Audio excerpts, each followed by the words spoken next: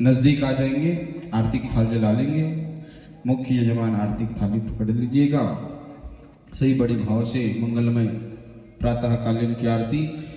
ओम चंद्रमा मनसो जागृतो सृजो वजायताः श्रोत्राद्वाजुष्य प्राणश्च मुखादग्निरजायत।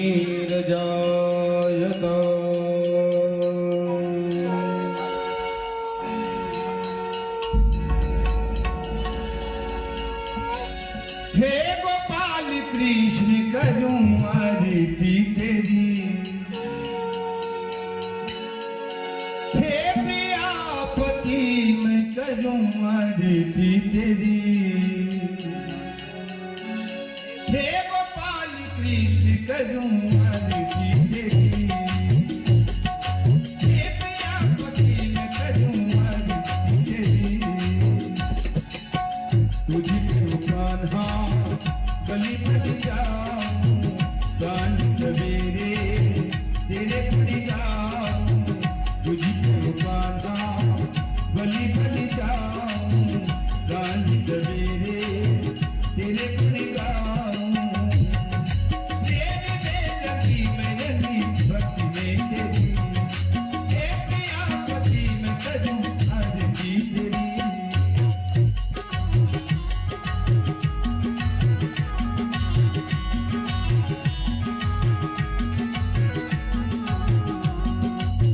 ये माटी का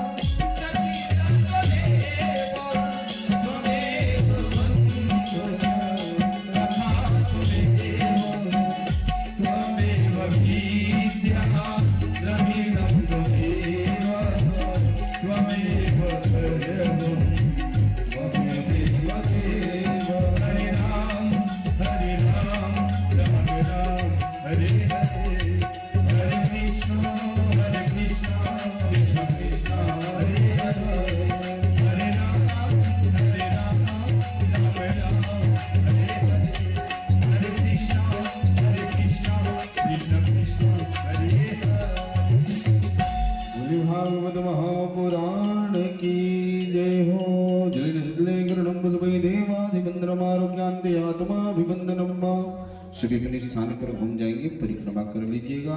ओम जय दीर्घानि प्रचरन्ति शिखाहस्तानि गंगिडादे घागुं सागर जोजने वदनवानि तन्मसि यानि कानि च पापानि जन्मान्तरकृतानि च तानि सर्वाणि नश्यन्तो प्रदक्षिणायां पदे पदे।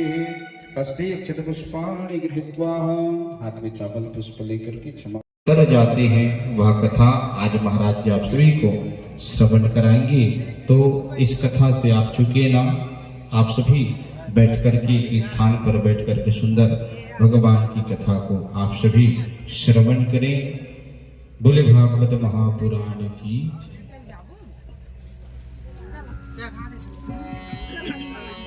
श्री राम श्री राम श्री राम जय श्री राम श्री राम श्री राम श्री राधे जय जय श्री राम श्री राम श्री राधे श्री राधे श्री राधे जय जय श्री राम श्री राम श्री राम। हरि बोल हरि बोल हरि बोल। जय श्री राम श्री राम श्री राम श्री राम। हरि बोल हरि बोल।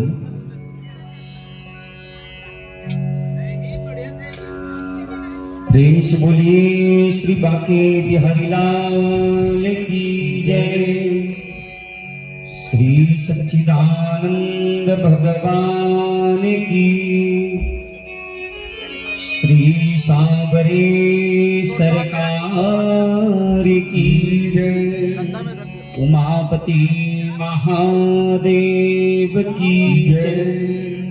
अनंत बलवान श्री हनुमान जी महाराज की जय। श्रीमद् भागवत महापुराण की जय। हरि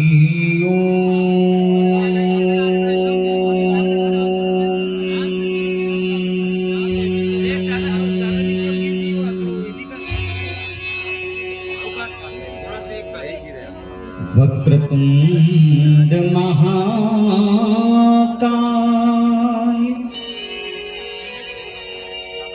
सूर्यकोटि समप्रभा निर्विघ्नं कुरु मे देव। सर्वकार्येषु सर्वदा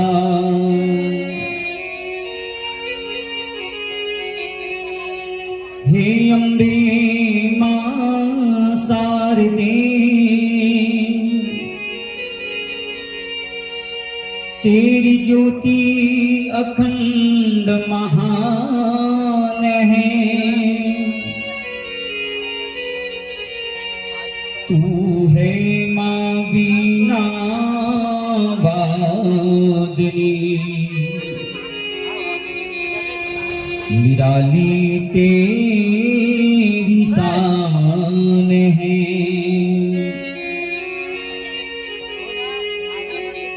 अखंड बंडलाकारं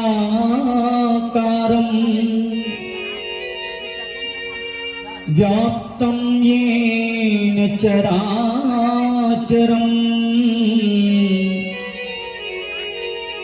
तत्पदं दर्शितं येन तस्मै श्री गुरुवे नमः।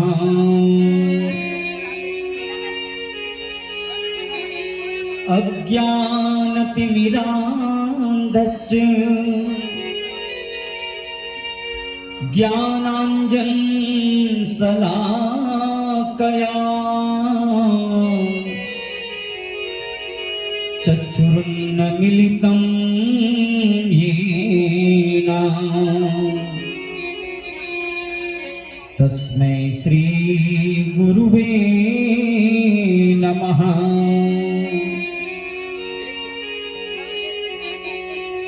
श्री गुरु चरण सरोज, โ रज निज मनु मुकुर सुधार बरनौ रघुवर विमल जसु जोदायक फल चार भक्ति भक्त भगवंत गुरु चतुर नार बपु एक तिनके चरण वंदन करूं नासत विघ्न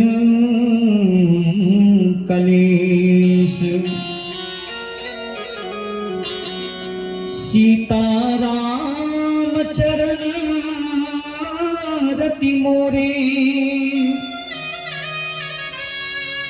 अनुदित बढ़े अनुग्रह तोरे जेहि विधि नाथ हो यही हित मोरा करम सुवेगी दास मैं तोरा माता राम मत पिता रामचंद्रा स्वामी राम मत सखा रामचंद्रा सर्वस्व में रामचंद्रो दयालु नान्यं जानम नैव जाने न जाने श्री सीतानाथ समारंभा श्री रामानंदार्य मध्यमा अस्मदाचार्य पर्यन्ता वंदे श्री गुरु परंपरा मनोजवं मारुततुल्य वेगं जितेन्द्रियं बुद्धिमतां वरिष्ठं वातात्मजं वानरयुतमुख्यं श्रीरामदूतं शरणं प्रपद्ये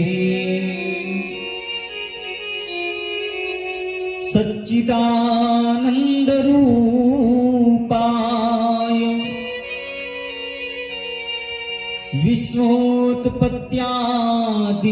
विश्वोत्पत्त्यादिहेतवे तापत्रय विनाशाय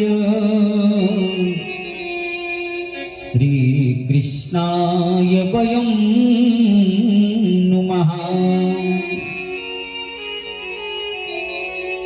लाख बार हर हर कहो एक बार श्रीदास अति प्रसन्न श्री लाडली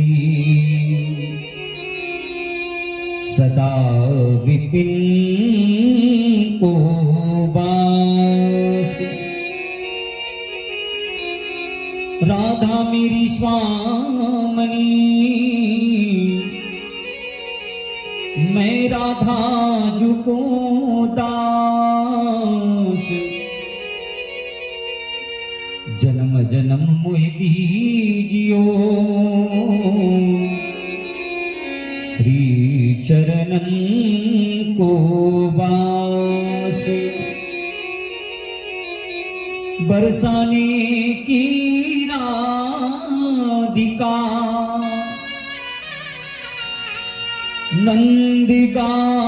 नंदगांव के श्याम जिनके चरण करूं बारंबार प्रणाम, बारंबार प्रणाम।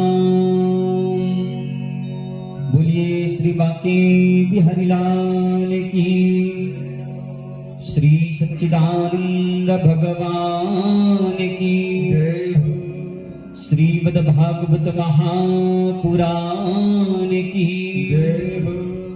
जय जय श्री राधे। आइए मन वाणी चित्त को शुद्ध करें, इस कटु जीवा को पवित्र बनाने का प्रयास करें।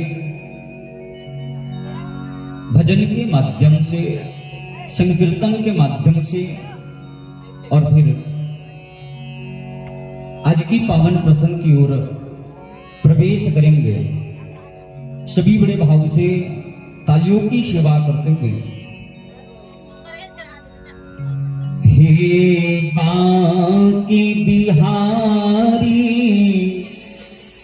गिरधारी,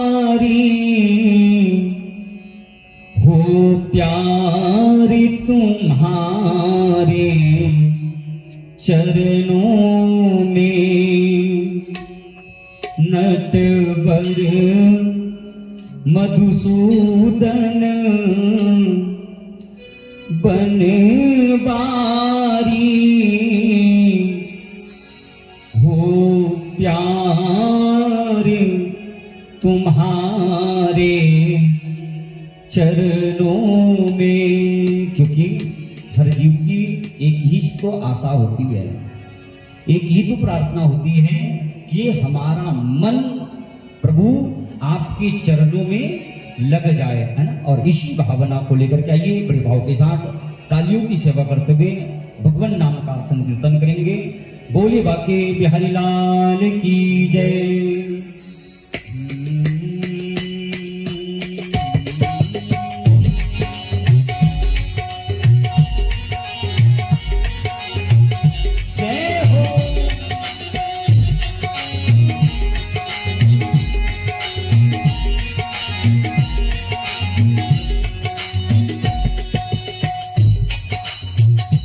हे बांके बिहारी गिरधारी, हो प्यार तुम्हारे चरणों में। हे बांके बिहारी गिरधारी, हो प्यार तुम्हारे चरणों में। हे बांके बिहारी गिरधारी, हो प्यार तुम्हारे चरणों में। हे बांके बिहारी गिरधारी, हो प्यार तुम्हारे चरणों में। नटवर मधुसूदन बनवारी, हो प्यार तुम्हारे चरणों में। नटवर मधुसूदन गिरधारी, हो प्यार तुम्हारे चरणों में। सभी बड़े भाव के साथ तालियों की सेवा करते हुए जय हो।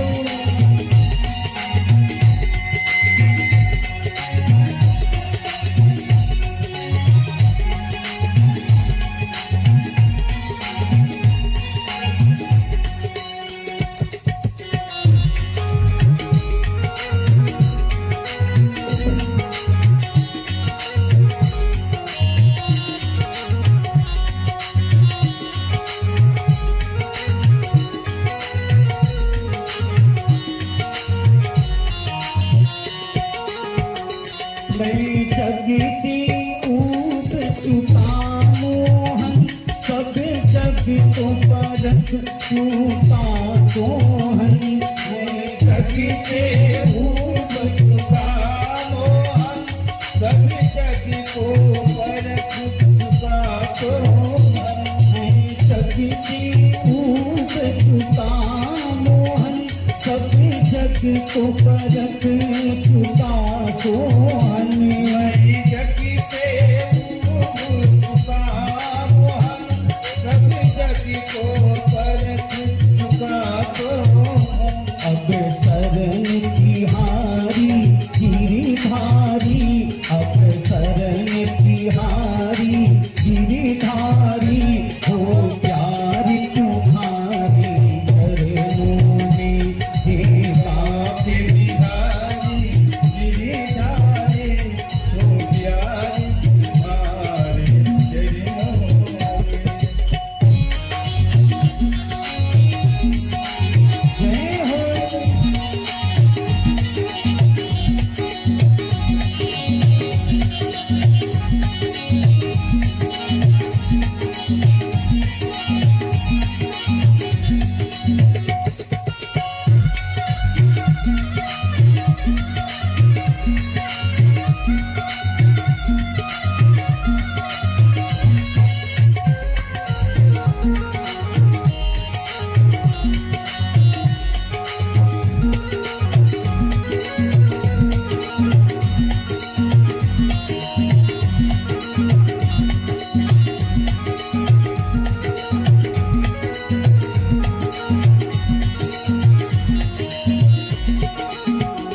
पापिया जाति अरे नारी इन चरणों से जिनकी यारी पापिया जाति अरे नारी इन चरणों से जिनकी यारी पापिया जाति अरे नारी इन चरणों से जिनकी यारी पापिया जाति नरी नारी इन चरणों से जिनकी यारी उनके हरि हो तुम भयहारी उनके हरि हो तुम भयहारी हो प्यार तुम्हारे चरणों में हे बाप बिहारी गिरिधारी हो प्यार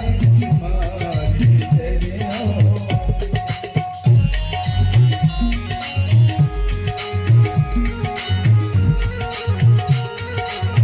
याद है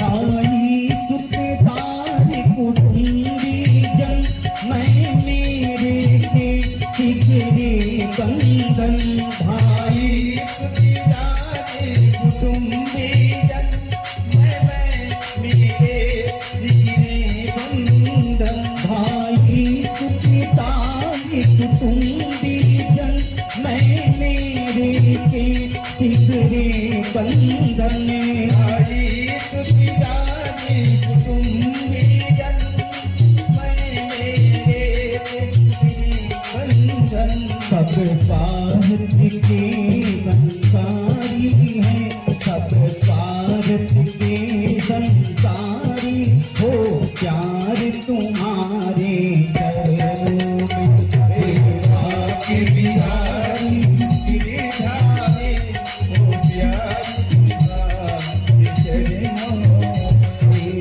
बाप बिहारी गिरिधारी हो प्यार तुम्हारे चरणों में हे बाप बिहारी गिरिधारी हो प्यार तुम्हारे चरणों में हो प्यार तुम्हारे चरणों में हो प्यार तुम्हारे चरणों में हो प्यार तुम्हारे चरणों में हो प्यार तुम्हारे चरणों में हो प्यार तुम्हारे चरणों में हो प्यार तुम्हारे चरणों में हो प्यार तुम्हारे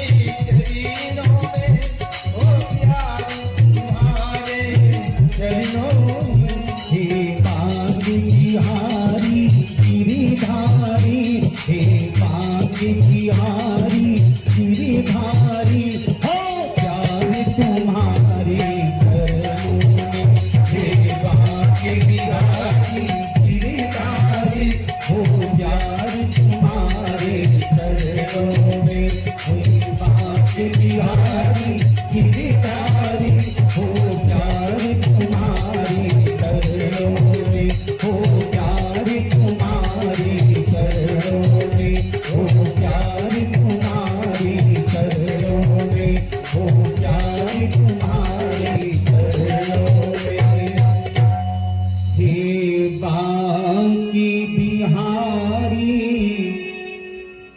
गिरधारी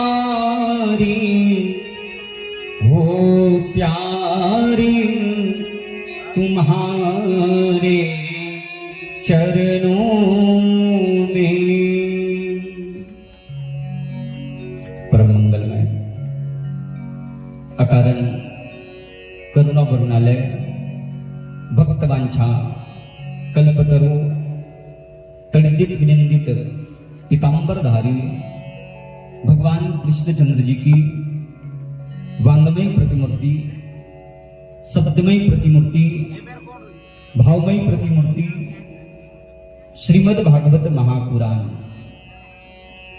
अनंत नाम रूपों में अव्यक्त सकल चराचर महामहिम समुपस्थित आत्म जिज्ञासुगण करुणामयी वात्सल्यमयी स्नेहमयी भक्ति स्वरूपा प्यारी प्यारी माताओं बहनों नन्हे मुन्ने बालवृंद विद्वान ब्राह्मण आचार्यजन विद्वान संगीतज्ञजन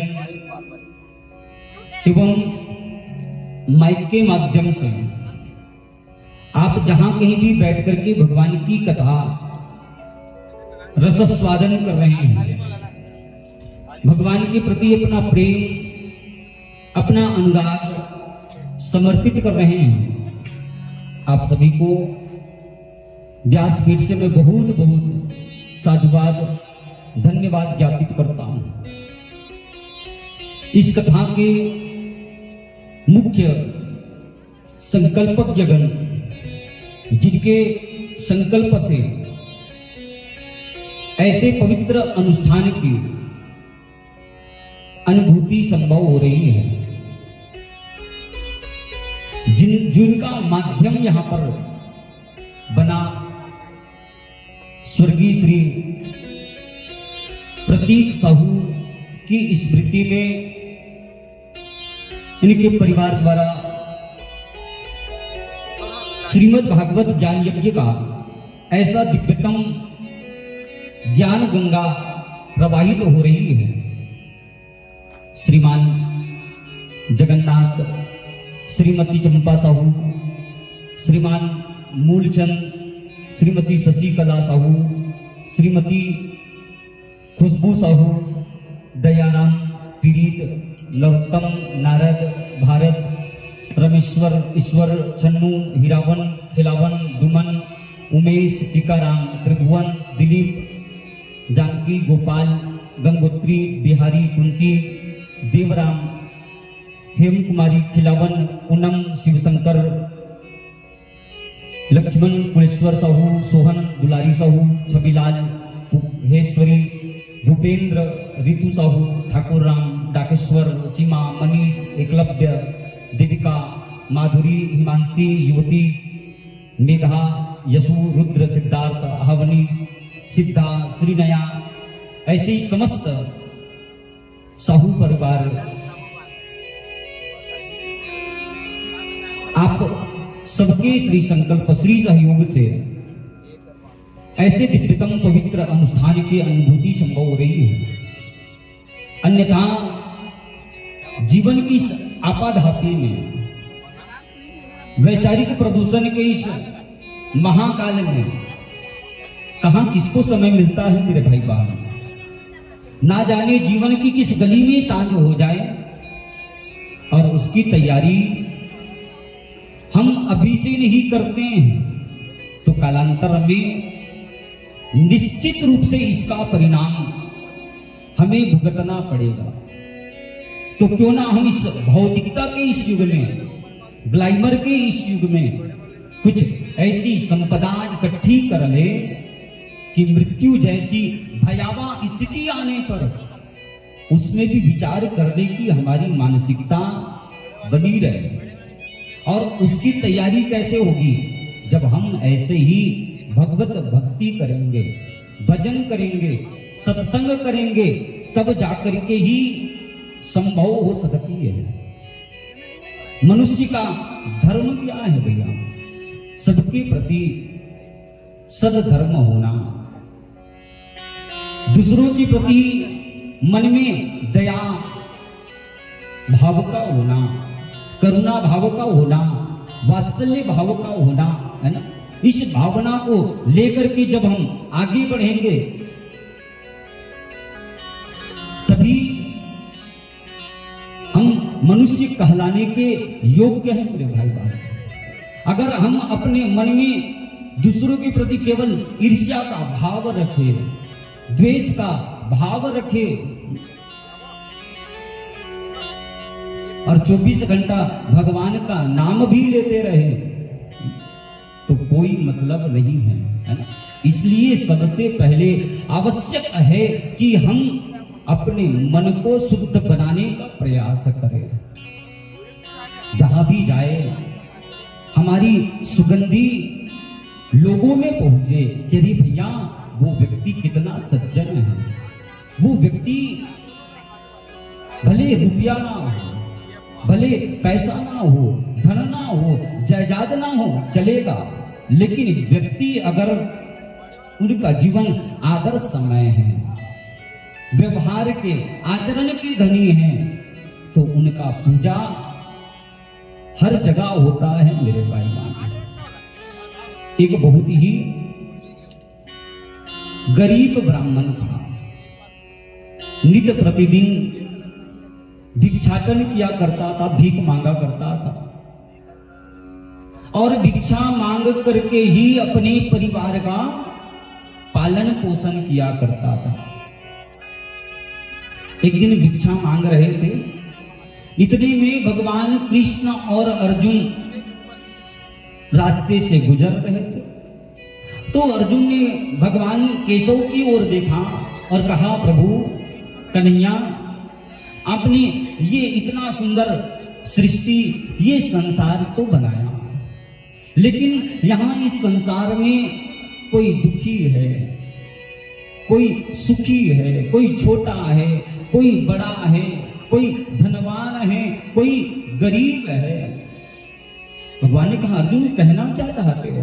तो कहा, प्रभु देखिए सामने इस ब्राह्मण देवता को ना जाने मैं कब से इसको जानता हूं, इतना गरीब है, इतना गरीब है, 24 घंटा ये भी तो आपका नाम का संकीर्तन करता है, लेकिन आज तक आपने कभी इनकी सुनी नहीं। बेचारा असहाय, फटे पुराने कपड़े पहन करके आपका नाम लेते लेते इस घर से उस घर, उस घर से इस घर, बस भिक्षाटन किया करता है। प्रभु इनको कुछ देते क्यों नहीं है? और भगवान ने कहा, ठीक है भाई, अब आप कहते हो तो हम इनको धन दौलत अवश्य देंगे, है? और भगवान आज उस ब्राह्मण को बुला करके बहुत सारा धन प्रदान कर दिए। कहा कि ब्राह्मण देवता, ये धन आप ले जाइए, आज अब से आपको भिक्षा मांगने की आवश्यकता नहीं है। आज ये ब्राह्मण देवता बड़ा प्रसन्न हुआ, बड़ा गदगद हुआ और प्रसन्न भाव से अपने परिवार वालों को याद करते हुए अपने घर की ओर आगे बढ़ ही रहे थे, जा ही रहे थे कि इतने में ना जाने कहां से चोर आ गए, है ना, लुटेरे आ गए और ब्राह्मण के पास इतना सारा धन संपदा देख करके ये लुटेरे सारा धन लूट करके, चोरी करके ले गए। अब ब्राह्मण देवता सोचता है, हो सकता है मेरे भाग्य में ये धन का सुख ही नहीं रहा होगा, इसलिए आज मुझे धन तो मिला, लेकिन ये सारा धन कोई और लूट करके ले गया। बेचारा क्या करे, फिर से वैसे ही भिक्षा मांगने की तो प्रवृत्ति है, भिक्षा नहीं मांगेगा तो फिर पेट कैसे भरेगा, अपने परिवार का पालन पोषण कैसे करेगा। फिर से भिक्षा मांगने निकला, भिक्षा मांग रहा है। तो एक दिन फिर से अर्जुन की दृष्टि इसी ब्राह्मण के ऊपर पड़ी। सोचने लगे, अरे इनको तो भगवान ने खूब सारा धन दिया था, भिक्षा वृत्ति की आवश्यकता नहीं थी, फिर ये भिक्षा क्यों मांग रहे हैं। जाकर के पूछे तो कहा कि भैया मुझे धन तो मिला था, लेकिन क्या करे, भाग्य में नहीं था धन का सुख। लुटेरे चोर चोरी करके ले गए, अब हमारी तो भिक्षा की वृत्ति है। तो अर्जुन को आज फिर से इन पर दया आ गई और अर्जुन ने अपनी ओर से एक सुंदर सोचता है कि फिर से अगर रुपया पैसा देता हूं तो चोरी हो जाएगा, लूट जाएगा, है ना। इसलिए आज कीमती बहुमूल्य माणिक रत्न को ब्राह्मण देवता को दे दिए। कहे जाइए ब्राह्मण देव, इस माणिक रत्न को लेकर के चले जाइए। आज माणिक रत्न पा करके वो ब्राह्मण देवता फिर से प्रसन्न हो गए और उस रत्न को लेकर के अपने घर पहुंच गए। विचार करते हैं कि एक बार पैसा मिला था, चोरी हो गया था, इसको छिपा करके रखना पड़ेगा, तो क्या किया जाए। तो घर में एक पुरानी मटकी थी, है ना। सोचे कि इनका कोई उपयोग है नहीं, ये यही स्थान पर रखा रहता है, तो क्यों ना इस माणिक रत्न को मैं इसी मटकी में छिपा करके रख देता हूं। तो उस रत्न को उन्होंने उस मटकी में छिपा करके रख दिए मेरे भाई बहन। लेकिन देखिए किस्मत, एक दिन उसकी ब्राह्मणी पानी भरने के लिए जा रही थी और पानी भरने के लिए नदी की ओर जैसे ही आगे बढ़ी तो आधे बीच में उनका मटकी फूट गया। अब मटकी फूट गया तो ब्राह्मणी सोचती अब क्या करें, अब पानी किसमें भरे। तभी याद आया कि घर में पुरानी मटकी और रखी हुई है। और ब्राह्मणी दौड़ करके फिर से घर जाती है और उसी पुरानी मटकी को लेकर के नदी पर चली गई है। और पानी भरने के चक्कर में वो माणिक रत्न भी उसी नदी में प्रवाहित तो हो जाता है। उसी नदी में वो माणिक रत्न घूम गए और पानी भर के वापस आ गई। अब दूसरे दिन ब्राह्मण देवता याद किए माणिक रत्न को, तो क्या देखे कि आज उस माणिक रत्न की जगह वहां तो एक गढ़ा पानी भर करके रखा हुआ है। ब्राह्मण देवता फिर से अपनी किस्मत को कोसने लग गए। लगता है मेरे किस्मत में, मेरे भाग्य में ये माणिक रत्न भी नहीं था। लगता है कि मेरे जीवन में कोई सुख लिखा ही नहीं है, मुझे तो भिक्षाटन करना ही पड़ेगा। और फिर से वही भिक्षा वृत्ति चल रही है। तो एक दिन फिर से भगवान कृष्ण और अर्जुन घूम रहे थे और फिर से इस ब्राह्मण को भिक्षा मांगते देखे। तो अर्जुन कहते प्रभु ये ब्राह्मण की दशा मुझे नहीं समझ में आ रही है। आपने पहले धन दिया, लुटेरे लूट करके ले गए, है नहीं। उसके बाद मैंने इनको माणिक पत्थर दिया था और आज भी ये भिक्षा मांग रहा है। अब क्या हुआ होगा, फिर से पूछे जा करके। तो कहा भैया रत्न तो मुझे मिला था, लेकिन वो तो मेरी पत्नी, मेरी ब्राह्मणी पानी भरने गई और वो नदी में ही गिर गया, नदी में ही प्रवाहित हो गया। क्या करूं महाराज, लगता है मेरे भाग्य में सुख नहीं लिखा है। आंखों में आंसू आ गए। तो अर्जुन को फिर से दया आई, प्रभु कुछ तो कृपा करिए इसके ऊपर। और भगवान ने आज अर्जुन की बात को सुन करके, ब्राह्मण की उस दशा को देख करके अपने जेब से 2-4 पैसे निकाले। हाँ, 2-4 पैसे निकाल करके ब्राह्मण को दे दिए। आज अर्जुन को ऐसा लगा इतने बड़े महाराज है, द्वारिकाधीश कृष्णचंद्र, और वो भी कोई साधारण नहीं, स्वयं परब्रह्म है, परमात्मा है, जगदीश्वर है, ईश्वर है। इनको तो दया के सागर, कृपा के सिंधु कहा जाता है। लेकिन आज एक ब्राह्मण इनके दर पर आया हुआ है, रो रहा है और इनको दया नहीं आई। दया भी ऐसी आई कि 2-4 पैसे दे रहे हैं। ये भी कैसी माया है। भगवान ने भी सोचा होगा कि ज्यादा पैसा दो तो फिर चोरी ले करके ले जाता है नहीं। रत्न दिए, वो भी नदी में गिर गया, तो 2-4 पैसा भगवान ने दे दिया। आज ब्राह्मण देवता भी उसको लेकर के वही सोच रहे हैं। इतने बड़े राजा महाराजा कृष्णचंद्र महाराज 2-4 पैसे दिए हैं। जब इतनी कीमती रत्न, उससे मेरे जीवन को सुख नहीं मिला। भगवान के द्वारा दी गई उतना सारा धन संपत्ति से मुझे सुख नहीं मिला, है नहीं? तो फिर ये 2-4 पैसे से मेरा क्या होगा? बस यही सोचते सोचते जा रहे थे। कितने में उन्होंने क्या देखा कि एक मछुआरा जो है एक मछली को पकड़ लिया है। तभी वो मछली के मुख से आवाज आई कि महाराज मुझे बचाइए, महाराज मुझे बचाइए, नहीं तो ये मछुआरा मार डालेगा। तो आज ब्राह्मण देवता को दया आ गई और विचार करता है कि ये जो 2-4 पैसा मुझे प्राप्त हुआ है ना, इस पैसे का क्यों ना उपयोग मैं इस मछली के प्राण बचाने के लिए करूं। और इस मछुआरे ने ऐसा ही किया मेरे भाई बहन। आज वो जो धन मिला था, 2-4 पैसा मिला था, उस मछुआरे को दे करके उस मछली को बचा लिए, है ना? और जैसी मछली को बचा करके आगे बढ़ रहे थे तो इतने में ही वो जो रत्न था ना, वो जो मणि था ना, जो नदी में गिर गया था, वो यही मछली निगल गई थी। हाँ, आज वो मणि फिर से ब्राह्मण देवता को इनके मुख से प्राप्त हो गया।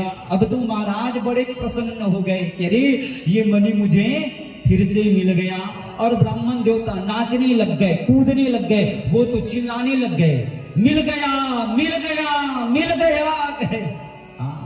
और जैसी मिल गया चिल्लाए तो इतने में ही ब्राह्मण देवता के धन को जो लुटेरे चोरी करके ले गए थे ना, वो लोग वहीं से जा रहे थे और इन्होंने चिल्लाया मिल गया।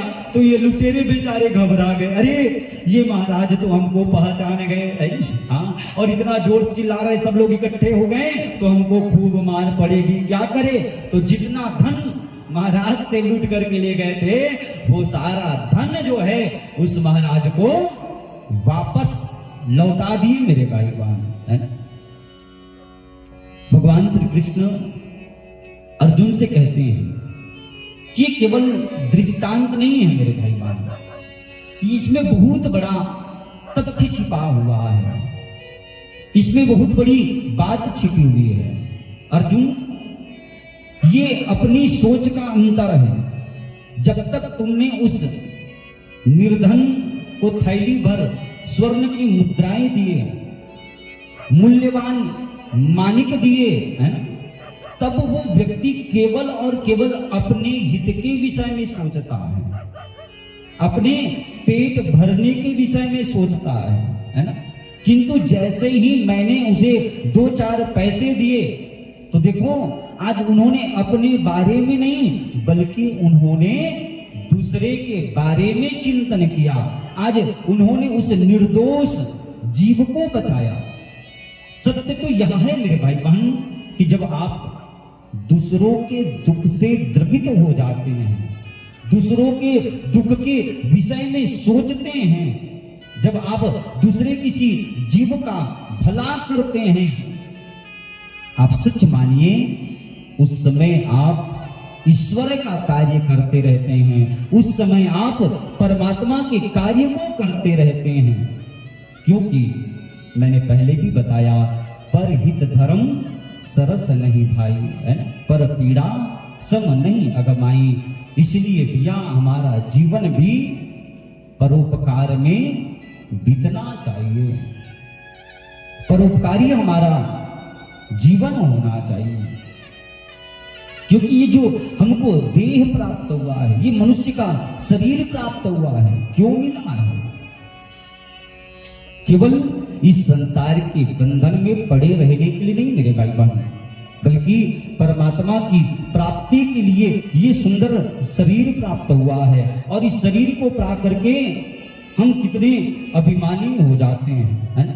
इस संसार में आकर के हम उस परमात्मा को ही भूल जाते हैं। हम तो बस ये घर मेरा है, ये पुत्र मेरा है, ये पत्नी मेरी है नहीं, बस तू तेरा मैं मेरा, इसी चक्कर में पड़े रहते हैं। लेकिन जिस दिन मौत आएगी ना भैया, कुछ भी आपके साथ जाने वाला नहीं है। ना घर तेरा ना घर मेरा, दुनिया रे न बसेरा रे, ना जाने कब उड़ जाएगा छोड़ के पंछी डेरा रे, छोड़ के पंछी डेरा रे। ना राजा का राज रहेगा, ना रूप रानी का। आज ये जो धन मिला है, ये संपदा मिला हुआ है, बताइए हमेशा रहने वाला है क्या? ये जो सुंदर रूप मिला हुआ है, ये रूप हमेशा ऐसे ही चमकने वाला है क्या? बताइए। जवानी में ये रूप कितना खिलता है, लेकिन वहीं धीरे धीरे धीरे धीरे जब बुढ़ापा आता है तो अपने ही चेहरा देख करके डर लगने लग जाता है। कैसा हमारा पूरा चेहरा सिकुड़ जाता है। ना राजा का राज रहेगा, रूप नहीं रानी का, फूट जाए पल भर, फूट ना जाए पल भर, जीवन बुलबुल पानी का, जीवन बुलबुल पानी का। जैसे पानी में आप लोगों ने देखा होगा छोटा छोटा बुलबुला बनता है कि नहीं बनता है? वो रहता है, पल भर में वो फूट जाता है। ऐसा ही तो ये हमारा जीवन भी है मेरे भाई बहन।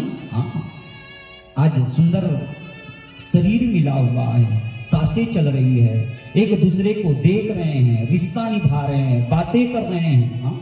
और एक दिन आत्मा इस शरीर को छोड़ करके बाहर निकल जाती है। फिर तो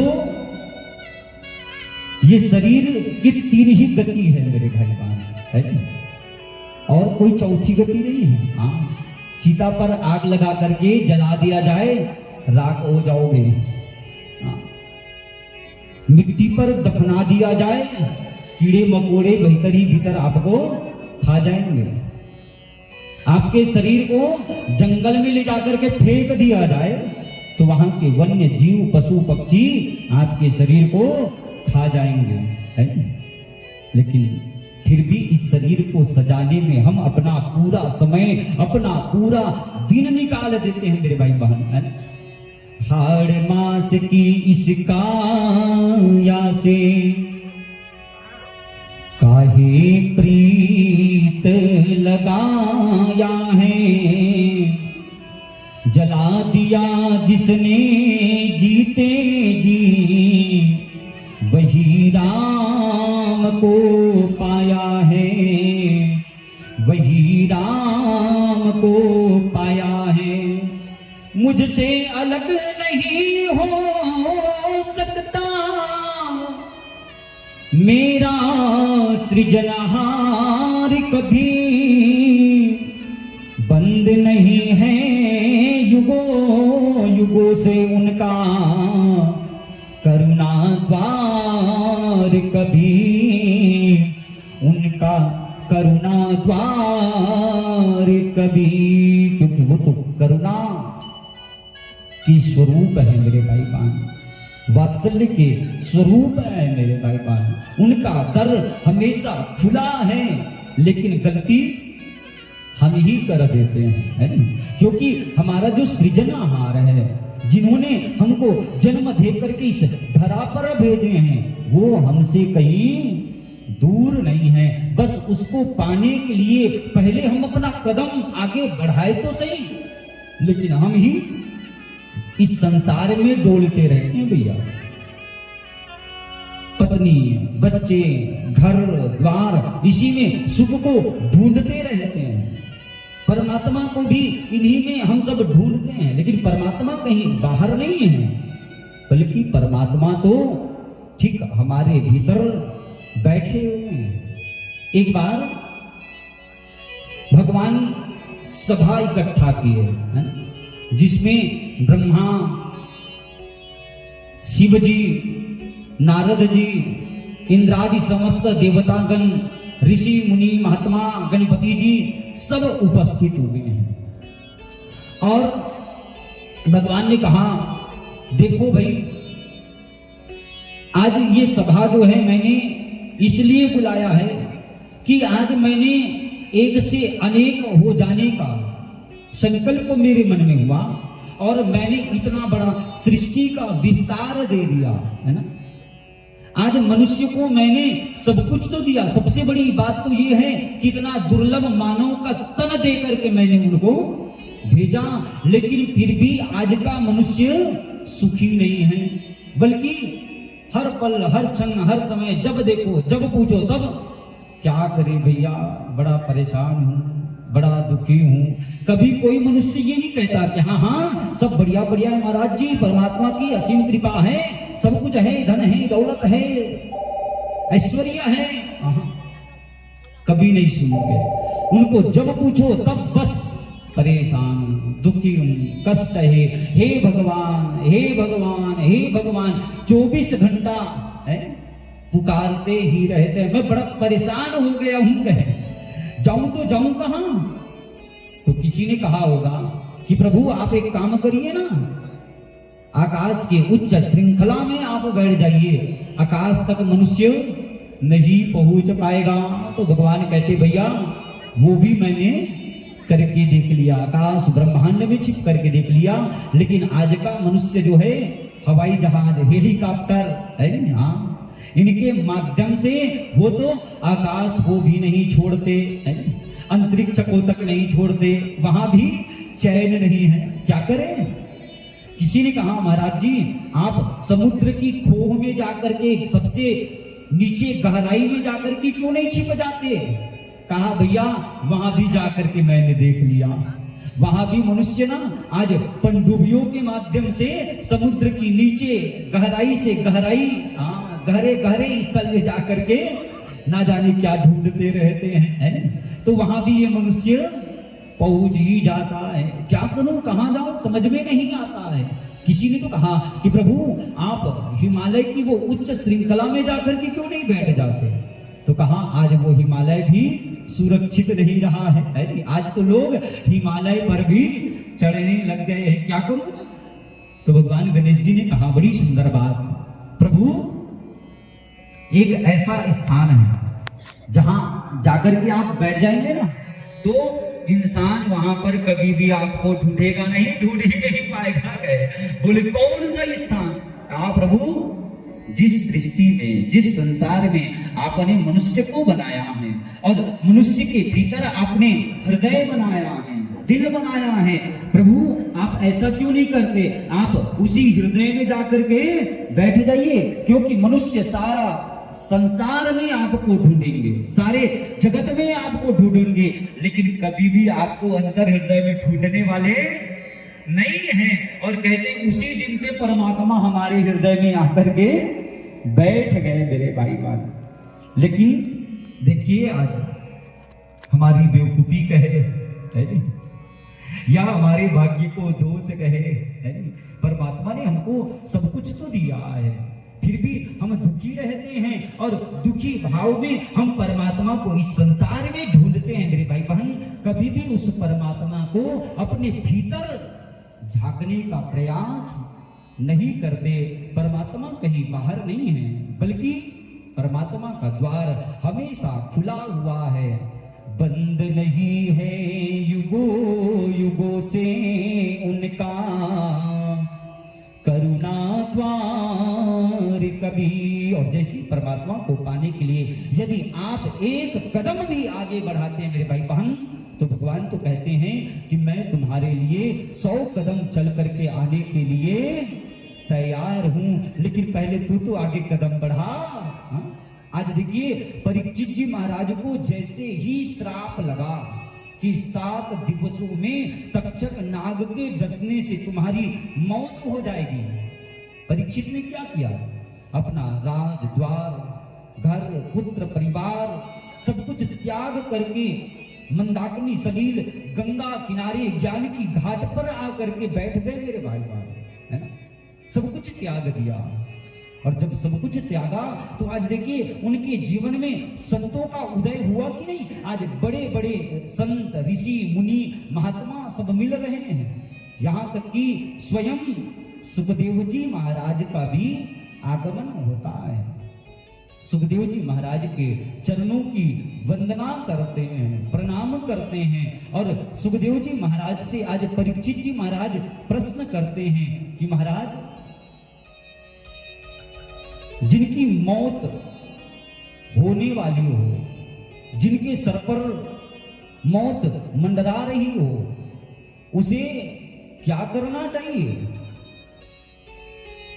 और सुखदेव जी महाराज सुंदर ऊंचे आसन पर बैठे हुए हैं। सुखदेव जी महाराज के चेहरे पर मंद मंद मुस्कान दिखाई दे रही है, और सुखदेव जी महाराज कहते हैं कि राजा परीक्षित, आज ये जो तुमने प्रश्न किया है ना, ये प्रश्न केवल तुम्हारे लिए नहीं, बल्कि ये प्रश्न तो पूरे समाज के कल्याण के लिए तुमने ये प्रश्न किया है। देखो राजा परीक्षित, जो भी इस संसार में आया है ना, उसे तो एक न एक दिन इस संसार को छोड़ करके जाना ही पड़ता है। यही इस संसार की रीति है, यही इस संसार का रिवाज है। देखो परीक्षित, सतयुग में एक व्यक्ति का उम्र लाख वर्ष का होता था, है ना। सतयुग के बाद जैसे ही त्रेता युग आया, व्यक्ति की उम्र एक शून्य हट गए, 10,000 हो गया, है ना। इसके बाद द्वापर युग आया, एक शून्य और हट गया, एक व्यक्ति की उम्र 1,000 वर्ष हो गया। इसके बाद कलयुग आया तो एक शून्य और हट गया, तो एक व्यक्ति की उम्र जो है 100 वर्ष हो गया, है ना। इस कलयुग में हमें 100 वर्ष की आयु प्राप्त हुई है ना? लेकिन आज देखिए 100 वर्ष क्या लोग जी पा रहे हैं? हाँ। बल्कि अब तो 50-60 वर्ष में ही गोविंदाय नमो नमः हो जा रहा है। आज 5-10 साल के बच्चे का पूरा बाल पक जा रहा है। 30 वर्ष के आते आते बड़ी बड़ी बीमारियां आ जा रही है, मधुमेह जैसी बीमारी, डायबिटीज जैसी बीमारी आ जा रही है। 35 से 40 वर्ष के होते तक तो आप हार्ट के पेशेंट हो जाते हैं। कब अटैक आ जाएगा, कब मर जाओगे, इसकी कोई गारंटी नहीं है। ये जो 100 वर्ष मिला है ना भैया, इसमें 50 वर्ष को हम सो करके ही बिता देते हैं। बिताते हैं कि नहीं बिताते हैं? 24 घंटा हमको नित्य प्रतिदिन प्राप्त होता है। एक दिन में 24 घंटा है ना, तो 24 घंटा में 12 घंटा हम सो करके रोज बिता देते हैं। हाँ, 12-12 घंटा तक सोते रहते हैं। इसके बाद जो समय मिलता है उसको हम हंसने, खाने, खेलने, कूदने में बिता देते हैं। बस यही नित्य प्रतिदिन का क्रिया है हमारा। तो हमारे पास बचते हैं 50 वर्ष, है ना।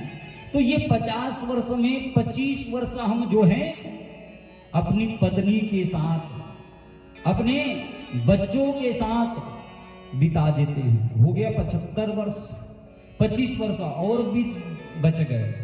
अब तो होना चाहिए कि अरे धीरे धीरे बुढ़ापा आ रहा है, अब तो भगवान का भजन कर ले, अब तो भगवान का सत्संग कर ले, अब तो कीर्तन कर ले। लेकिन तब भी भगवान का भजन होने वाला नहीं है, बल्कि जैसे ही बूढ़े हो गए हमने अपने बच्चों का ब्याह कर दिया। अब तो हमारे नाती पोते, है ना। और ये 25 वर्ष जो है हम निरर्थक ही केवल नाती पोते धन के संरक्षण करने में ही पूरी आयु खराब कर देते हैं।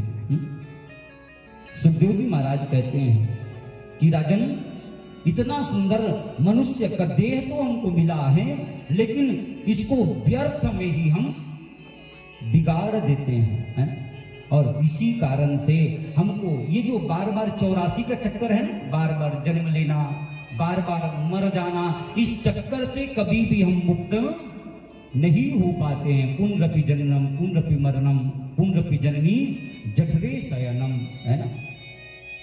तो व्यक्ति के सर पर मौत मंडरा रही है, जल्दी मृत्यु होने वाली है, तो उसको क्या करना चाहिए? तस्मात् भारत सर्वात्मा भगवान ईश्वरो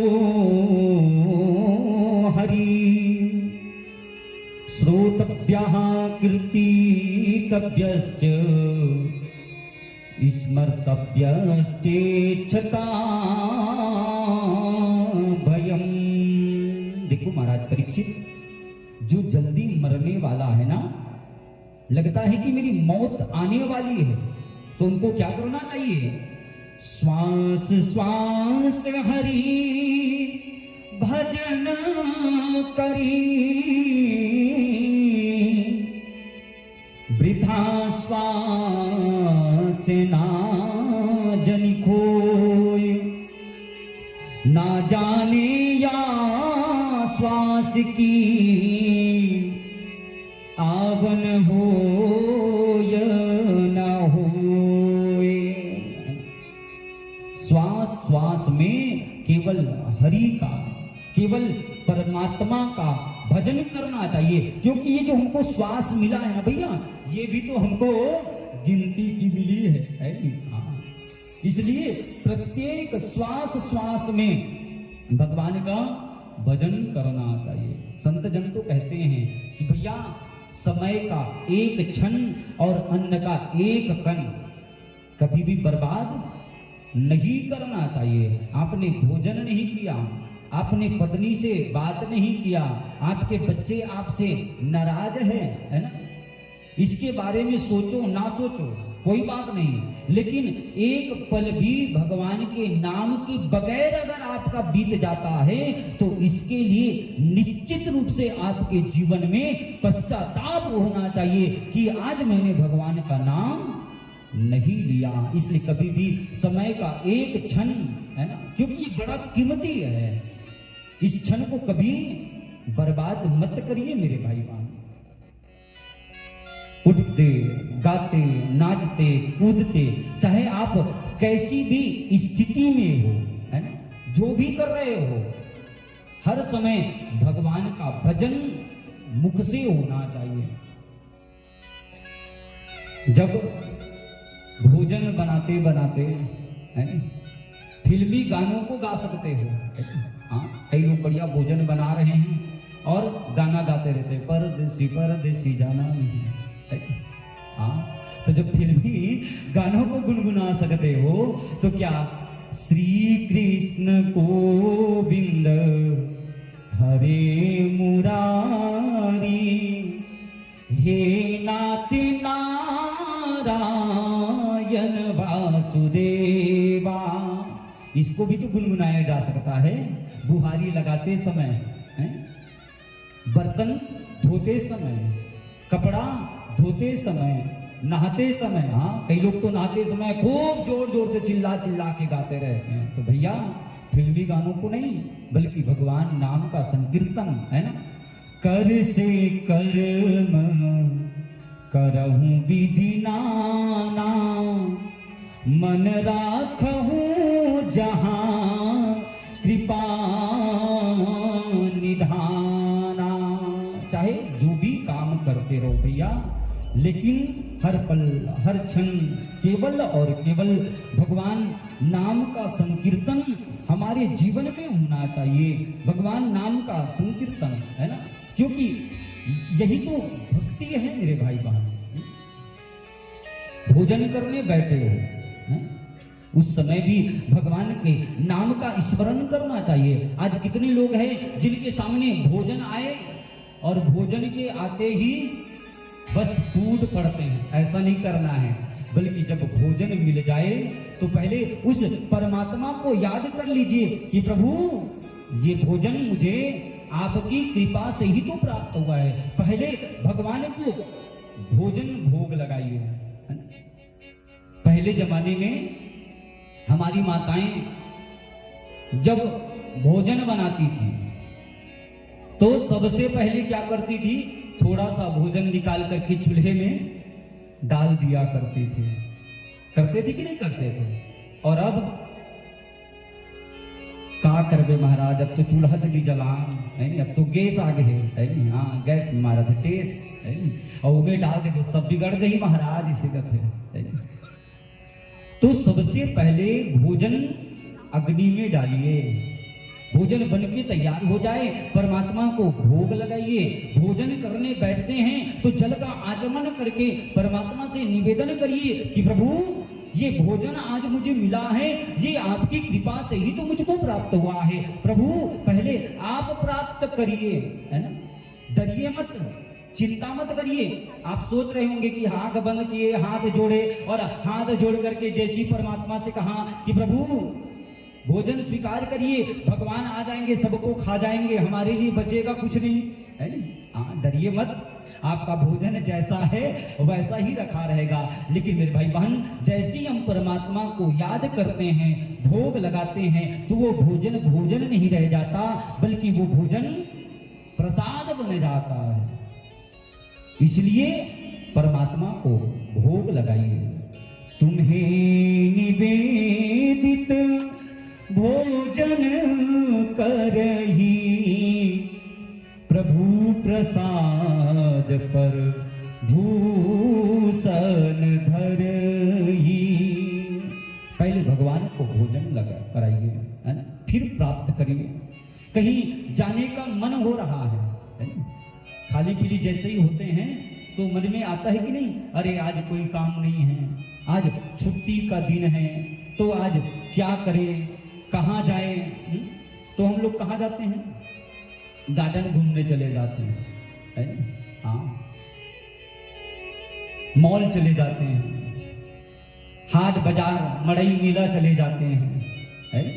मत जाइए। कहीं जाने का मन भी करता है तो भैया अपने चरणों को गलत जगहों पर जाने से रोकिए।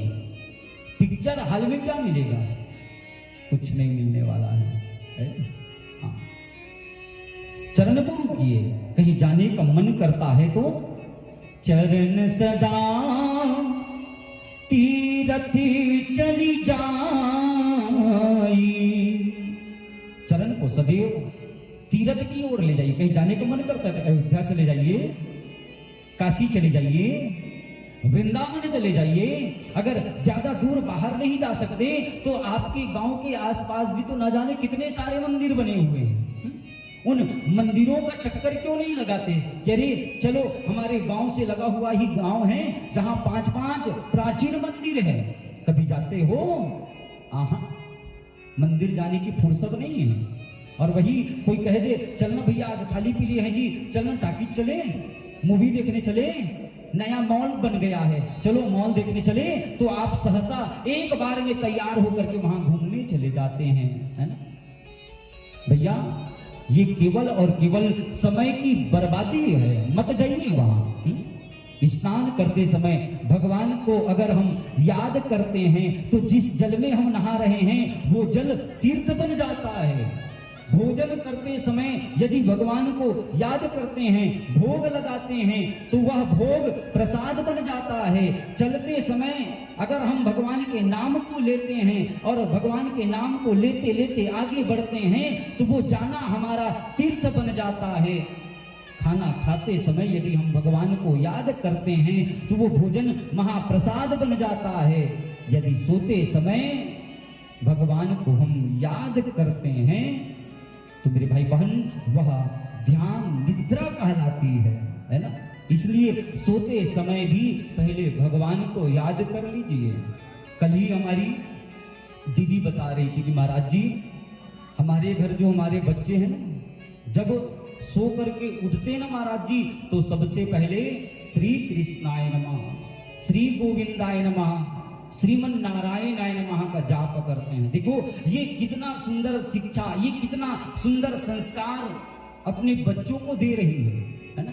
आज बता रही थी कि हमारे घर में महाराज जी 4-4 लड्डू गोपाल है ना, और सभी लड्डू गोपाल को बच्चे अपने गोद में लेकर के खिलाते हैं, झूला झूलाते हैं, भोजन कराते हैं, यहाँ तक कि अलग अलग भगवान के नाम भी दे दिए हैं। किसी का नाम गोपाल है, किसी का नाम गोविंद है, तो किसी का नाम नारायण है ना।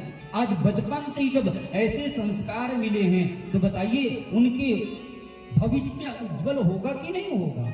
इसलिए मेरे भाई बहन, हर पल हर क्षण हर समय परमात्मा का नाम हमारे मुख से आना चाहिए। काम करते समय यदि हम भगवान का नाम लेते हैं तो हमारा काम कर्मयोग बन जाता है। घर में यदि हम भगवान को याद करते हैं तो वह घर हमारा घर नहीं बल्कि वह घर मंदिर बन जाता है। इसलिए प्रत्येक स्थिति में परमात्मा का नाम अवश्य लेना चाहिए।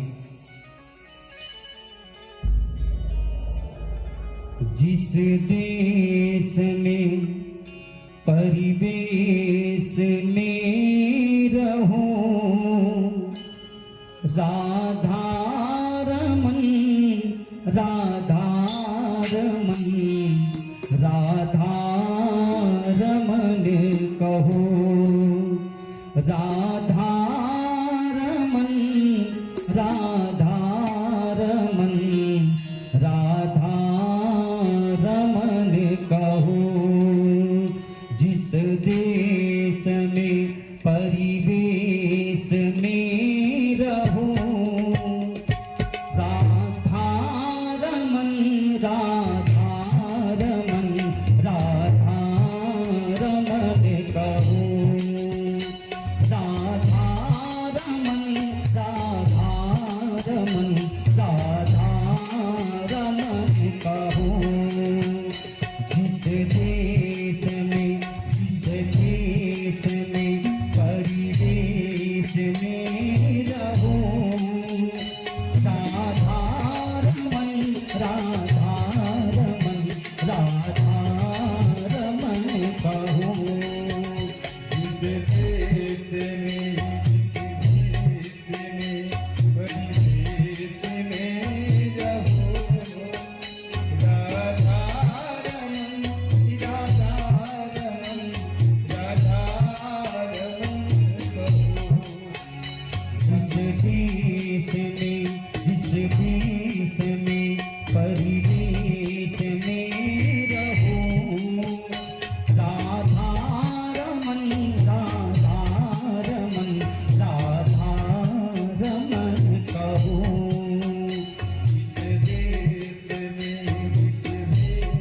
जिस देश में परिवेश में रहो राधा रमन राधा रमन राधा रमन कहो।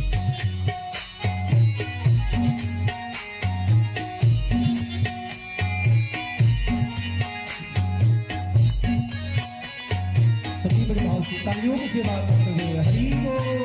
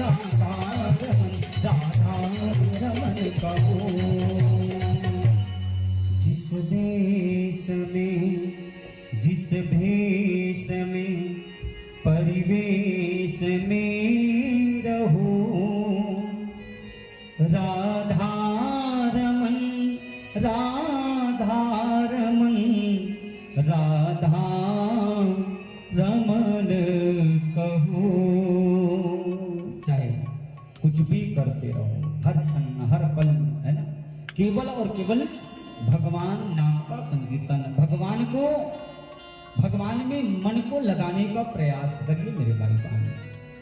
अर्जुन जी महाराज कहते हैं कि प्रभु मैंने सुना है कि ये जो मन है ना, ये मन तो बड़ा ही चंचल है ना। चंचल घोड़ी की उपमा दी गई है मेरे भाई बहन। हाँ, घोड़ा कितना तेज दौड़ता है, ये घोड़े से भी ज्यादा तेज गति से दौड़ने वाला हमारा मन। तो इस मन को हम परमात्मा की भक्ति में, परमात्मा के चिंतन में, भगवान के कीर्तन में कैसे लगाएं? क्योंकि ये मन है ना ऐसे आसानी से हमारे बंधन में आने वाला नहीं है मेरे भाई।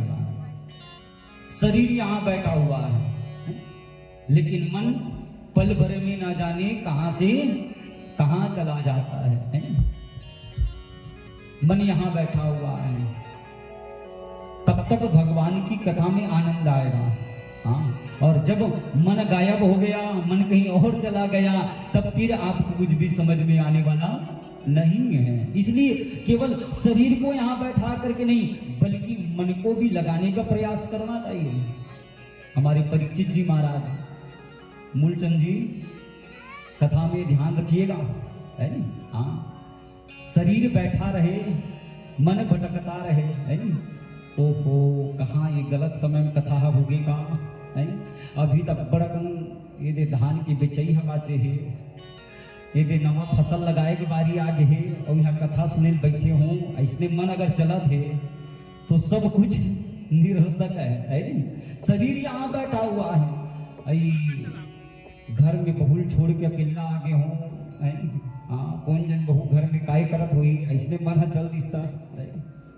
हाँ, शरीर यहाँ बैठा हुआ है और मन हो सकता है खमरिया चला जाए, है नी। बढ़िया गरम गरम रसगुल्ला निकला थे, है नी। बढ़िया गरम गरम समोसा निकला थे, हाँ, और मैं चल दे हूँ नीचे बैठ के खावा तो हूँ, ऐसे की सोचे लग गए तो सब बेकार है कि नहीं, है नी। तो मन को इधर उधर भटकाना नहीं है भैया। कौन आ रहा है, कौन जा रहा है, कौन पूजा कर रहा है कि नहीं कर रहा है, कौन कैसे पाँव पर थे, हाँ, तो इसमें मन को भटकाना नहीं है, बल्कि कथा को एकाग्र चित्त मन से, ध्यान से कथा को सुनना है। आज अर्जुन जी महाराज भी कहते हैं कि महाराज ये मन तो बड़ा ही चंचल है, तो इस मन को हम अपने बस में कैसे करें, है? गीता में अर्जुन जी ने भगवान कृष्ण से कहा। और यही बात आज महाराज परीक्षित सुखदेव जी महाराज से कह रहे हैं। तो सुखदेव जी महाराज कहते हैं कि राजन, यदि मन को अपने वश में रखना है तो 4 बातों का ध्यान रखना पड़ेगा। कहे कौन कौन सा? जितासनो, जितश्वासो, जित संगो, जितेन्द्रिया, स्थूले भगवतो रूपे मनः संधारयेदद्धिया। जितासन, सबसे पहले हमें अपने आसन को जीतना पड़ेगा, है? हाँ, सबसे पहले आसन को जीतिए। एक स्थान पर अत्यधिक समय तक बैठने की आदत डालना पड़ेगा, है? 3 घंटे की कथा है तो 3 घंटे कम से कम एक स्थान पर बैठ करके कथा श्रवण करिए। लेकिन हो पाता है क्या बताइए? बहुत मुश्किल है। वो तो 10 मिनट हुआ नहीं कि कभी पालकी छूट जाती है, कभी पैर इधर किए, कभी पैर उधर किए, है नहीं? थोड़ी देर में तो कमर भी पीछे की ओर आसरा ढूंढना चालू कर देता है नहीं? इसलिए कई लोग तो जैसी पंडाल में जाएंगे ना तो खंभा ढूंढते हैं कि भैया खंभा मिल जाए तो उसी खंभे में टिक करके बैठे रहेंगे, है नहीं? और कुछ लोग तो ऐसे भी हैं कि सामने भागवत की पोथी रखी है, आचार्य बैठे हुए हैं, उन भगवान की ओर ही अपने पैर रख करके बैठ जाते हैं, है नहीं? तो ये बहुत बड़ा अपराध है भैया। कभी भी परमात्मा की ओर पैर रख करके बैठना नहीं चाहिए। तो 3 घंटा, है नहीं? सबसे पहले आसन को जीतिए। हमको देखिए 3 घंटा एक स्थान पे बैठे रहते हैं, है नहीं? न तो ऐसा हो सकते हैं, न तो ऐसा, न तो आगे ना पीछे, है नहीं? आगे हुए तो मुंह टूट जाएगा माइक में, फिर पीछे गए तो पीछे गिर जाएंगे, अगल बगल हुए तो फिर हमारी वाणी आप तक पहुंच नहीं पाएगी। इसलिए बस बैठ गए तो बैठ गए, हैं? तो सबसे पहले आसन को जीतने का प्रयास करना है महाराज, है? लोग कहते कि महाराज काम को छोड़ो, क्रोध को छोड़ो, लोभ को छोड़ो, मोह को छोड़ो, है? इन विकारों को तो बाद में आप छोड़ेंगे, है? हाँ, सबसे पहले जितासन, एक आसन में बैठने का प्रयास करिए। कई लोगों को हमने देखा है, किसी को बीड़ी पीने की आदत हो जाए, हाँ? तो न जाने कितने बार इस स्थान से उठा करके कोने पर लेकर के चली जाती है? हाँ, किसी को गुटखा खाने का मन बन जाए तो इधर उधर बहुत देखेगा, नहीं जब बनेगा तो वो उठ के चला जाता है नहीं? तो हम अपने मन को अपने वश में नहीं कर पाते हैं। अरे 3 घंटे की तो बात है, अभी नहीं जाना है, अभी इस व्यसन को नहीं लेना है, अभी बस बैठ करके कथा सुनना है। हो पाता है क्या? नहीं हो पाता है। दूसरा है जित श्वास हो, श्वास को जीतने का प्रयास करना है मेरे भाई बहन। ये श्वास को कैसे जीते? तो ब्रह्म मुहूर्त में सुबह 4 बजे 5 बजे उठना पड़ेगा, है? उठ करके स्नान करना पड़ेगा। कहते हैं कि 5-6 बजे के बाद जो व्यक्ति अपने बिस्तर को छोड़ता नहीं है, बस सोते ही रहता है, फिर वह तो पशु समान है नहीं? हाँ, सूर्योदय के बाद सोना बहुत बड़ा अपराध माना गया है। इसलिए कहते हैं कि सूर्योदय से पूर्व उठ जाना चाहिए और उठ करके पहले स्नान करना चाहिए, है ना? हाँ, और कितने लोग को हम जानते हैं कि जो 10 बजे के बाद स्नान करते हैं, है ना? क्योंकि 10 बजे तो उसकी नींद खुलती है ना? हाँ, तो ये जो 10 बजे के बाद वाले स्नान हैं, इनको हो राक्षस स्नान कहा गया है ना? प्रातः जल्दी स्नान करने का आदत डालना चाहिए। स्नान करके प्राणायाम करना चाहिए। प्राणायाम करने से हमारे ये ब्रह्मरंध्र की शुद्धि होती है। आज लोग कहते हैं कि महाराज हमारी याददाश्त की जो शक्ति है ना, स्मरण शक्ति ना, वो कमजोर होती जा रही है। तो क्यों ना कमजोर हो, सूर्योदय के बाद भी तो आप सोते रहते हैं। अगर याददाश्त अच्छी चाहते हो तो सुबह उठने की आदत डालिए, प्राणायाम करने की आदत डालिए, देखना आपकी स्मृति शक्ति कैसे तेज होती है, कैसे आपकी स्मृति शक्ति बढ़ती चली जाती है ना। पहले जमाने में लोग बिस्तर जब छोड़ते थे तो उठते ही सबसे पहले अपना हाथ ऐसा सामने रख लेते थे, है ना। और कराग्रे वसते लक्ष्मी कर मध्ये सरस्वती कर मूले तु गोविंदम प्रभाते कर दर्शनम। दिनचर्या परमात्मा के नाम से होती थी। अपने हाथ को देख करके परमात्मा को प्रणाम करके ऐसा हाथ लगाते थे, है ना। लेकिन आज सब उल्टा हो गया है। हाँ, 10 बजे सो करके उठेंगे, उसमें भी बिस्तर से अभी तक, चादर से अभी तक अपना मुख तक नहीं निकाले हैं और पहले ही चिल्लाएंगे कि चाय बना क्या, चाय बन गया हो तो ले आइए। हाँ, अब कराग्रे वस्ते लक्ष्मी नहीं है, हाँ, बल्कि अब तो प्रभाते कप दर्शनम हो गया है। हाँ, चाय आएगी तभी वो बिस्तर छोड़ेगा भैया। जीवन में सुंदर संस्कार, सुंदर आचरण, सुंदर व्यवहार हमारा होना चाहिए। कप दर्शन नहीं, बल्कि प्रातः उठो तो सबसे पहले अपने हाथ को देख करके ये मंत्र याद कर लीजिए, है ना।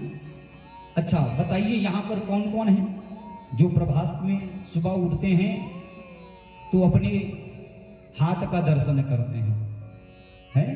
हाँ, 2 4 6 लोग हैं, बाकी लोग नहीं करते। आप लोग भी प्रारंभ कर दीजिए। हाँ, आजकल लोगों की बड़ी शिकायत रहती है कि महाराज कौन जन आज काकर मुंह देख के निकले रहे हो तो मोर काम बिगड़ गए, है। अरे बेईमान, काकरो मुंह देख के नहीं निकले रहे, अपने मुंह आज व्यक्ति सबले पहली देखते हैं, नहीं। काबर अब तो हर घर में, हर कमरा में दर्पण लग गए। देखो उठी और उठते ही सबले पहले अपने मुंह देखते हैं और कथे कौन जन काकर मुंह देख निकले रहे हैं। इसलिए किसी का मुख या अपना मुख भी देखना ना पड़े, सबसे पहले भैया कराग्रे वस्ते लक्ष्मी ये कर लीजिए, आपका दिन कभी भी खराब नहीं जाएगा। और दूसरा नियम क्या है, तो सबसे पहले कराग्रे वस्ते लक्ष्मी कर का दर्शन करना है और इसके बाद पृथ्वी माता को प्रणाम करना है। समुद्रे वसने देवी पर्वतिस्तन मंडिते विष्णु पत्नी नमस्तुभ्यं पादिस्पर्शं क्षमस्व में। पृथ्वी माता को प्रणाम करना चाहिए, है ना, क्योंकि हम सारी क्रियाएं, है ना, चाहे पाप कर्म हो चाहे सदकर्म हो, है ना, जो भी करते हैं हम इसी धरा पर, इसी पृथ्वी पर ही तो करते हैं भैया, है ना। तो पृथ्वी माता को सबसे पहले प्रणाम करिए। हे धरणी, हे वसुंधरा, हे माँ पृथ्वी, आपकी कृपा से ही तो हमारा जीवन है ना। पृथ्वी नहीं रही तो जीवन है क्या, बताइए। आज लोग जो है चंद्र में जाकर के रहना चाहते हैं, मंगल ग्रह में जाकर के रहना चाहते हैं, लेकिन बताइए क्या वहां जीवन संभव है? बहुत प्रयास कर लिए लेकिन वहां जीवन संभव नहीं है। जीवन तो केवल और केवल इस पृथ्वी पर ही संभव है मेरी भाई बहन। धन धान्य अनाज सोना लोहा चांदी, है ना, समस्त औषधि कहां से मिलता है? सब कुछ तो हमको पृथ्वी से ही प्राप्त होता है। हमारा पूरा जीवन धरती माता पर टिका हुआ है ना। उनकी वात्सल्यता की, उनकी करुणा की गोद में ही तो हम बैठे हैं, इसलिए ऐसा सुंदर सुखी जीवन हम जी रहे हैं। आज कोई व्यक्ति एक गिलास हमको पानी ला करके देता है तो हम झट से क्या कहते हैं? थैंक यू कहते हैं कि नहीं कहते हैं? हाँ, तुरंत धन्यवाद ज्ञापित करते हैं। लेकिन जिनकी कृपा सबसे ज्यादा हमारे ऊपर है, क्या कभी उनका हम धन्यवाद ज्ञापित करते हैं? हाँ, इसीलिए मेरे भाई बहन नित्य प्रतिदिन सबसे पहले जब उठो तो धरती माता को प्रणाम करके उनका अभिनंदन, उनका शुक्रिया नित्य प्रतिदिन हमको करना चाहिए, है ना।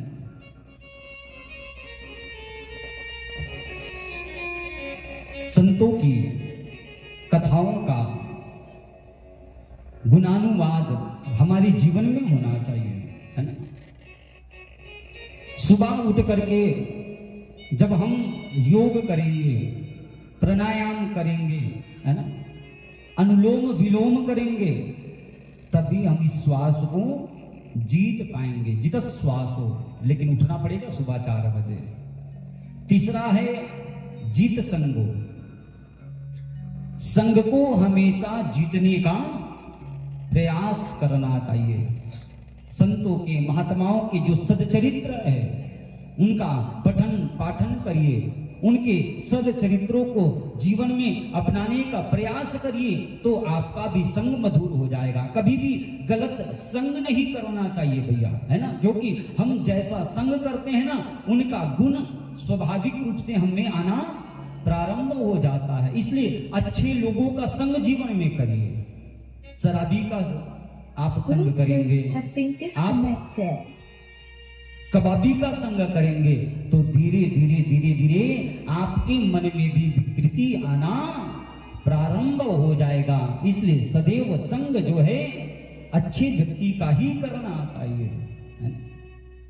देवी भागवत में एक कथा आती है मदालसा की, है ना, और मदालसा एक ऐसी नारी हुई जिनके बच्चे होते ना, तो 5-6 वर्ष के जब बच्चे हो जाते तो उनको ऐसी शिक्षा देते थे कि बेटा तुम शुद्ध हो, तुम मुक्त हो, तुम नित्य हो, ऐसा सुंदर उपदेश करती थी।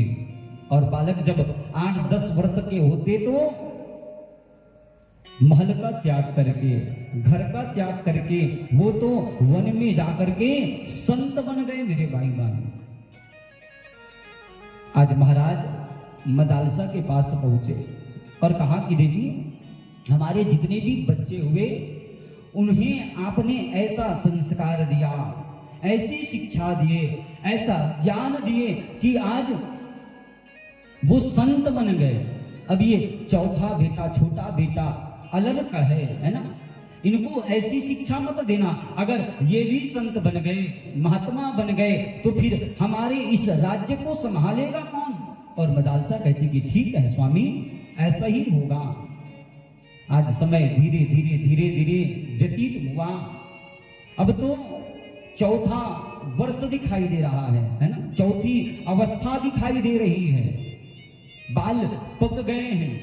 इन्होंने विचार किया कि देवी, अब तो इस गृहस्थाश्रम को छोड़ करके हमको संन्यास आश्रम धारण कर लेना चाहिए, वन में जाकर के परमात्मा का चिंतन, परमात्मा का भजन करना चाहिए।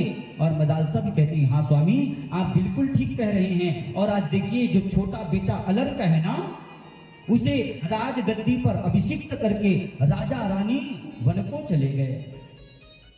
और जब राजा रानी वन की ओर जा रहे थे तो आज छोटा बेटा अलर्क अपनी माँ से कहता है कि माँ, आपने मेरे भाइयों को ऐसी शिक्षा दिए कि वो तो संत बन गए, उन्होंने अपने जीवन का उद्धार, उन्होंने अपने जीवन का कल्याण कर लिया।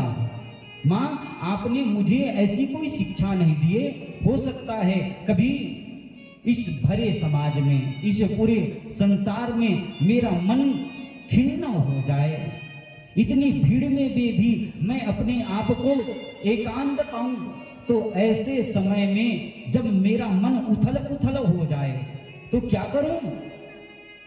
और मां कहती कि बेटा चिंता मत करना, बचपन से ही तुम्हारे गले में एक ताबीज मैंने पहना दी है ना।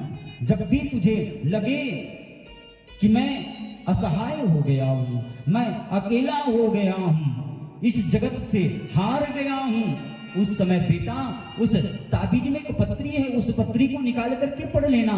और ऐसा ही एक समय आया, आज अलर्क एकांत बैठा हुआ है,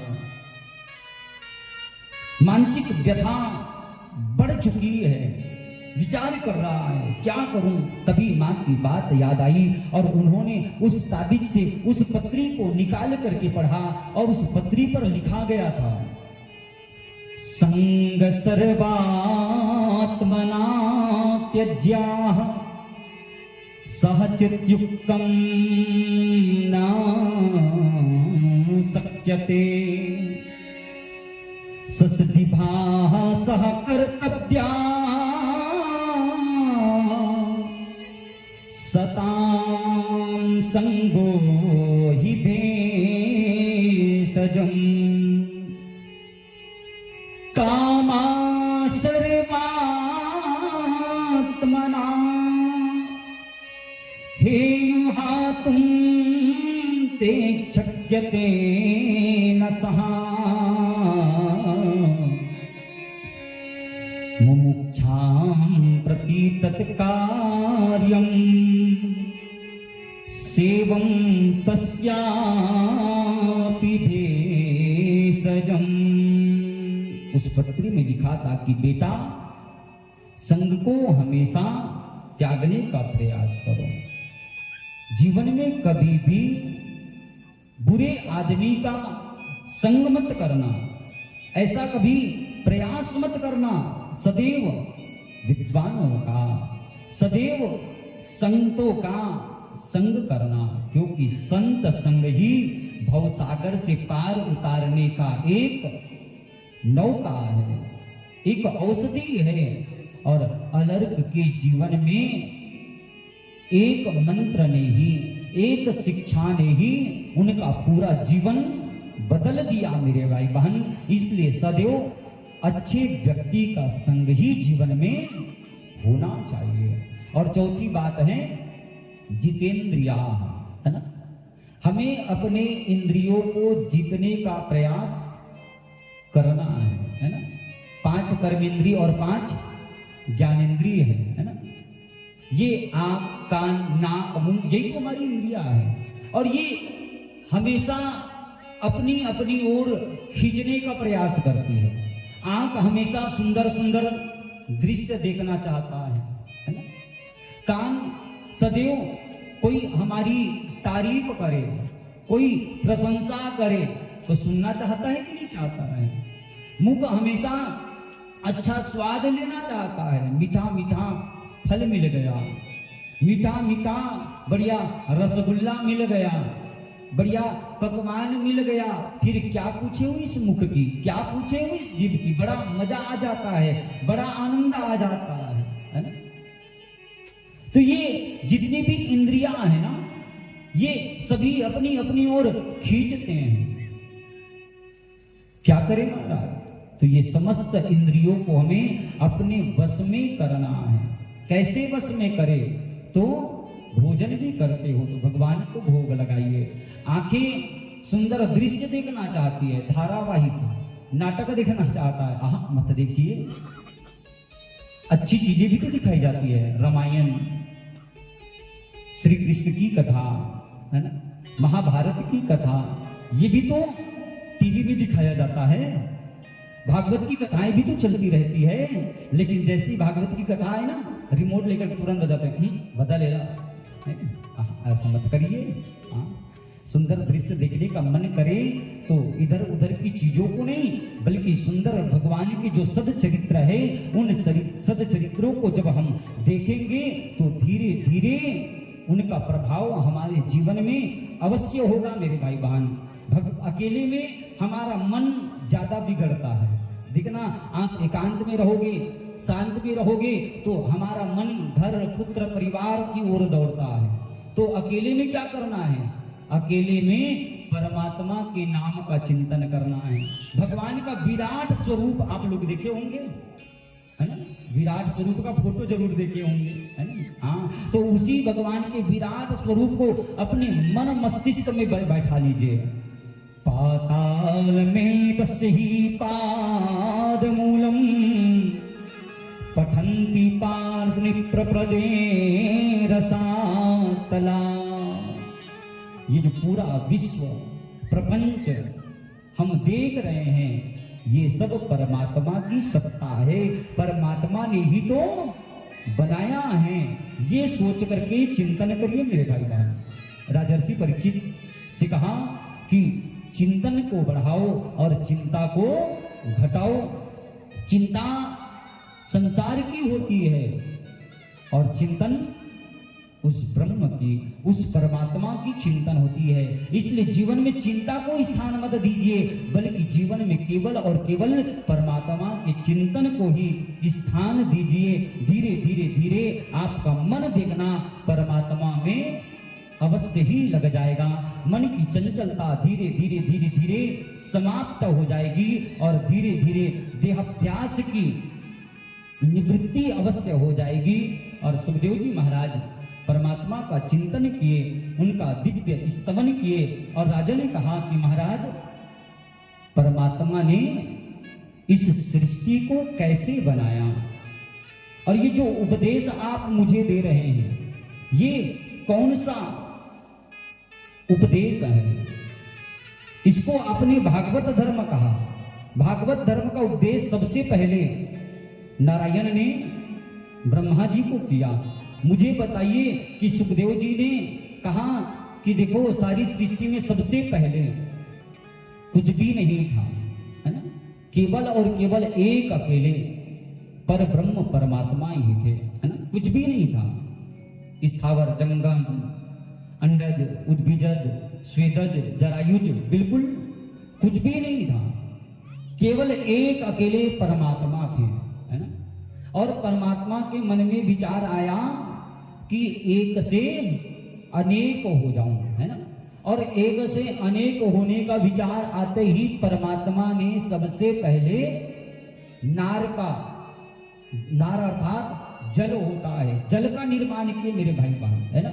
और उसी जल में भगवान ने अपने रहने के लिए स्थान बनाया शेषनाग के द्वारा, है ना।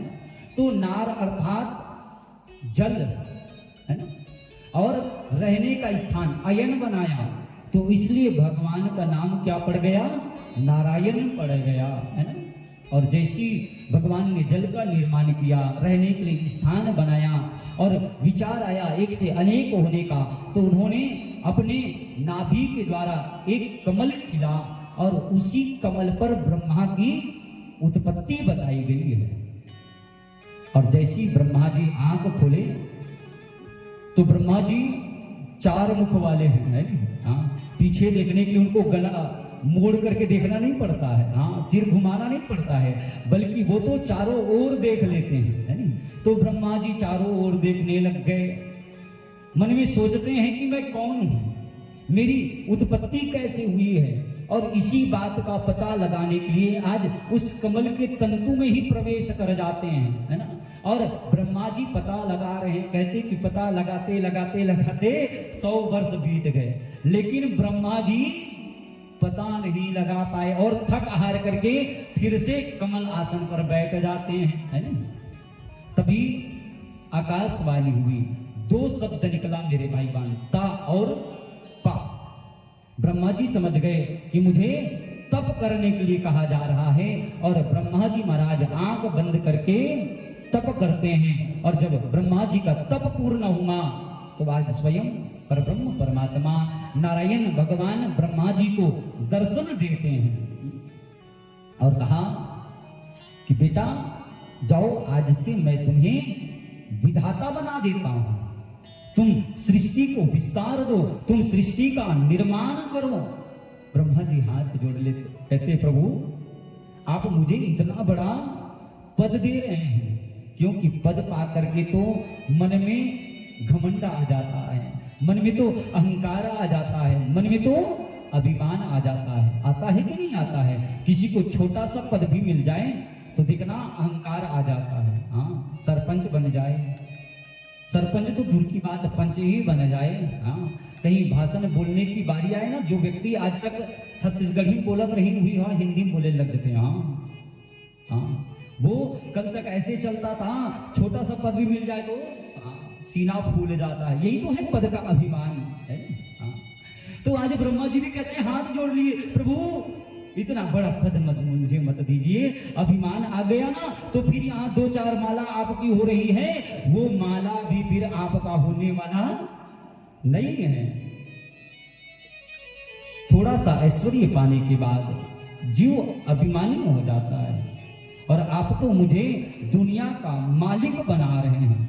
महाराज जो ऊंट होता है ना, देखना ऊंट हमेशा अपने आप को सबसे श्रेष्ठ सबसे बड़ा मानता है नहीं?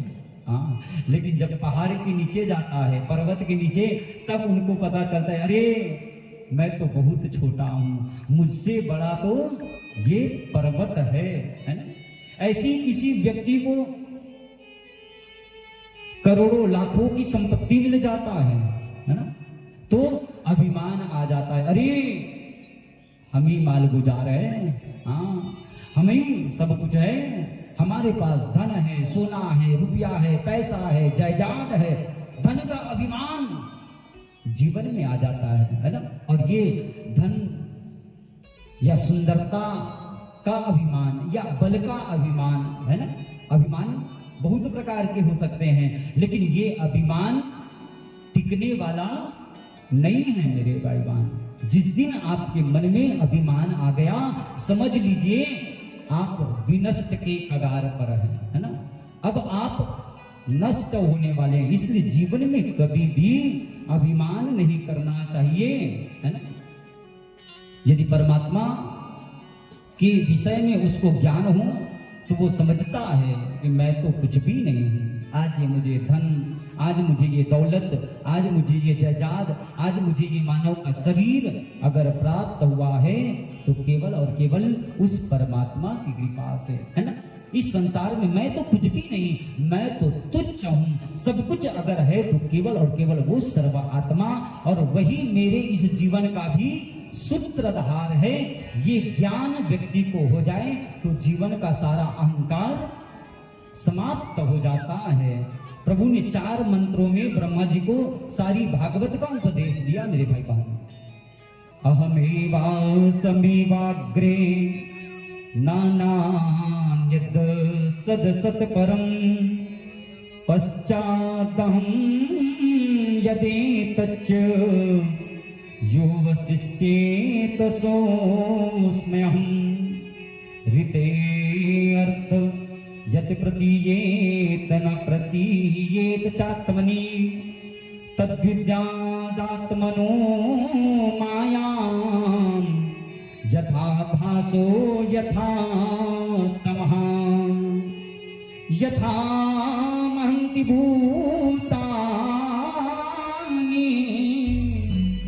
भूतेषु चावतेष्वन् प्रविष्टान्य प्रविष्टानि तथा तेषु न तेष्वहम् एतावदेव जिज्ञास्याम् तत्त्वजिज्ञासुनात्मनः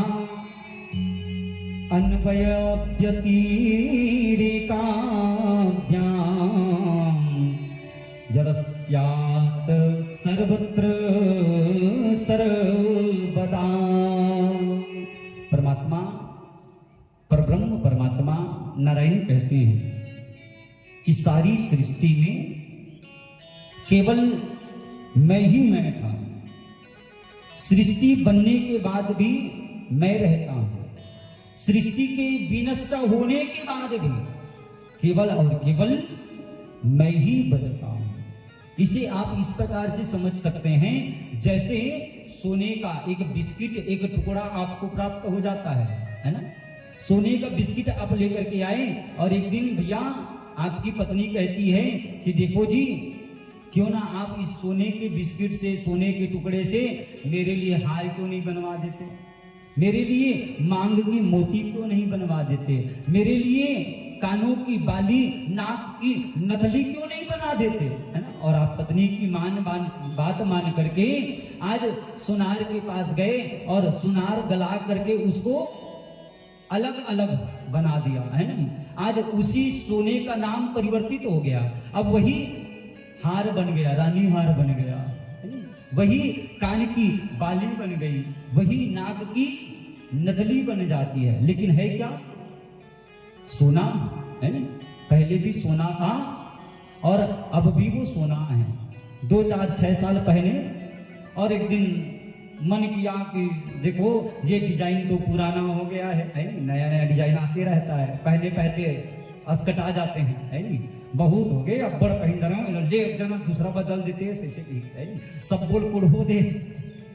पति बेचारा फिर से उनको लेकर के गया और सुनार के पास ले जाओगे तो वो करता क्या है, उसको वापस बेचता है क्या? बल्कि सबको कूट डालता है और कूट करके उसको फिर से गला देता है। तो अंत में बचा क्या? क्या बचा? सोना ही तो बचा ना। तो ऐसे ही परमात्मा भी है ना। जब ये संसार नहीं था तब भी परमात्मा थे, आज ये संसार है तब भी परमात्मा है, और एक दिन ये संसार विनष्ट हो जाएगा, है ना? तब भी केवल और केवल एक अकेले परमात्मा ही तो बचते हैं। संसार में जो चीज नहीं है फिर भी वो दिखाई देती है, और जो होने पर भी दिखाई नहीं देती वो क्या है? तो बोले वही मेरी माया है। यथा महंत भूतानि भूतेषु चावचेष्वनु प्रविष्टान्य प्रविष्टानि तथा तेषु नातेष्वहम्। तो कहते हैं कि परमात्मा ने पृथ्वी, जल, तेज, वायु, आकाश, इन्हीं 5 तत्वों से मिल करके ये दुनिया बनाई है ना। क्षिति जल पावक गगन समीरा पंच रचित यह अधम शरीरा, पंच रचित यह अधम शरीरा। 5 तत्वों से मिलकर के ये हमारा मनुष्य का शरीर बना है। केवल मनुष्य का शरीर ही नहीं मेरे भाई बहन, बल्कि चींटी का भी, कुत्ते का भी, गौ का भी, जितने हम जीव जंतु देखते हैं उसमें भी तो ये 5 तत्व ही विद्यमान है ना। तो ऐसे ही परमात्मा कहते हैं कि ये 5 तत्व हमारे शरीर के भीतर भी है और यही 5 तत्व बाहर भी है ना। ऐसे ही दुनिया में रह करके मैं दुनिया से अलग हूं, और अलग रह करके भी ये जो पूरी सारी दुनिया है, ये सारी दुनिया में मैं तो व्याप्त हूं।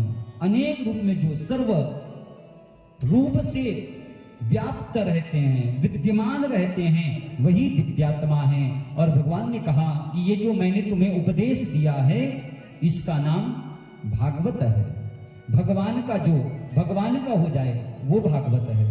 भगवान के भक्त का नाम भागवत है, भगवान के निवास का नाम भागवत है, और भागवत के उपदेश, भगवान के उपदेश का नाम भागवत है मेरे भाई बहन। इसलिए परमात्मा से कोई ना कोई संबंध जो है हमें अवश्य ही जोड़ लेना चाहिए। और सुखदेव जी महाराज परीक्षित जी महाराज से कहते हैं कि एक बात बताओ परीक्षित, परमात्मा किसको जल्दी मिलते हैं? बताइए, परमात्मा किसको जल्दी मिलते हैं? तो परीक्षित जी महाराज कहते हैं कि परमात्मा उनको जल्दी मिलते हैं जो सुबह सुबह 4 बजे उठ करके स्नान कर लेते हैं, जो एक दिन में 4-6 बार स्नान करते हैं, भगवान उनको मिलते होंगे। बताइए, मिलता है? सुखदेव जी महाराज तो कहते हैं कि अगर तुम कहते हो कि स्नान करने से ही भगवान मिल जाते हैं, तो जब भगवान राम जी वनवास गए है ना, तो वहां के जो कोल भी थे ना, उनके बारे में तो हमने सुना है कि ठंड के दिनों में वो 2-2, 4-4 महीने तक स्नान तक नहीं करते थे। और परमात्मा ने उनको जाकर के अपने सीने से लगाया कि नहीं लगाया? उन कोल बिलों को भी भगवान ने अपने गले से लगाया कि नहीं लगाया है? इसलिए परमात्मा ये नहीं देखते कि आपने स्नान किया है कि नहीं किया है। हाँ, अस हमार प्रभु बड़ सेवकाई, ले ही बसन बसन चुराई। भगवान ये नहीं देखते कि आप कितने बार स्नान करते हो। तन तो पवित्र कर लिया, लेकिन यदि मन आपका पवित्र नहीं है तो फिर भगवान मिलने वाले नहीं है। इसलिए केवल तन को नहीं मेरे भाई बहन, बल्कि मन को भी पवित्र करने का प्रयास करिए। परीक्षित जी महाराज कहते हैं तब तो भगवान जो 100 वर्ष जी लिए हो, है नहीं, हाँ 200-400 वर्ष जी ले हो, जो बड़ी बड़ी आयु वाले हो, है नहीं, भगवान उनको मिलते होंगे, बड़ी उम्र के लोगों को। हाँ, बड़े उम्र के लोग को भी भगवान मिलते नहीं। अगर ऐसा होता तो बताइए भगवान ध्रुव जी को मिले कि नहीं मिले, भगवान प्रहलाद जी को मिले कि नहीं मिले, है ना। इसलिए भगवान आयु भी नहीं देखते हैं। आप कहेंगे कि भगवान तब तो पढ़े लिखे लोगों को ही मिलते होंगे, है ना। हाँ, जो खूब वेद अध्ययन कर लिया हो, पुराण शास्त्रों को जानकार हो, है ना। हाँ, जो MA BA ना जाने कितनी डिग्रियां हासिल कर ली हो, PhD कर लिया हो, भगवान उनको मिलते होंगे, है। अगर ऐसा होता तो बताइए भगवान गजेंद्र को मिले कि नहीं मिले, हैं? गजेंद्र कोई विद्यालय पढ़ने गया था? कोई विद्यालय नहीं गया था, बस कमल का पुष्प लेकर के भगवान को पुकारे और भगवान दौड़ करके आकर के गजेंद्र की रक्षा करते हैं। सूरदास जी महाराज जानते हो ना, सूरदास जी महाराज को भगवान मिले कि नहीं मिले? मीराबाई भगवान मिले कि नहीं मिले?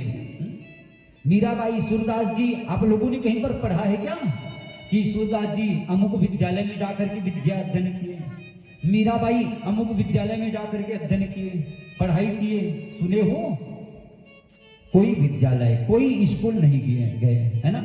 फिर भी परमात्मा उनको मिले और उन्होंने तो अपनी लेख के माध्यम से ऐसे कविता लिखे कि आज उन्हीं की कविताओं को हम कॉलेज में भी PhD करते हैं। ये सब किसकी कृपा है? तो ये सब उस ब्रह्म की, उस परमात्मा की ही तो कृपा है मेरे भाई बहन। तो भगवान ये नहीं देखते कि कौन कितना पढ़ा लिखा है नहीं। गोपियों को भी तो भगवान मिले, गोपियों के सामने तो भगवान जाकर के नाचते थे, है नहीं। अनपढ़ गोपियों को भगवान मिले। भगवान कभी नहीं देखते कि तुम कितने ज्ञानवान हो, कितना विद्यावान हो, कितना तुमने पढ़ाई किया है। भगवान तो केवल और केवल मन की शुद्धि, भगवान तो केवल और केवल आपके मन की पवित्रता, भगवान तो केवल और केवल भाव के भूखे हैं मेरे भाई बहन। जिस दिन आप भगवान को प्रेम से पुकारोगे भगवान दौड़े चले आते हैं। और परीक्षित ने कहा तब तो भगवान जाति अवश्य देखते होंगे, है। तो भगवान जाति भी नहीं देखते हैं मेरे भाई बहन, है। जाति भेद भाव ऊंच नीच, है ना, ये परमात्मा ने नहीं बनाया, बल्कि ये जाति भेद भाव ऊंच नीच ये तो हमारे समाज की देन है, ये तो हम लोगों ने बनाया है ना। अगर भगवान जाति पाति भेद भाव देखते तो बताइए विदुर जी महाराज के घर जाकर के भगवान ने केले के छिलके खाए कि नहीं खाए? हाँ, परीक्षित जी महाराज हाथ जोड़ लिए, कहे भगवान ये विदुर जी महाराज कौन है? और ये विदुर जी महाराज के घर में जाकर के भगवान ने केले के छिलके को कैसे खाए? ये कथा प्रभु मैं थोड़ा सा विस्तार से सुनना चाहता हूं। और सुखदेव जी महाराज कहते हैं कि राजन ये कथा बड़ी दिव्य कथा है, भगवान के करुणा की, भगवान के दयावान होने की कथा है। भगवान थोड़े में रिझ जाते हैं, है ना, ऐसी सुंदर कथा है। यदा तु राजा स्वसुतान साधुं पुष्णन् धर्मं विनष्ट दृष्टि। राजन, पांडवों के साथ कौरव जब अन्याय कर रहे थे, लाक्षागृह पर पांडवों को जलाने का षड्यंत्र कर रहे थे, तो उस समय विदुर जी महाराज धृतराष्ट्र के पास पहुंचे और धृतराष्ट्र से कहते हैं कि महाराज आज मैं आपके पास मंत्री बन करके नहीं, बल्कि आज मैं आपके पास छोटा भाई बन करके आया हूं। महाराज आज पांडवों के साथ कौरव आपके बेटे गलत कर रहे हैं, उनको लाक्षागृह पर जलाने का षड्यंत्र किया जा रहा है, ये गलत है। महाराज आप इसे रोकिए। पांडव तो आपकी इज्जत करते हैं, आपका सम्मान करते हैं, इसलिए वो कुछ करते नहीं हैं। इनका अभिप्राय ये नहीं है कि आप उनके ऊपर दुख ही दुख, कष्ट ही कष्ट दे। महाराज, आप में सामर्थ्यता है, आप चाहे तो इस षड्यंत्र को यहीं पर रोक सकते हैं। महाराज, आपकी बाह्य दृष्टि तो पहले ही समाप्त हो गई है, बाह्य दृष्टि नहीं है, लेकिन अंतर दृष्टि को आपका जो साला है ना, शकुनी है ना, वो अंतर दृष्टि को भी बर्बाद करने पर तुला हुआ है। इसलिए महाराज, ये षड्यंत्र होने से नुकसान ही होगा। महाराज, आप ऐसा अधर्म, महाराज आप ऐसा पापाचार कर्म होने से रोकिए। देखिए महाराज, एक नगर को नष्ट करने से यदि पूरा देश सुरक्षित रहता है तो उस नगर को नष्ट कर देना चाहिए। एक गांव को नष्ट करने से पूरा प्रांत सुरक्षित रहता है तो उस गांव को नष्ट कर देना चाहिए। एक घर को नष्ट करने से यदि पूरा महानगर सुरक्षित होता है तो उस एक घर को नष्ट कर देना चाहिए। ऐसे ही खानदान में यदि एक व्यक्ति के त्यागने से पूरा खानदान बच जाता है तो उस एक व्यक्ति को त्याग कर देना चाहिए। महाराज, आज विदुर जी महाराज सुंदर समझा रहे थे, बता रहे थे। इतने में ही दुष्ट दुर्योधन का आगमन होता है और कहा, वाह विदुर जी, आज ये मंत्री पद को देने वाला कौन? मैंने ही तुम्हें मंत्री पद पर बैठाया है और आज मेरे पिताश्री के सामने आप मेरा ही बुराई कर रहे हैं। जिस पत्तल में खाए हो उसी पत्तल में छेद कर रहे हो। जाओ, मैं तुझे मंत्री पद से निष्कासित करता हूं। आज के बाद इस महल में तुम अपना चेहरा मत दिखाना, तुम अपना मुख मत दिखाना। विदुर जी महाराज कहते कि अरे तुम मुझे मंत्री पद से क्या निष्कासित करोगे, मैं तो पहले से ही इस पद को त्यागना चाहता था। और विदुर जी महाराज आज उस राजभवन का त्याग करके, मेरे भाई बहन, उस मंत्री पद का त्याग करके पत्नी को लेकर के निर्जन वन में जाकर के रहने लग गए, है ना। जहां सुंदर कदली का वृक्ष है, जिसको कदली वन कहा जाता है, उस कदली वन में जाकर के रहते हैं, पर्ण कुटी बनाए हुए हैं और आज भगवान को कोसते नहीं कि प्रभु ये आपने मेरे साथ क्या किया, इतना बड़ा मंत्री था, आज ये स्थिति मेरे साथ बनी। नहीं, बल्कि वो तो भगवान को बार बार शुक्र गुजार मानता है कि प्रभु आपने अच्छा किया, है ना। वो मंत्री पद के चक्कर में, राजकाज के चक्कर में आपका नाम जाप में अवरोध होता था, ठीक से नाम जाप नहीं हो पाता था। लेकिन आज अब मेरे पास कोई काम नहीं है, नहीं, 24 घंटा आपका नाम का जाप होगा। पति पत्नी दोनों मिलकर के, मेरे भाई बहन, एक समय भी ऐसा नहीं बीतता था, हर पल हर क्षण बस एक ही नाम, ओम नमो भगवते वासुदेवाय, ओम नमो भगवते वासुदेवाय, बस यही मंत्र का जाप किया करते थे। एक दिन विदुर जी महाराज नगर भ्रमण करके आए और अपनी पत्नी विदुरानी से कहते हैं कि देवी, आज पूरे हस्तिनापुर को दुल्हन की भांति सजाया जा रहा है। जगह जगह तोरण पताका बंधन बार लगाए जा रहे हैं। बोले क्यों महाराज? जानती हो क्यों? क्योंकि आज हमारे कृष्ण की रथ यात्रा आने वाली है ना। हमारे कृष्ण जो है शांति दूत बन करके आ रहे हैं, इसलिए पूरे महल की, पूरे गांव की, पूरे नगर की आज भव्य श्रृंगार हो रहा है, सज धज करके तैयार हो चुका है। आंखों में आंसू आ गए। कहते हैं कि देवी, अब तो मैं मंत्री पद से भी निष्कासित हो गया हूं। परमात्मा आएंगे तो अब उनका दर्शन कैसे होगा। मंत्री पद पर रहता तो मुझे बिल्कुल नजदीक से दर्शन हो पाता, है ना, लेकिन अब तो हम केवल आम जनता ही है और हमें परमात्मा के दर्शन अगर ना मिले, परमात्मा की दृष्टि अगर हम पर ना पड़ी तो ये जीवन फिर व्यर्थ है, इस जीवन का क्या काम। और पत्नी कहती कि स्वामी आप चिंता क्यों करते हैं, आप रोइए मत। देखिए परमात्मा के प्रति यदि आपका प्रेम सच्चा होगा ना तो परमात्मा अवश्य ही आपको मिल जाएंगे। ऐसा ही वीरा, ऐसा ही दुख तो एक बार रामचरितमानस में केवट के मन में भी हुआ था कि नहीं हुआ था, है?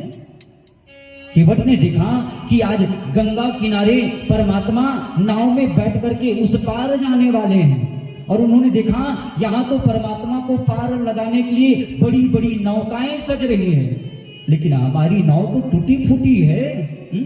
हम इसका श्रृंगार भी नहीं कर सकते, हम तो खाने के लिए कुछ नहीं है, तो ये नाव का श्रृंगार कैसे करेंगे। पत्नी के पास जाकर के रोने लग गए, यदि परमात्मा हमारी नाव में नहीं बैठते हैं तो हमारा जीवन व्यर्थ है। और पत्नी ने यही बात कहा कि देखिए महाराज, यदि आपका प्रेम परमात्मा के प्रति सच्चा रहेगा तो सारी की सारी नाव धरी की धरी रह जाएगी और परमात्मा आपके नाव में बैठ करके गंगा पार होंगे। आप चिंता मत करिए, बस परमात्मा का चिंतन करिए। और ऐसा ही तो हुआ मेरे भाई बहन, आज वहां ना जाने कितनी नौका सज करके खड़ी थी, लेकिन परमात्मा सबकी नाव छोड़ दिए और उस गरीब नाविक, उस गरीब केवट के नाव में बैठ करके गंगा पार करते हैं, है ना। आज विदुर जी महाराज भगवान नाम का संकीर्तन करते हुए आज जहां सारे लोग खड़े हुए हैं, सबसे अंतिम लास्ट में विदुर जी महाराज आंखों में आंसू की धार लिए हुए कि मेरे परमात्मा आएंगे, मुझे निहारेंगे कि नहीं निहारेंगे, मुझे देखेंगे कि नहीं देखेंगे, मुझे उनका दर्शन होगा कि नहीं होगा।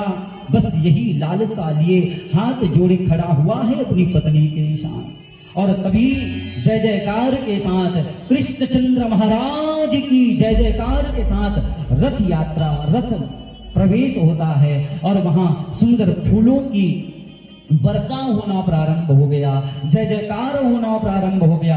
देखिए आज परमात्मा आ रहे हैं तो खूब श्रृंगार किया गया है ना, दुर्योधन के द्वारा, लेकिन परमात्मा आज उस रथ में सवार हो करके ये सजावट नहीं देख रहे हैं, ये श्रृंगार नहीं देख रहे हैं, तोरण पताका बंधनवार कितना लगाया गया है, फूलों की वृष्टि कैसे हो रही है, इस पर भगवान का ध्यान नहीं, बल्कि वो तो आज लोगों की भीड़ में विदुर जी महाराज को ढूंढ रहे हैं मेरे भाई बहन, है ना। और जैसे विदुर जी महाराज दिखे, आज अपलक दृष्टि से भगवान विदुर जी को निहार रहे हैं और विदुर जी भगवान को निहार रहे हैं। आज भक्त और भगवान दोनों ही एक दूसरे को निहार रहे हैं, परम अलौकिक आनंद की प्राप्ति हो रही है मेरे भाई बहन। उस समय का जो आनंद है उनकी व्याख्या नहीं किया जा सकता है। और परमात्मा ने इशारों इशारों में ही मानो विदुर जी महाराज से कह दिया हो कि विदुर जी यहाँ खड़े मत रहो, मैं आ रहा हूं आपके घर। और विदुर जी महाराज इशारा समझ गए और अपनी पत्नी को आदेश कर देते हैं कि देवी घर चली जाओ, ये कभी भी आ सकते हैं, है ना। आज दुर्योधन देख रहे हैं कि ये कन्हैया इधर उधर देख क्यों रहे हैं, किसको ढूंढ रहे हैं, है ना।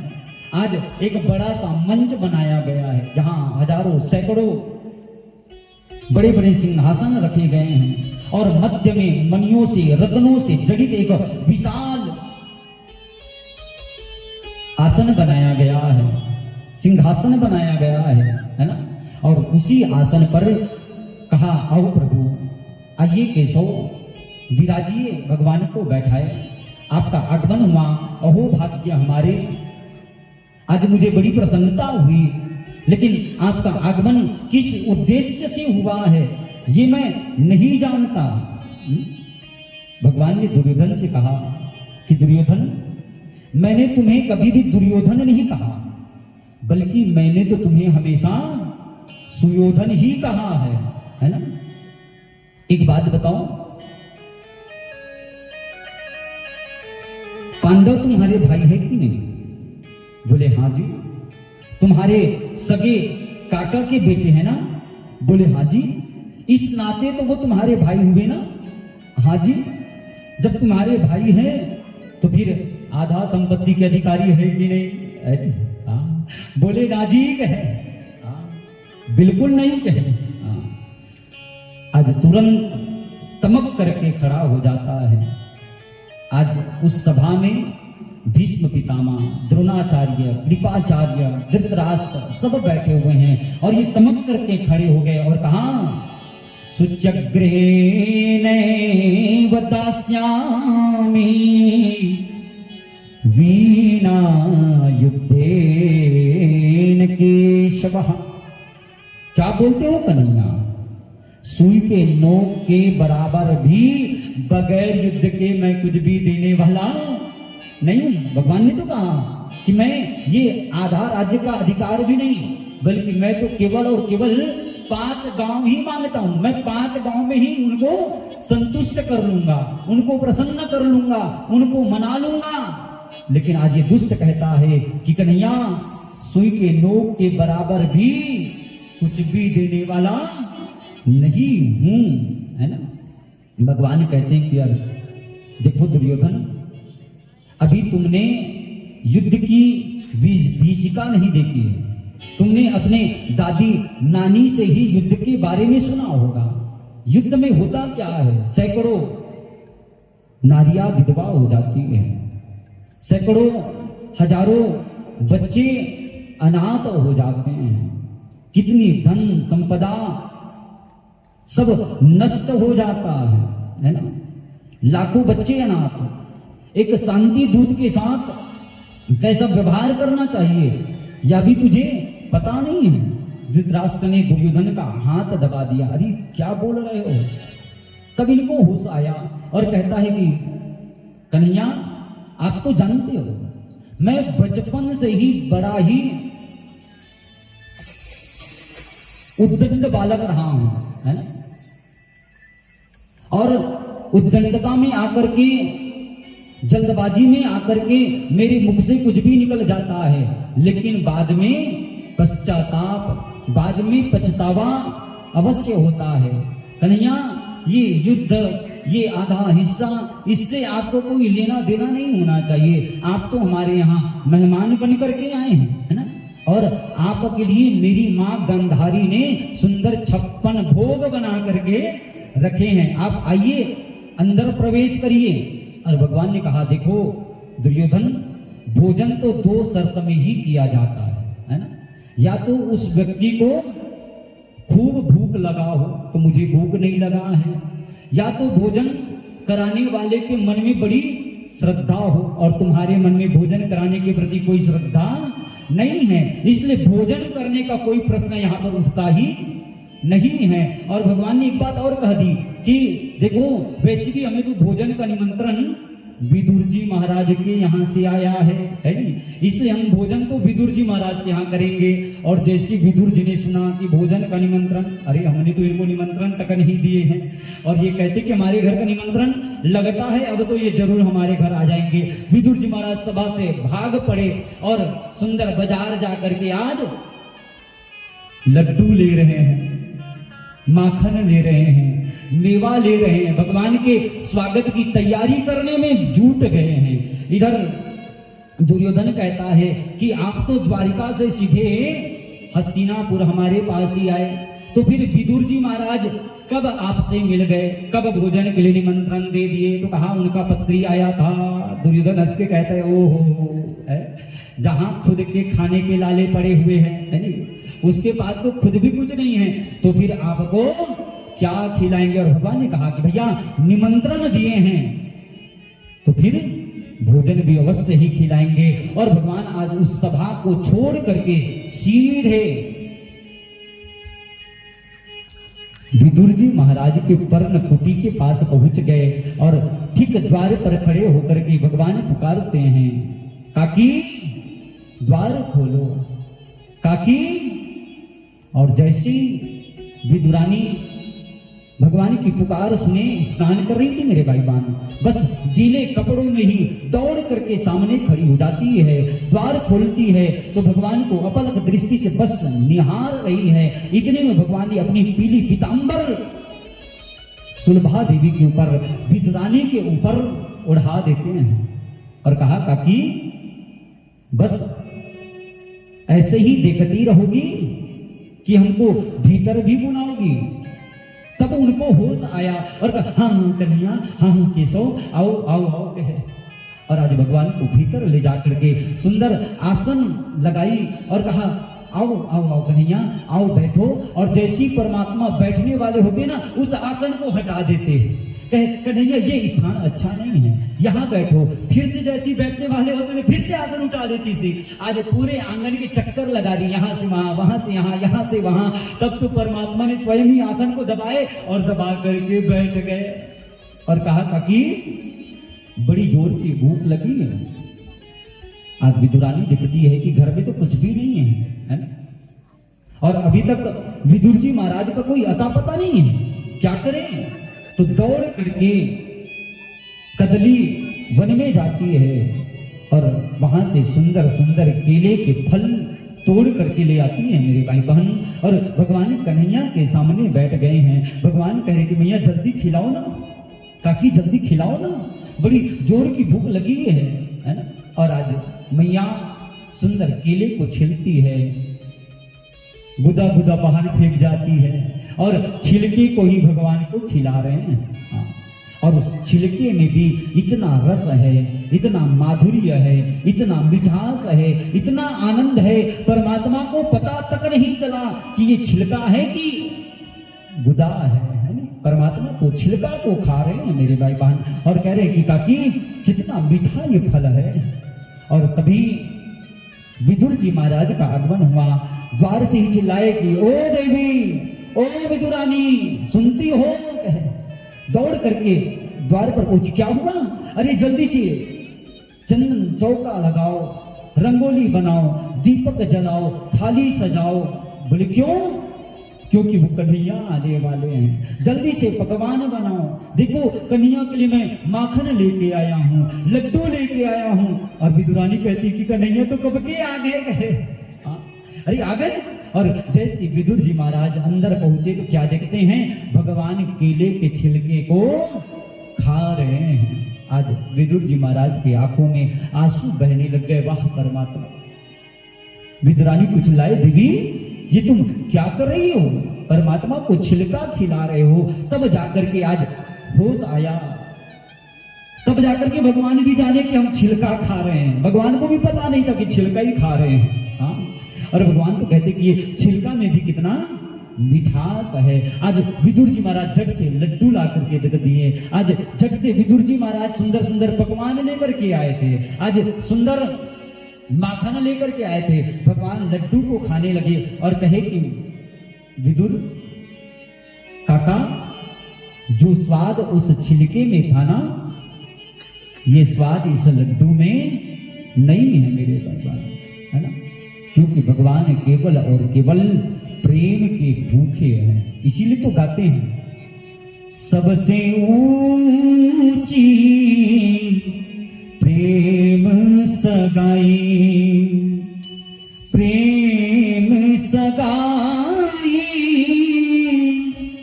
प्रेम सगाई, प्रेम सगाई, प्रेम सगाई, सबसे ऊंची प्रेम सगाई, सबसे ऊंची प्रेम सगाई, सबसे ऊंची प्रेम सगाई, सबसे ऊंची प्रेम सगाई।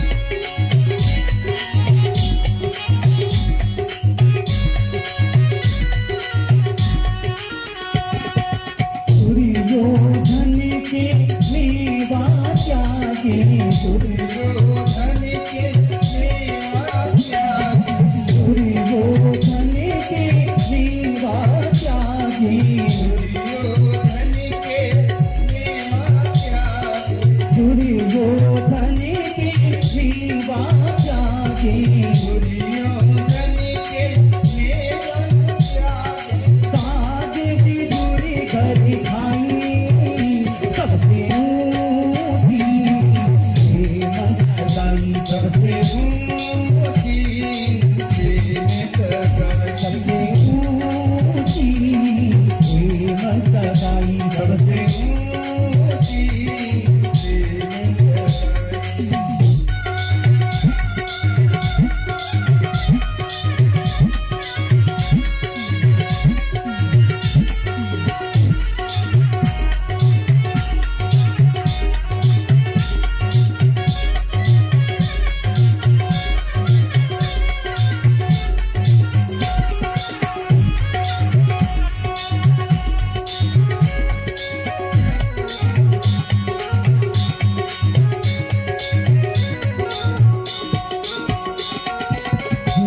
झूठे फल सबरी के खाए, झूठे फल सबरी के खाए, झूठे फल सबरी के खाए, बहुविधि स्वाद बताई सबसे ऊंची प्रेम सगाई, सबसे सबसे ऊंची प्रेम सगाई।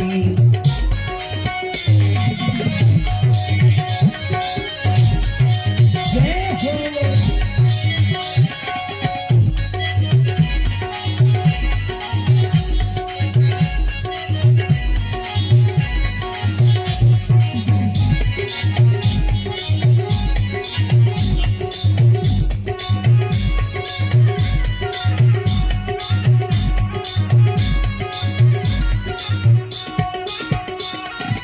ऐसी प्रीत बड़ी वृंदावन, ऐसी प्रीत बड़ी वृंदावन, ऐसी प्रीत बड़ी वृंदावन, ऐसी प्रीत बड़ी वृंदावन, ऐसी प्रीत बड़ी वृंदावन, ऐसी प्रीत बड़ी वृंदावन, गोपियन नाच नचाई सबसे ऊंची प्रेम सगाई, सबसे ऊंची सबसे ऊंची प्रेम सगाई, सबसे ऊंची प्रेम सगाई, प्रेम सगाई,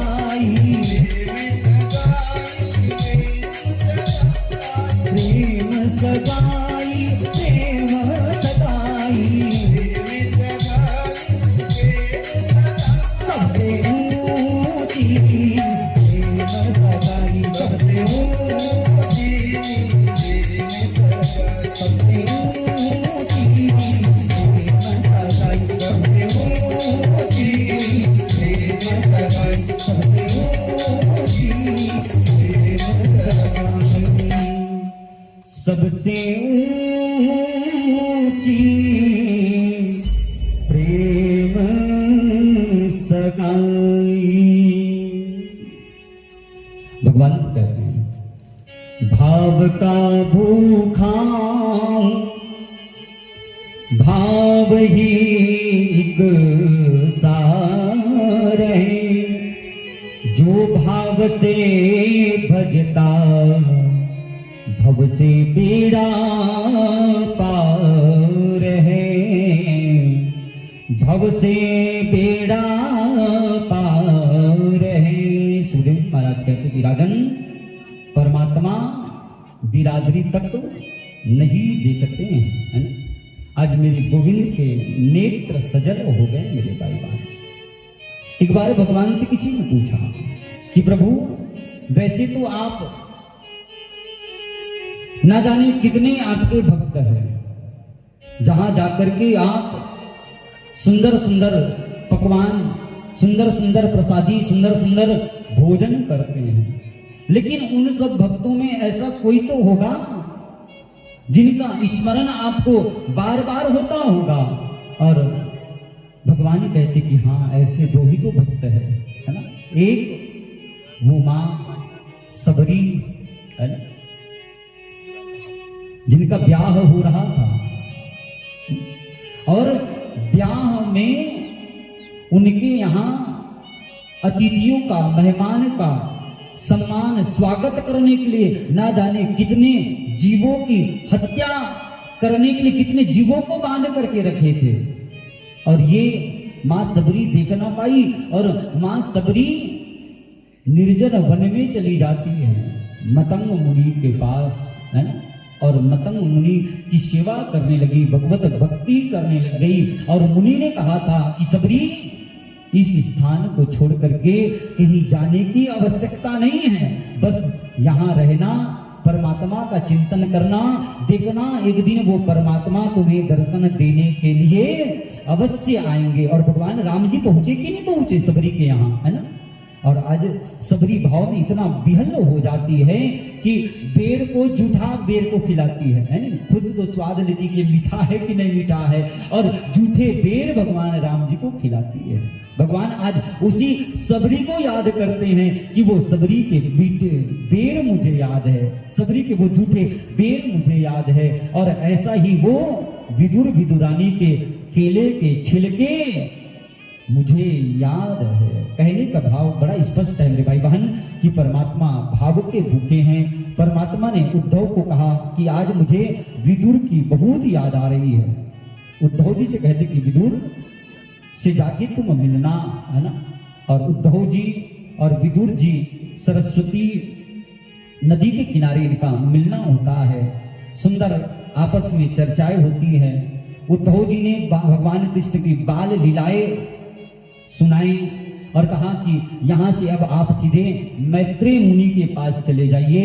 और मैत्रेय मुनि ब्राह्मण हैं, विदुर जी दासी पुत्र है, लेकिन देखिए जाति पाति पूछ ही नहीं कोई, हरि को भजे सो हरि का होई। कहने का भाव है कि परमात्मा कभी भी बिरादरी नहीं देखते हैं और परमात्मा सृष्टि का विस्तार देते हैं, है ना। जिसमें कश्यप जी महाराज, है ना, और कश्यप जी महाराज की 13 पत्नियों का निरूपण किया गया है ना।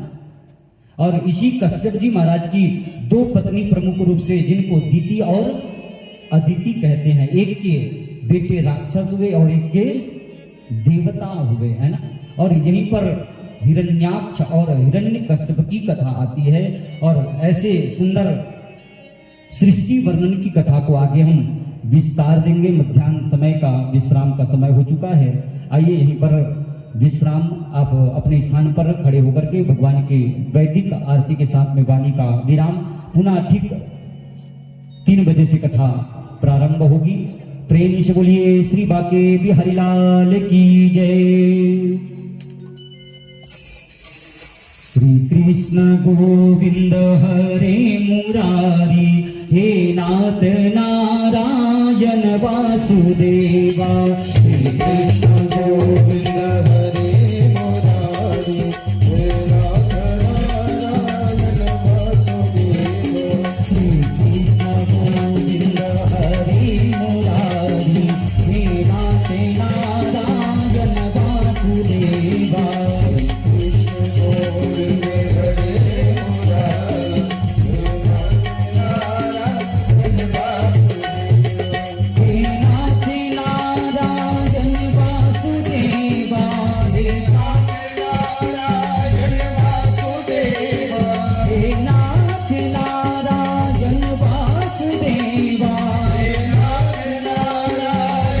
वासुदेवा।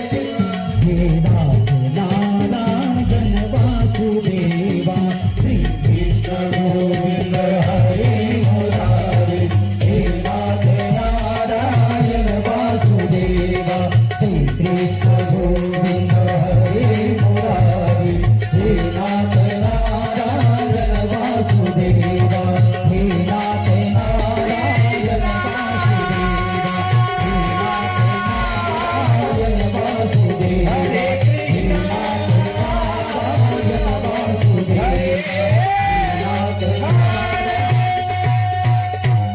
ओम कर्पूरगौरं करुणावतारं संसारसारं भुजगेन्द्रहारं सदा वसन्तं हृदयारवृन्दे भवं भवानी सहितं नमामि। त्वमेव माता च पिता त्वमेव बन्धुश्च सखा त्वमेव विद्या द्रविडं त्वमेव सर्वं मम देव देवा। जलनिशितले किरणं वसुवै देवाधिवन्दनमारोग्यान्ते आत्माभिवन्दनं मा। सभी अपने स्थान पर परिक्रमा करेंगे, घूम लीजिएगा। ओम जय दुर्धान विचरन्ति शिखाहसान गंगड़ा तेघा घुम सहस्र जोदिने मुदर्वानि दिनोति यानि कानि च पापानि जन्मान्तरकृतानि चास्तानि सर्वाणि निसन्तो प्रदक्षिणायां पदे पदे अस्ति अक्षर पुष्पाणि गृहीत्वा हाथ में पुष्प रखेंगे। ओम जगन्मय देवास्तानि धर्माणि प्रथमान्य सन्नादेह नागं महिमानः सचन्द्रित्र परवेशाद्याः सन्ति देवाः। ओम एकदन्ताय च विद्महे वक्रतुण्डाय धीमहि तन्नो दन्तिः प्रचोदयात् तत्पुरुषाय विद्महे महादेवाय धीमहि तन्नो रुद्रः प्रचोदयात् नन्दनन्दनाय च विद्महे यशोदानन्दनाय धीमहि तन्नो श्रीकृष्णः प्रचोदयात्। नाना सुगन्ध पुष्पाणि यथा कालोद्भवानि च पुष्पाञ्जलिर्मया दत्त गृहाणां परमेश्वरा मंत्रद्वारेण मंत्र पुष्पांजलि समर्पयामि। बोले भागवत महापुराण की जय, श्री व्यास जी महाराज की जय। जय जय श्री राधे श्याम। एक व्यक्ति सभी को आरती की जय, श्री सच्चिदानंद भगवान की जय, उमापति महादेव की जय, श्रीमद्भागवत महापुराण की जय। जय जय श्री राधे।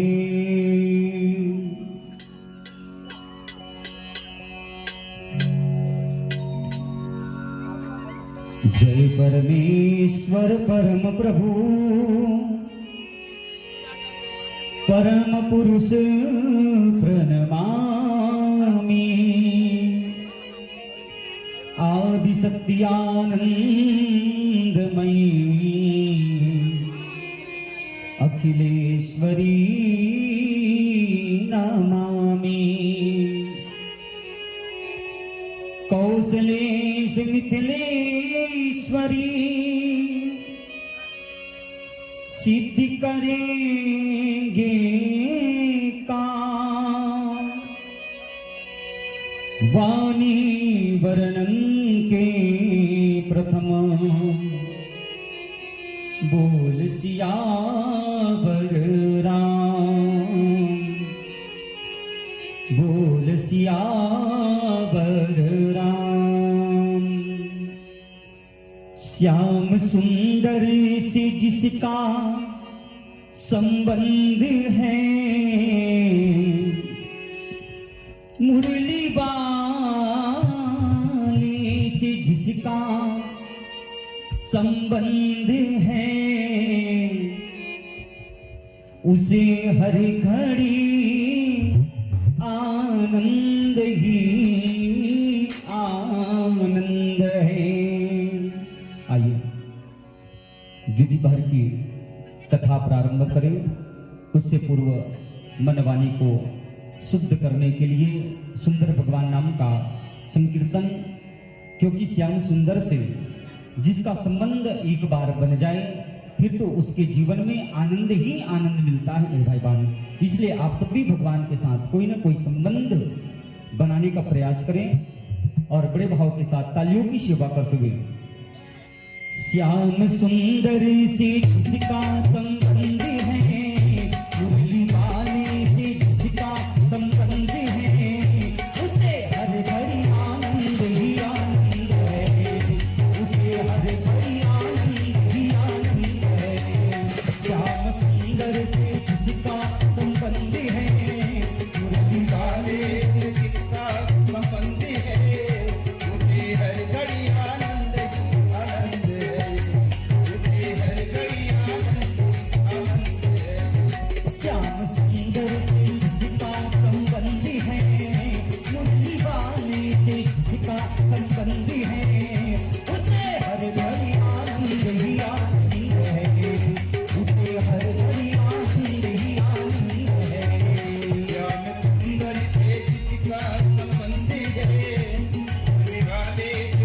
सभी का जो भी सेवा करेंगे उठे हर घड़ी आनंद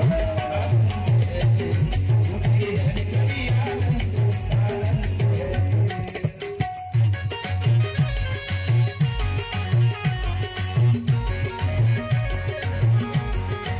जय हो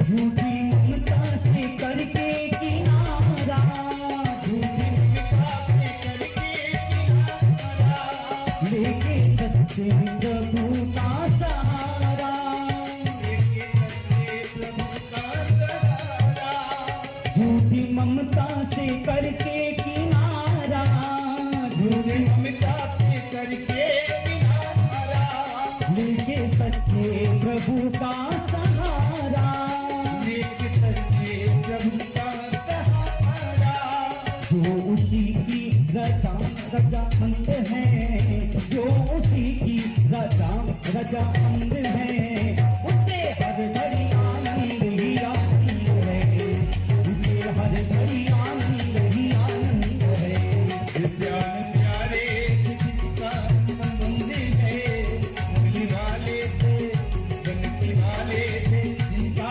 संबंध है उसे हर घड़ी आनंद आनंद है उसे हर घड़ी आनंद ही आनंद है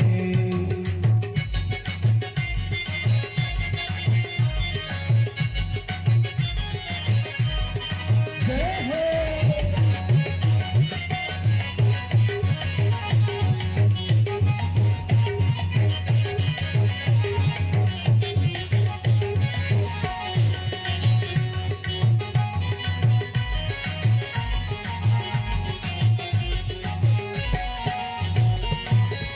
निंदा चुगली ना जिसको सुहावे निंदा चुगली ना जिसको सुनावे देखिए भगवान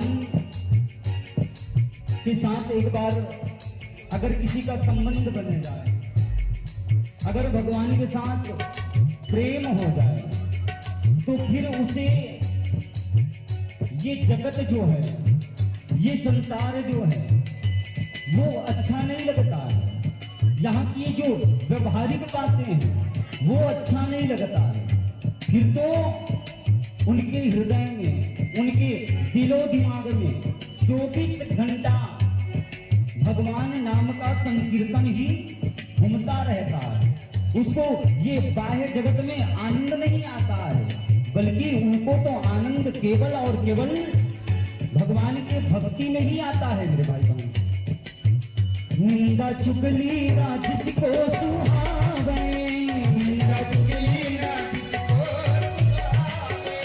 बुरी संगत की रंगत ना भावे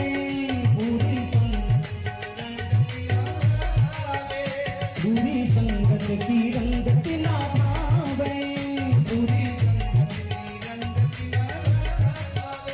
जिसको सत्संग हरदम पसंद है जिसको सत्संग हरदम पसंद है उसे हर घड़ी आनंद ही आनंद है उसे हर घड़ी आनंद ही आनंद है श्याम सुंदर जिसका संबंध है मुरली वाले थे जिसका संबंध है उठे हर घड़ी आनंद आनंद है उठे हर घड़ी आनंद आनंद है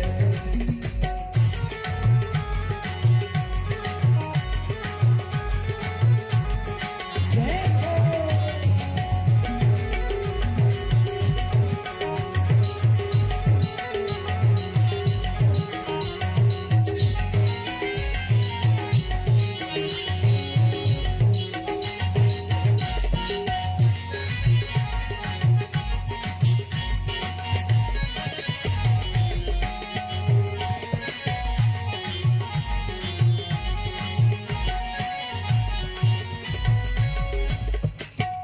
संत ऋषियों की वाणी को मानो संत ऋषियों की वाणी की वाणी को मानो, संत ऋषियों की वाणी को मानो, प्रेम भक्ति की महिमा को जानो, प्रेम भक्ति की महिमा को जानो। जिसके हृदय में बाल मुकुंद है, जिसके हृदय में बाल मुकुंद है, उसे हर घड़ी आनंद ही आनंद है, उसे हर घड़ी आनंद ही आनंद है। विद्या में प्यारे थे जिसका संबंध है, मुरली वाले थे बंदी वाले थे जिसका संबंध है, उसे हर घड़ी आनंद आनंद है, उसे हर घड़ी आनंद आनंद है। उसे हर घड़ी आनंद ही आनंद है, उसे हर घड़ी आनंद ही आनंद है।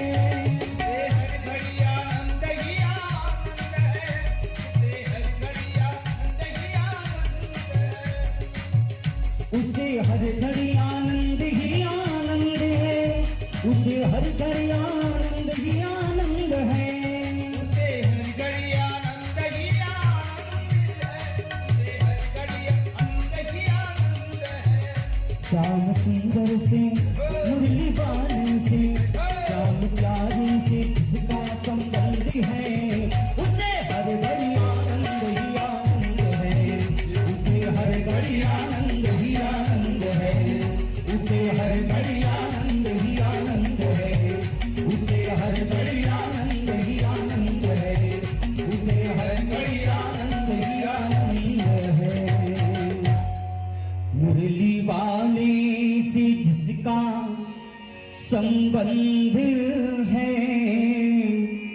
उसे हर घड़ी आनंद ही आनंद है, उसे हर घड़ी आनंद ही आनंद है। आज मैत्रेय मुनि जी विदुर जी महाराज के समक्ष सृष्टि वर्णन को विस्तार देते हैं। जो कुछ भी संसार में दिखाई दे रहा है, ये परमात्मा की क्रीड़ा है। भगवान खेल रहे हैं, वो उनकी सुंदर लीला है, और ये संसार उसकी क्रीड़ा भूमि है। यहां वो कई प्रकार की लीलाएं करके प्रबुद्धित करते हैं। दूसरी बात, कोई दुखी कोई सुखी, तो परमात्मा किसी को दुख नहीं देते, परमात्मा किसी को सुख नहीं देते।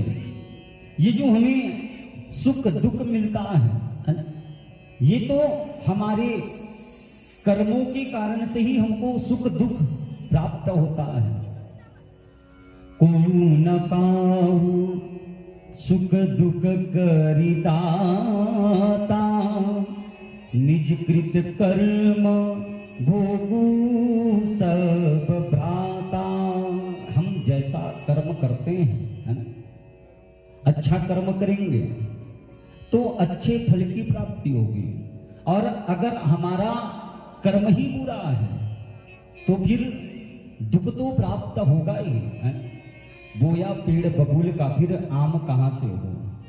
आपने लगा दिया वृक्ष बबूल का, और जब आम का सीजन आया आप कहोगे कि हमारे उस वृक्ष से आम का फल मिल जाए, बताइए मिलेगा?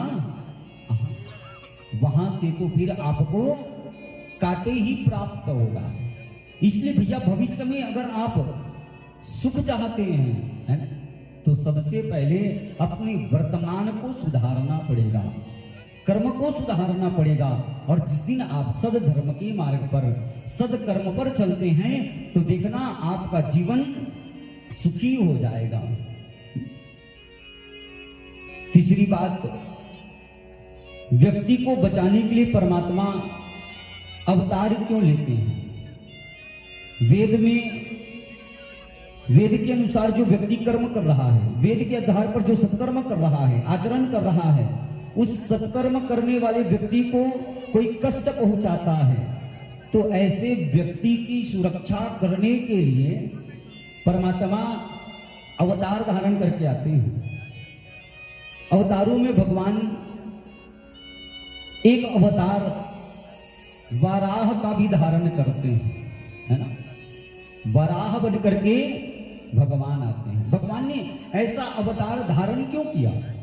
तो केवल और केवल अपने भक्तों की रक्षा के लिए विविध स्वरूप धारण करके भगवान आते हैं और अपने भक्तों की रचना करते हैं। जब सृष्टि का विस्तार हुआ तो मैं आपसे निवेदन कर रहा था कि भगवान नारायण के नाभि से ब्रह्मा जी का प्रागट्य हुआ है और ब्रह्मा जी के द्वारा इस सृष्टि को विस्तार दिया गया है ना। तो कहते हैं कि सबसे पहले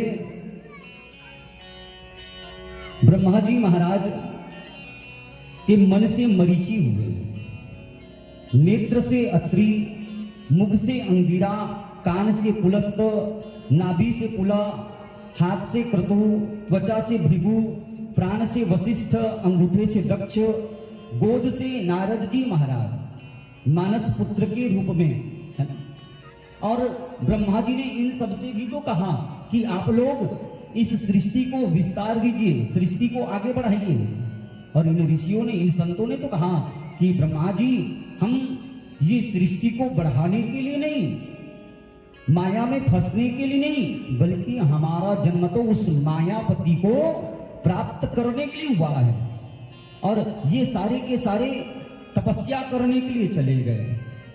यहीं पर रुद्र की उत्पत्ति बताई गई है और ये रुद्र की उत्पत्ति ब्रह्मा की भौहों से बताया गया है।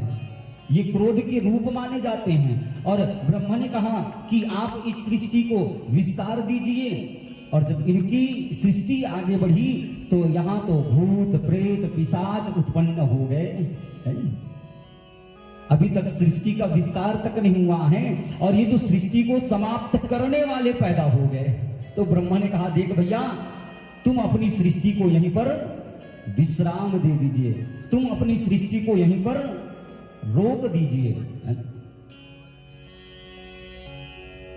और इसके बाद फिर सृष्टि के विस्तार के लिए ब्रह्मा जी के द्वारा स्वयंभू मनु और सतरूपा जिनते भई नर सृष्टि अनुपा, दंपति धर्म आचरण नीका, अजहु काम श्रुति जिनके लीका।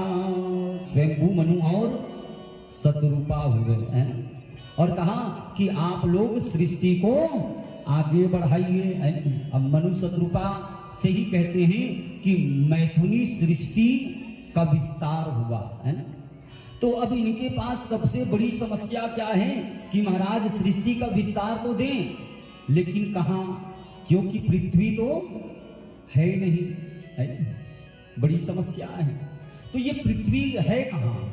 तो कहते हैं कि उसी समय में एक हिरण्याक्ष नाम का राक्षस हुआ है ना। और ये राक्षस जो है पृथ्वी को समुद्र के रसातल में ले जा करके छिपा दिए। तो परीक्षित जी महाराज कहते हैं कि ये हिरण्याक्ष कौन है और भगवान कैसे वराह का अवतार धारण करके इसका संहार किए, ये कथा मैं सुनना चाहता हूँ। तो कहते हैं कि कश्यप जी महाराज है ना, और कश्यप जी महाराज की 13 पत्नी, उसमें दीति सबसे बड़ी। एक दिन दीति ने कश्यप से कहा कि मेरी सभी बहनें पुत्रवती हैं, मुझे भी पुत्र होना चाहिए, इस प्रकार संतान की कामना। कश्यप जी महाराज कहते कि देवी, ये जो समय है ना, ये समय संध्या काल का है और संध्या काल के समय में ऐसा गलत कृत्य नहीं करना चाहिए, क्योंकि ये जो समय है ना, ये समय तो पूजा करने का है, आरती करने का है, वंदन करने का है, मंगलाचरण करने का है। और ऐसे समय में तुम्हारे मन में काम भाव उत्पन्न हो रहे हैं, लेकिन आज दीदी मानती नहीं है। संत ने तो समझाया कि देखो देवी, ये समय जो है ना, भगवान शिव अपने गणों को लेकर के इस पृथ्वी पर भ्रमण करते हैं। भूत प्रेत पिशाच डाकनी साकनी कराल ये सब भ्रमण करते हैं। लेकिन मेरे भाई बहन, आप सब जानते हैं 3 प्रकार के हट है ना। एक त्रिया हट, बाल हट और राज हट, है ना। ये एक बार अपनी हट पर आ जाए तो जब तक ये अपना बात मना नहीं लेंगी तब तक ये शांत होने वाली नहीं है ना। जैसे आपकी स्त्री एक बार अगर जिद पर आ जाए तो जब तक आप उनके मन की इच्छा को पूरी नहीं करेंगे, तब तक वो शांत होने वाली नहीं है। ऐसे ही बाल हट के विषय में भी बताया गया है। बच्चा अगर एक बार जिद पर अड़ जाए, उसको आप कितना भी मार डालो, पटक डालो, कितना भी डांट डालो, फिर भी देखना अगर एक बार वो जिद पर अड़ गया है तो जब तक अपनी जिद पूरी नहीं करा लेगा तब तक वो बालक शांत होने वाला नहीं है। और ऐसे ही राजहट के विषय में बताया गया है, किसी को पद प्रतिष्ठा, किसी को राजगद्दी की अगर जिद हो गई है तो उसके लिए वो कुछ भी करने के लिए तैयार रहता है। ये है 3 हट मेरे भाई बहन। आज कश्यप जी महाराज बहुत समझाए लेकिन ये मानी नहीं। और आज कश्यप जी महाराज कहते हैं कि देवी, आज तुमने मेरा कहना माना नहीं। संध्याकालीन बेला में उत्तरी ग्रहण करना नहीं चाहिए, लेकिन आज अपराध हुआ है और इस अपराध का, इस गलती की सजा तो मिलेगी कहे।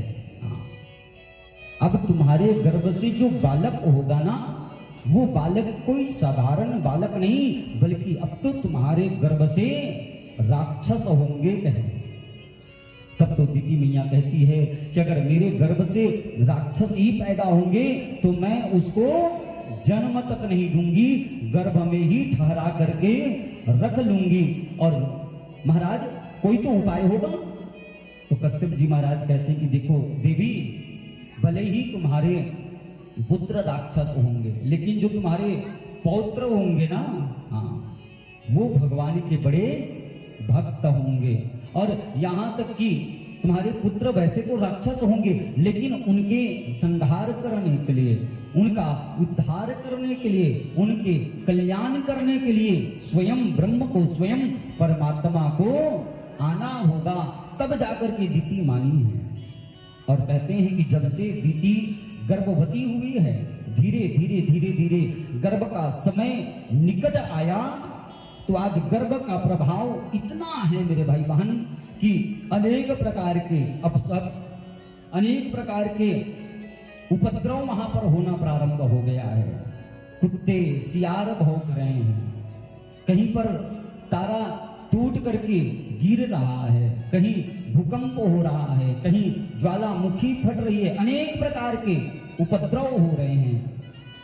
स्वर्ग सिंहासन हिलने लग गया, इतना तेज। बताइए, देवताओं ने कहा अरे ये दीति के गर्भ में कौन है जिसका इतना तेज। और ये कोई साधारण नहीं मेरे भाई बहन, बल्कि आज दीति के गर्भ से जो बालक जन्म होने वाले हैं ना, ये कोई साधारण नहीं, बल्कि ये भगवान विष्णु के ही पार्षद है। जय और विजय है ना, कथा आप सब लोग जानते हैं। जय विजय की पहरेदारी चल रही थी और 4 बालक हैं जो हमेशा 5 वर्ष की आयु में रहते हैं। सनक सनंदन सनत सनातन कुमार, है ना। एक बार तपस्या करते बैठे हैं, साधना करते बैठे हुए हैं, तभी मन में जिज्ञासा भाई कि क्यों ना पिताजी से जाकर के मिले, भगवान नारायण का दर्शन करके आए। और चारों ऋषि कुमार, चारों बालक आज सीधे बैकुंठ आ गए। और जब बैकुंठ आए तो भीतर प्रवेश करना तो चाहते, इतने में ही जय विजय ने रोक दिया। कहा महात्मन, रुक जाइए। वैसे तो परमात्मा से मिलने के लिए, भगवान से मिलने के लिए वो तो 24 घंटा उनका द्वार खुला ही रहता है, आवाजाही में कोई बंधन नहीं है। लेकिन महाराज ये मध्याह्न का समय है और ये कहीं भगवान का आराम का समय है। हम चाहते कि आप थोड़ी देर रुक जाएं, हम सूचना देकर के आ जाते हैं। लेकिन आज उन ऋषि कुमारों को क्रोध आया, अरे मूर्ख, आज तुम हमें अपने पिताजी से मिलने के लिए रोक रहे हो, क्योंकि हम सबके सब पिता वो ब्रह्म, वो परमात्मा, वो नारायण ही तो है। राक्षस की भांति तुम लोग व्यवहार कर रहे हो, जाओ तुम राक्षस हो जाओ। श्राप दे दिया मेरे भाई बहन। आज जय विजय की क्या गलती थी बताइए, है ना? आज भगवान नारायण बाहर आकर के उन 4 ऋषि कुमारों को दर्शन देते हैं और जब दर्शन प्राप्त हुआ तब इनको अपने आप में बहुत ज्यादा सोचने लग गए कि अरे हमने हजारों वर्षों तक, लाखों वर्षों तक तपस्या किए, तपस्या करने के बाद भी आज परिणाम क्या हुआ? हम क्रोध को नहीं जीत पाए, बड़ा पश्चाताप हो रहा है इनको। और देखिए आज इनके मन में क्रोध आया तो इनको वैकुंठ में प्रवेश नहीं मिला मेरे भाई बहन, बल्कि स्वयं नारायण बाहर आकर के इनको दर्शन देते हैं। और बड़ा पश्चाताप हुआ और कहा प्रभु हम फिर से तपस्या के लिए जा रहे हैं। तपस्या के लिए चले गए, इधर जय और विजय हाथ जोड़े खड़े, प्रभु इसमें हमारी क्या गलती है? और भगवान ने कहा बेटा चिंता मत करो, तुम्हें तो 3 जन्मों का ही राक्षस होने का श्राप मिला है ना। तुम्हारे उद्धार के लिए मैं 4 अवतार धारण करके आऊंगा, यानी 4 बार मुझे भी अवतार धारण करना पड़ेगा। तो सबसे पहले जय विजय हिरण्याक्ष और हिरण्यकश्यप के रूप में आए, भगवान वराह और नरसिंह के रूप में आकर के उद्धार करते हैं। रावण कुंभकर्ण के रूप में आए, भगवान राम के रूप में आते हैं। दंत वक्र और शिशुपाल के रूप में जय विजय जब आए तो भगवान कृष्ण के रूप में आकर के इनका उद्धार करते हैं मेरे भाई बहन। आज दिति माता का गर्भ जैसे जैसे बढ़ा, आज चारों ओर हाहाकार मचा हुआ है। और जैसे ही दिति माँ के गर्भ से ये 2 बालक का जन्म हुआ तो कहते हैं इतना बढ़े कि इनका मुकुट तो आकाश को भी छूने लग गया है, नहीं 10 दिशाओं को आच्छादित करने लग गया, इतना बढ़े। कभी ऐसा होता है क्या कि किसी के घर में कोई बच्चा हो और बच्चा जन्म लेते ही खूब बड़ा हो जाए? नहीं होता, आज तक कभी देखे नहीं होंगे, है नहीं? हाँ, लेकिन यहाँ देखिए ये हिरण्याक्ष और हिरण्यकश्यप है कौन? तो ये है लोभ और अहंकार का स्वरूप मेरे भाई बहन। जीवन में एक बार लोभ और अहंकार आ जाए ना तो ये बढ़ता ही चला जाता है, बढ़ता ही चला जाता है, ये फिर रुकता नहीं है मेरे भाई बहन। और हिरण्याक्ष लोभ के कारण ही तो देखिए पृथ्वी को ही समुद्र के रसातल में जाकर के छिपा दिए। और जब भगवान से प्रार्थना की गई, मनु शत्रुपा ने कहा कि हम सृष्टि को विस्तार कहाँ दे, तो कहते हैं कि ब्रह्मा जी के नासिका छिद्र से वराह भगवान का अवतार होता है और भगवान वराह के रूप में आकर के रसातल में प्रवेश करके पृथ्वी को बाहर निकालते हैं मेरे भाई बहन। आज हिरण्याक्ष अपने बल का बड़ा अभिमान है उसको। नारद जी महाराज नारायण नारायण नारायण कहते जा रहे हैं, आवाज दिया ओ नारद कहे। देखिए कहीं भी नारद जी जाते हैं ना तो ससम्मान पूर्वक उनको बुलाया जाता है, प्रणाम किया जाता है, बैठाया जाता है, चाहे देवता हो, चाहे राक्षस हो, चाहे ऋषि मुनि संत हो, कहीं भी नारद जी जाते तो उनका सम्मान होता है। लेकिन पहली बार आज देखिए ये कैसा राक्षस है हिरण्याक्ष, जो कोई सम्मान नहीं बल्कि ए नारद कहे, इधर आओ कहे, ये बस ये तंबूरा चला बजाए लाचे की काट कर युद्ध वगैरह जानता बस 24 घंटा बजात घूमत रहता। युद्ध वगैरह आता है? नारद जी कहे नहीं भैया, हमको युद्ध वगैरह नहीं आता है, हमको तो केवल और केवल भगवान का नाम लेने आता है। लेकिन आज तो मुझसे तुम्हें युद्ध करना ही पड़ेगा कहे, क्योंकि मेरी भुजाओं में, मेरी बाजुओं में बड़ी खुजली हो रही है, मैं करूं तो करूं किससे युद्ध? और नारद ने कहा तेरी बाजुओं में बड़ी खुजली ना, वो सारी मिट जाएगी कहे, तुझसे युद्ध करने वाला प्रकट हो चुका है, उसका आगमन हो चुका है।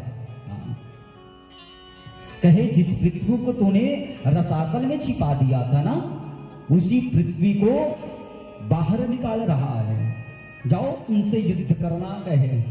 और बड़ा क्रोध आया, अरे कौन है जो मेरी संपत्ति को, क्योंकि पृथ्वी को अपनी संपत्ति मानता है ना, कौन है?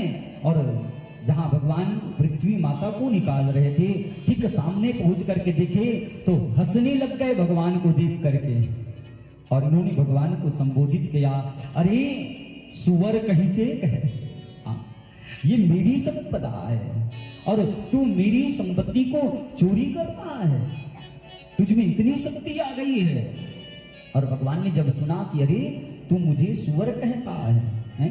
तो भगवान ने भी इसको कहा, अरे ग्राम सिंह कहे। ग्राम सिंह किसको कहते हैं जानते? नहीं जानते? ग्राम सिंह गांव का शेर, कुत्ता है नहीं? हाँ, भगवान ने भी संबोधित किया। और आज भगवान और हिरण्याक्ष के मध्य युद्ध होना प्रारंभ हो गया मेरे भाई बहन। हिरण्याक्ष ने भगवान के ऊपर अपनी मुस्तिका को बनाया, अंगूठा ऐसा अंदर डाले, है ना, और हाथ को ऐसा बंद किया और एक मुस्तिका का प्रहार भगवान पे किए। तो कहते हैं भगवान एक पग पीछे चले गए, देवता घबरा गए कि प्रभु ये क्या कर रहे हो, है? इनको मार डालो। तो भगवान ने कहा चिंता मत करो, है? और भगवान ने किया कुछ नहीं, बस अपना हाथ ऐसा निकाले और हाथ ऐसा करके बस एक बार जैसे स्पर्श किया, मारे तक नहीं, बस स्पर्श करने मात्र से ही हिरण्याक्ष का गोविंदाय नमो नमः हो गया भैया, हिरण्याक्ष मारा गया। तो हिरण्याक्ष है लोभ का प्रतीक। जीवन में अगर लोभ आ जाए तो इसको समाप्त कैसे करें, इसको मारे कैसे? तो लोभ को केवल और केवल संतोष के माध्यम से ही मारा जा सकता है। लोभी व्यक्ति हमेशा अपनी मुस्तिका बंद करके रखता है ना, ये मिल जाए वो मिल जाए, जहां से धन आ जाए, है ना। और संतोषी व्यक्ति तो अपना हाथ झड़ा देता है। बस अगर लोभ को मारना है, लोभ पर विजय पाना है, तो सबसे पहले अपने जीवन में, अपने मन में संतोष को अपनाना पड़ेगा मेरे भाई बहन। और जैसे ही लोभ मरता है ना, जब लोभ मरेगा तभी आपको परमात्मा मिल सकता है।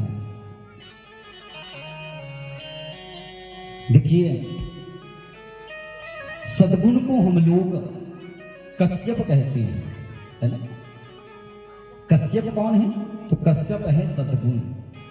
और ये सद्गुण की दो पत्नियां हैं, दिति और अदिति। ये दिति और अदिति क्या है? दिति माने भेद बुद्धि, अदिति माने अभेद बुद्धि। जो दिति के पुत्र होते हैं, दैत्य होते हैं, हिरण्यकश्यप और हिरण्याक्ष। हिरण्याक्ष कहते हैं लोभ को, हिरण्यकश्यप कहते हैं अहंकार को। जहां भेद बुद्धि होगी मेरे भाई बहन, वहीं तो ये अभिमान और ये लोभ पैदा होता है। और जहां अभेद बुद्धि होगी, वहीं पर देवताओं का प्रागट्य होता है, जो सत्व गुण के प्रतीक है। हिरण्याक्ष बड़ा दुष्ट है। पृथ्वी पर प्रलय का समय आया, पृथ्वी समुद्र में डूब गई, तो ये उस संपत्ति को अपना मान बैठा, है ना। और देखिए वराह भगवान संतोष का स्वरूप बना करके प्रकट हुए और इस लोभ को भगवान ने समाप्त कर दिया।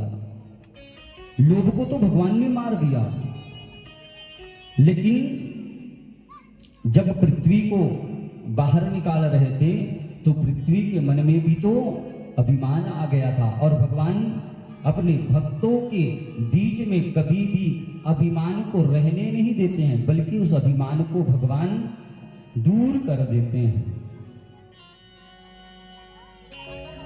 हृदय में स्थित हुए लोभ को जब मारोगे तभी कपिल भगवान आते हैं। ज्ञान का शत्रु हिरण्याक्ष है। भागवत में बताए गए अवतारों के क्रम में भी रहस्य छिपा हुआ है। ज्ञान का स्थिर करना है तो सबसे पहले हमको हिरण्याक्ष को मारना पड़ेगा, तब जाकर के ही ज्ञान स्थिर हो सकता है मेरे भाई बहन। कपिल भगवान का आगमन हुआ तो ब्रह्मा जी की सृष्टि में एक और ऋषि हुए जिसका नाम है कर्दम, है ना। और कर्दम जी महाराज से भी ब्रह्मा जी ने कहा कि बेटा सृष्टि को विस्तार दो, तो इन्होंने कहा मेरा जन्म सृष्टि को बढ़ाने के लिए नहीं, बल्कि मेरा जन्म तो परम तत्व की प्राप्ति के लिए, परमात्मा को प्राप्त करने के लिए, भगवत भक्ति ज्ञान की प्राप्ति करने के लिए हुआ है। इस चंगुल में फंसने वाला नहीं। और कर्दम जी तपस्या करने चले गए, बहुत वर्षों तक तपस्या करते रहे।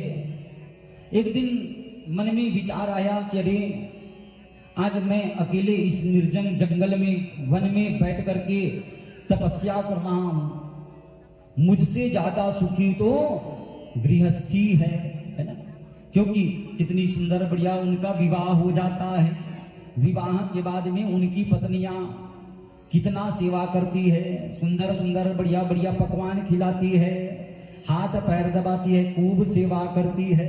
कर्दम जी महाराज अपने मन में विचार कर रहे हैं। देखिए पहले तो परमात्मा प्राप्ति के लिए वन में जा करके तपस्या कर रहे थे, लेकिन एक ही पल में आज पत्नी की इच्छा, पत्नी प्राप्ति की कामना उसके मन में जागृत हो गई। और अब तो कर्दम जी महाराज पत्नी प्राप्ति के लिए तपस्या कर रहे हैं।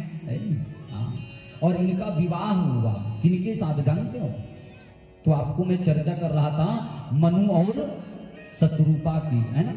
तो मनु और शत्रुपा के 2 पुत्र एवं 3 पुत्रियां हुई मेरे भाई बहन। आकुति, देवहूति और प्रसूति 2 पुत्र हुए, उत्तानपाद और प्रियव्रत, है ना। आकुति रुचि प्रजापति के साथ इनका विवाह होता है।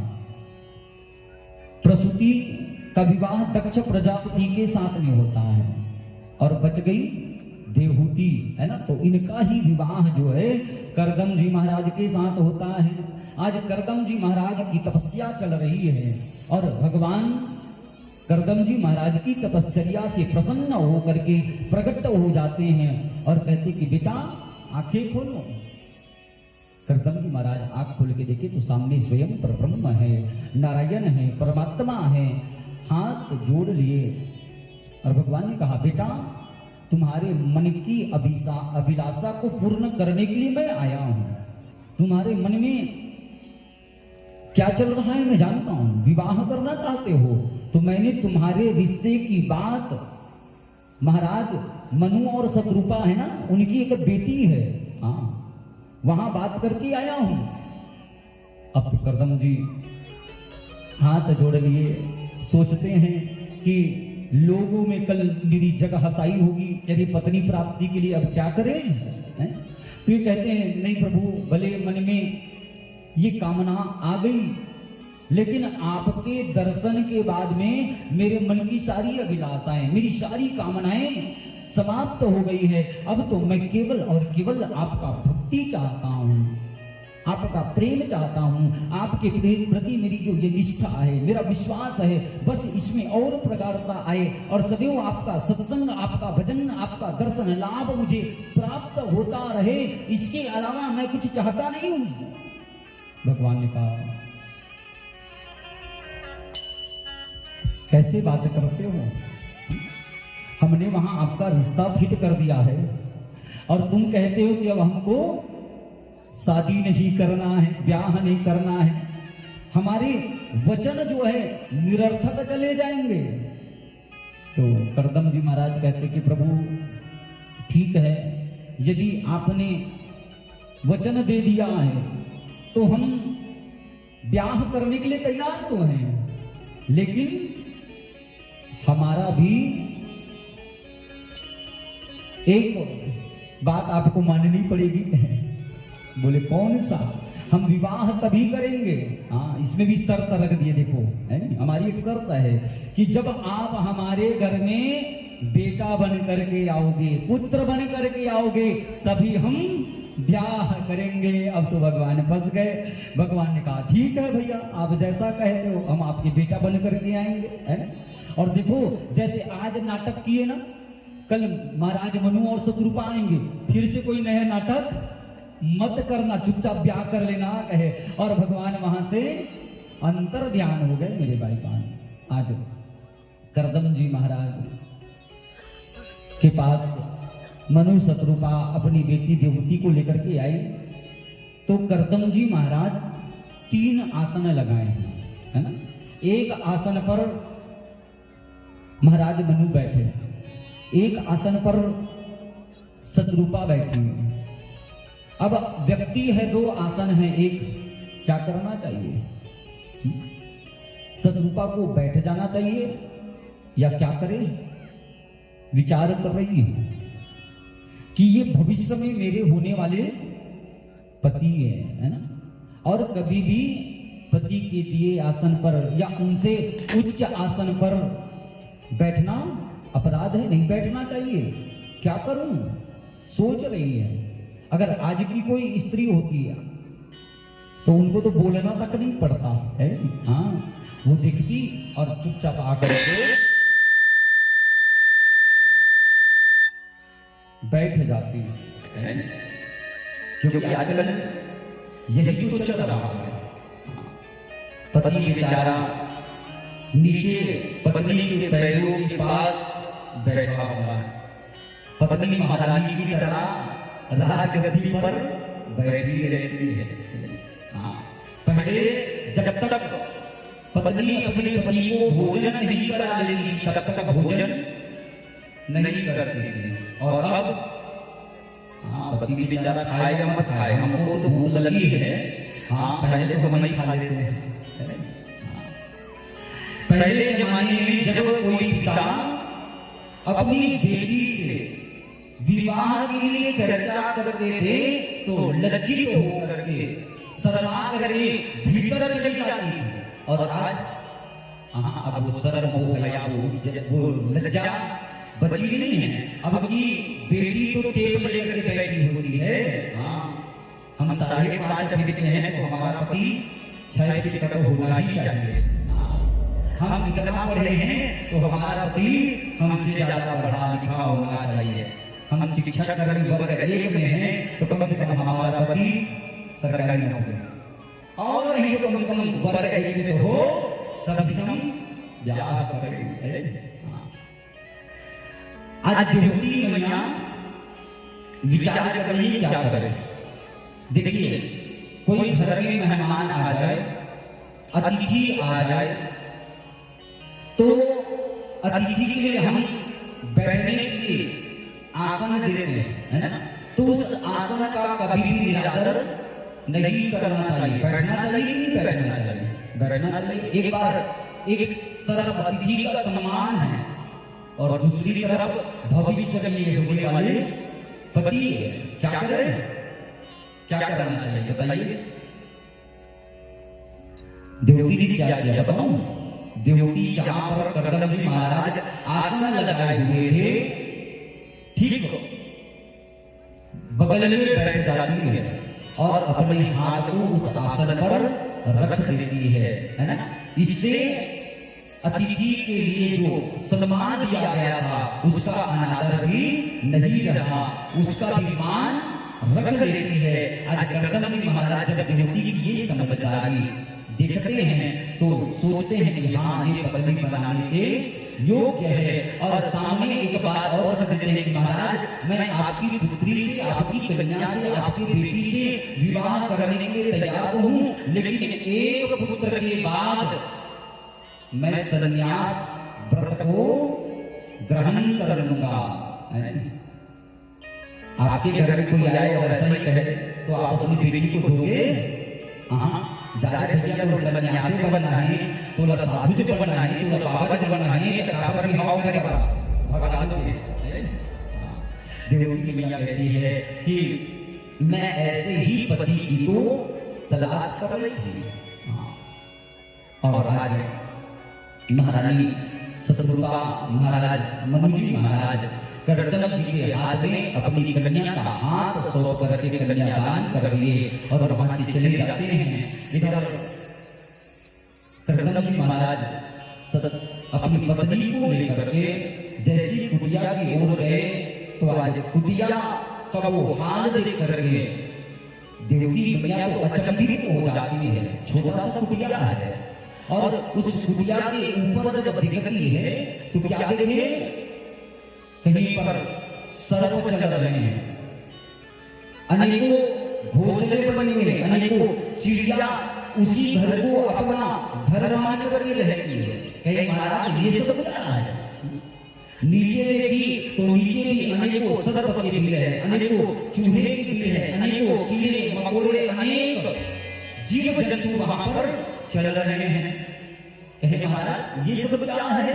तो करदम जी महाराज कहते हैं देवी ये जितने जीव जंतु है ना ये सब भी मेरे इस घर को अपना घर मानते हैं। महाराज आप कहाँ रहते हो?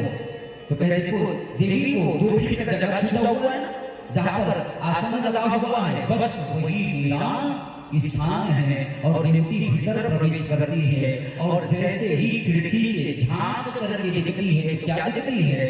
बाहर का वातावरण तो अपने आप में ही बड़ा दिव्य है मेरे भाई बहन, जहाँ बड़े बड़े विशालकाय वृक्ष है, जिन वृक्षों से लताएं लिपट रही है, सुंदर सुंदर हरे हरे पत्ते हैं, सुंदर सुंदर पुष्प खिल रहे हैं, नदी झरझर झरझर करके झरने बह रहे हैं, नदी की शीतल धार बह रही है और एक ही घाट पर वहीं पर हिरण भी पानी पी रहा है, वहीं पर शेर भी पानी पी रहा है, वहीं पर गौ माता भी पानी पी रहे हैं। ये देख करके तो बड़ा आश्चर्य हुआ कि इन दोनों का तो जमता नहीं है ना, हिंसक प्राणी है और दोनों ही एक दूसरे को खा जाते हैं। हाँ, जहाँ शेर है वहां पर कभी भी हिरण। लेकिन आज देखिए उस संत, उस महात्मा की तपस्या का ही तो प्रभाव है मेरे भाई बहन, जहाँ हिंसक जीव अपनी हिंसा भी भूल करके एक ही जगह रहते हैं, गुजर बसर करते हैं। ये तपस्या का प्रभाव। और आज करदम जी महाराज कहते कि मैं थोड़ा सा पूजा कर लूं, और महारानी कहती है कि ठीक है महाराज आप पूजा करिए, मैं पूजा की तैयारी कर देती हूँ। और जैसी करदम जी महाराज पूजा करने बैठे, पूजा क्या करने बैठे, उनकी तो तपस्या, उनकी तो समाधि लग गई। और समाधि 1-2 वर्ष की नहीं बल्कि कहते हैं 40 वर्षों की समाधि लग गई। और 40 वर्षों तक मां देवती करदम जी महाराज की सेवा करती रही।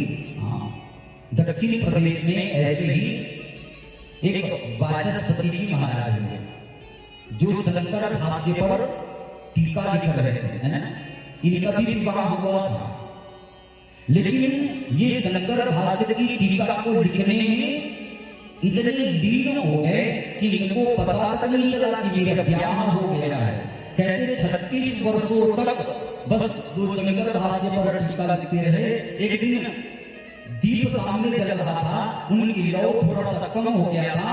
उस लौ को बढ़ाने के लिए जैसी उनकी पत्नी भामती आई और उस लौ को चढ़ा रही थी, इतने में ही उस स्त्री के हाथ को पकड़ लिया और कहा कि देवी तुम कौन हो? कहा स्वामी आपने मुझे पहचाना नहीं, मैं आपकी पत्नी भामती हूँ। और जो शंकर भाष्य पर टीका लिख रहे थे, आज ये वाचस्पति जी महाराज उस शंकर भाष्य की टीका का नाम ही भामती टीका रख दिया मेरे भाई। तो ऐसे ही करदम जी महाराज की भी 40 वर्षों की समाधि लग गई। एक दिन अचानक आंख खुले तो सामने द्वार पर किसी स्त्री को मलिन जर्जर अवस्था में देखे, है ना, बूढ़ी हो चुकी है, और कहा कि देवी तुम कौन हो? आज अगर कोई पति अपनी पत्नी से ऐसा ही प्रश्न कर दे कि तुम कौन हो, तो क्या होगा? डंडा बरस जाएगा, शादी करके नाम लेगा सब बोनस की पूछता है। कहा स्वामी आपने मुझे पहचाना नहीं, मैं आपकी पत्नी हूं, आपको याद नहीं? कुछ वर्ष पहले राजा रानी आए थे, आपका पानी ग्रहण हुआ था, जब याद कर रहे तभी को याद आया, हाँ। और देवी तुम इतने वर्षों तक यहाँ रही, सेवा करती रही, ये सेवा का फल तो तुम्हें मिलना चाहिए। और अपनी पत्नी को लेकर के पास ही सरोवर था, उस सरोवर में जैसे स्नान करने के लिए हुए, वहां से बाहर निकले तो आज 16 वर्ष की देवती हो जाती है। 20 वर्ष के स्वयं करदम जी महाराज हो गए। सुंदर वहां पर विमान आया, उस विमान में सारे उपभोग की सामग्रियां और उस विमान पर वर्षों तक विचरण करते रहे, सुख उपभोग करते रहे। और एक दिन करदम जी महाराज कहते थे देवी सुख उपभोग तो हमने बहुत कर लिया, अब परमात्मा का चिंतन, भगवान का भजन करना चाहिए, इसलिए मैं जाना चाहता हूं। और देवती ने कहा कि स्वामी आपने तो मुझे वचन दिया था कि एक पुत्र होने के बाद ही आप तपस्या के लिए जाएंगे, है ना?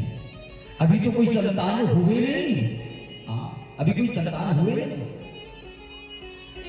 और देखिए अभिलाषा तो थी एक पुत्र की, है ना, लेकिन पुत्र नहीं बल्कि कहते हैं इनकी 9 कन्याएं हो गई मेरे भाई। और ये 9 कन्या क्या है? तो नवधा भक्ति है ना।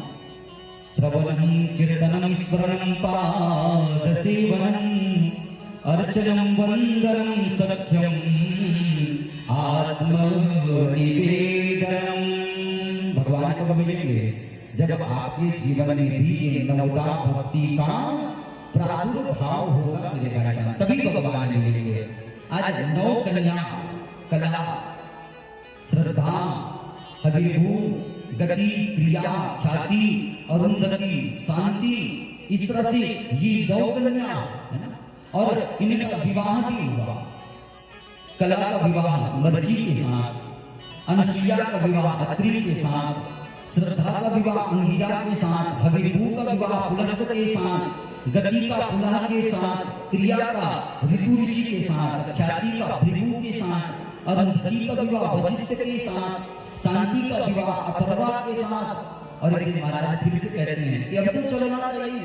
कहा महाराज अभी तक तो पुत्र हुआ ही नहीं है। और करदम देवती के यहाँ कोई और नहीं बल्कि स्वयं परब्रह्म परमात्मा अवतार धारण करके आते हैं। करदम, करदम का अर्थ क्या है? जिन्होंने अपने इंद्रियों का दमन कर लिया हो, वही तो करदम है ना। देवहूति जो देवताओं को भी आहूत करने की शक्ति रखती है, उसी का नाम देवहूति है ना। और करदम देवहूति के यहाँ ही भगवान का अवतार होता है।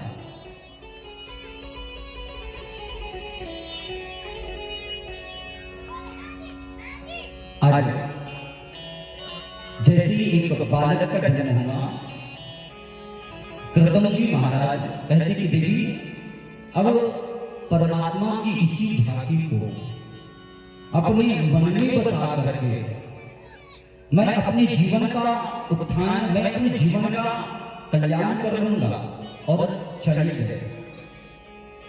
इधर देवती मैया आज उस छोटे से नन्हे से बालक को अपना बच्चा, अपना छोटा सा बेटा मान करके खूब सेवा करती है। और एक दिन तो देवती मैया छोटे से बालक को स्नान कराती है, जीना जीना वस्त्र पहना देती है, ऊंचे आसन पर बैठा देती है, आरती की थाल ले आती है और आरती की थाल ला करके आरती करने लग जाती है, प्रणाम करने लग जाती है।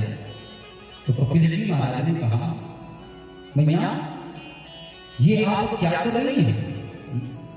मैं तो छोटा सा बालक हूं और आप ये भगवान की तरह मेरी पूजा क्यों कर रहे हैं? तो देवती मैया कहती है कि आज तक तो मैंने आपको अपना बेटा, छोटा सा बच्चा माना, ये मेरी बड़ी भूल थी, लेकिन आप तो स्वयं ही जगत पिता है, जगदाधार है, गोविंद है, गोपाल है, नारायण है, कृष्ण है, सब कुछ तो आप है, ये मेरी बड़ी भूल थी। और यहीं से प्रारंभ होता है जिसको हम कहते हैं कपिल गीता, है ना। ये भागवत का पहला संवाद है मेरे भाई। कपिल जी महाराज और माता देवती के मध्य आज देवती मैया कहती है कि निर्विन्नतरा भूमन्नसतीन्द्रियातर्शनात् येन सम्भाव्य व्यामाने न प्रपन्नां तमः प्रभो। ये जो प्रसंग है ना, ये प्रसंग बहुत ध्यान से सुनिएगा। आज भगवान कपिल जी महाराज व्यास गद्दी पर विराजित है। आज कपिल जी महाराज की ये जो 9 बहनें हैं ना, ये 9 बहनें भी आकर के बैठी हुई है और कपिल जी महाराज से प्रश्न करती है कि हे प्रभु, आज ये मेरी परिस्थिति बड़ी खराब हो रही है।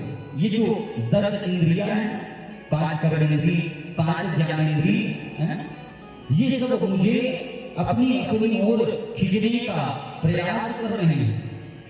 कान कहते हैं कि खूब प्रशंसा हो, सुनते चलो।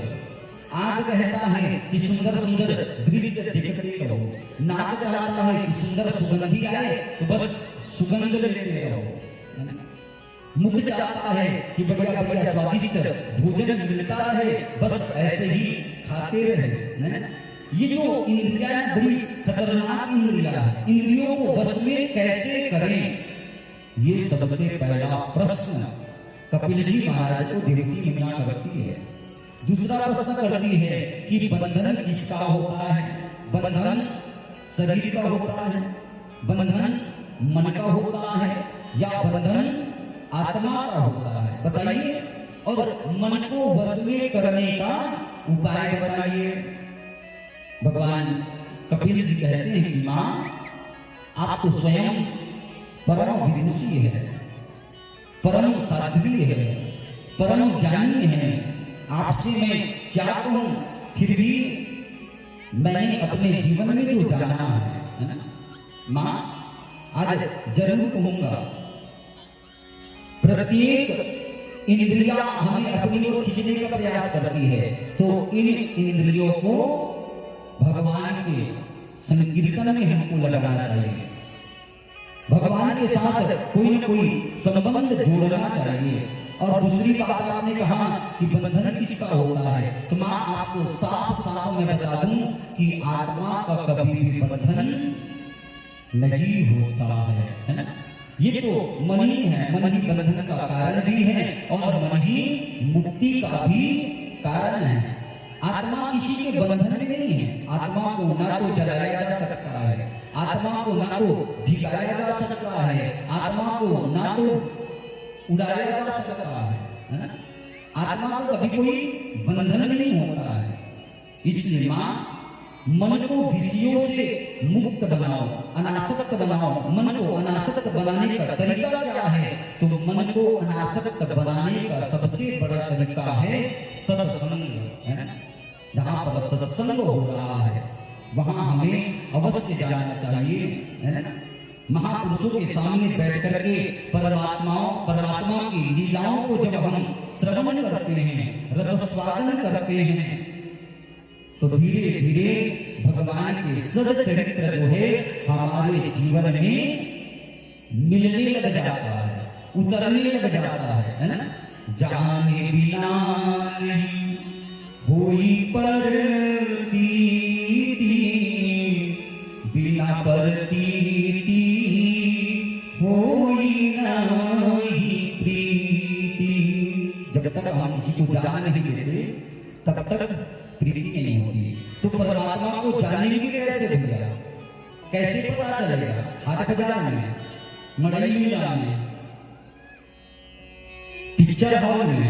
हाँ, बल्कि जब हम ऐसे ही सत्संग करने के लिए सत्संग पंडाल पर बैठेंगे तभी परमात्मा के विषय में हमको जानकारी होगी, है ना? और जब जानेंगे तब परमात्मा के प्रति हमारे मन में प्रेम होगा। और ना मन को वश में करने का तो एक और तरीका है। बोले कौन सा?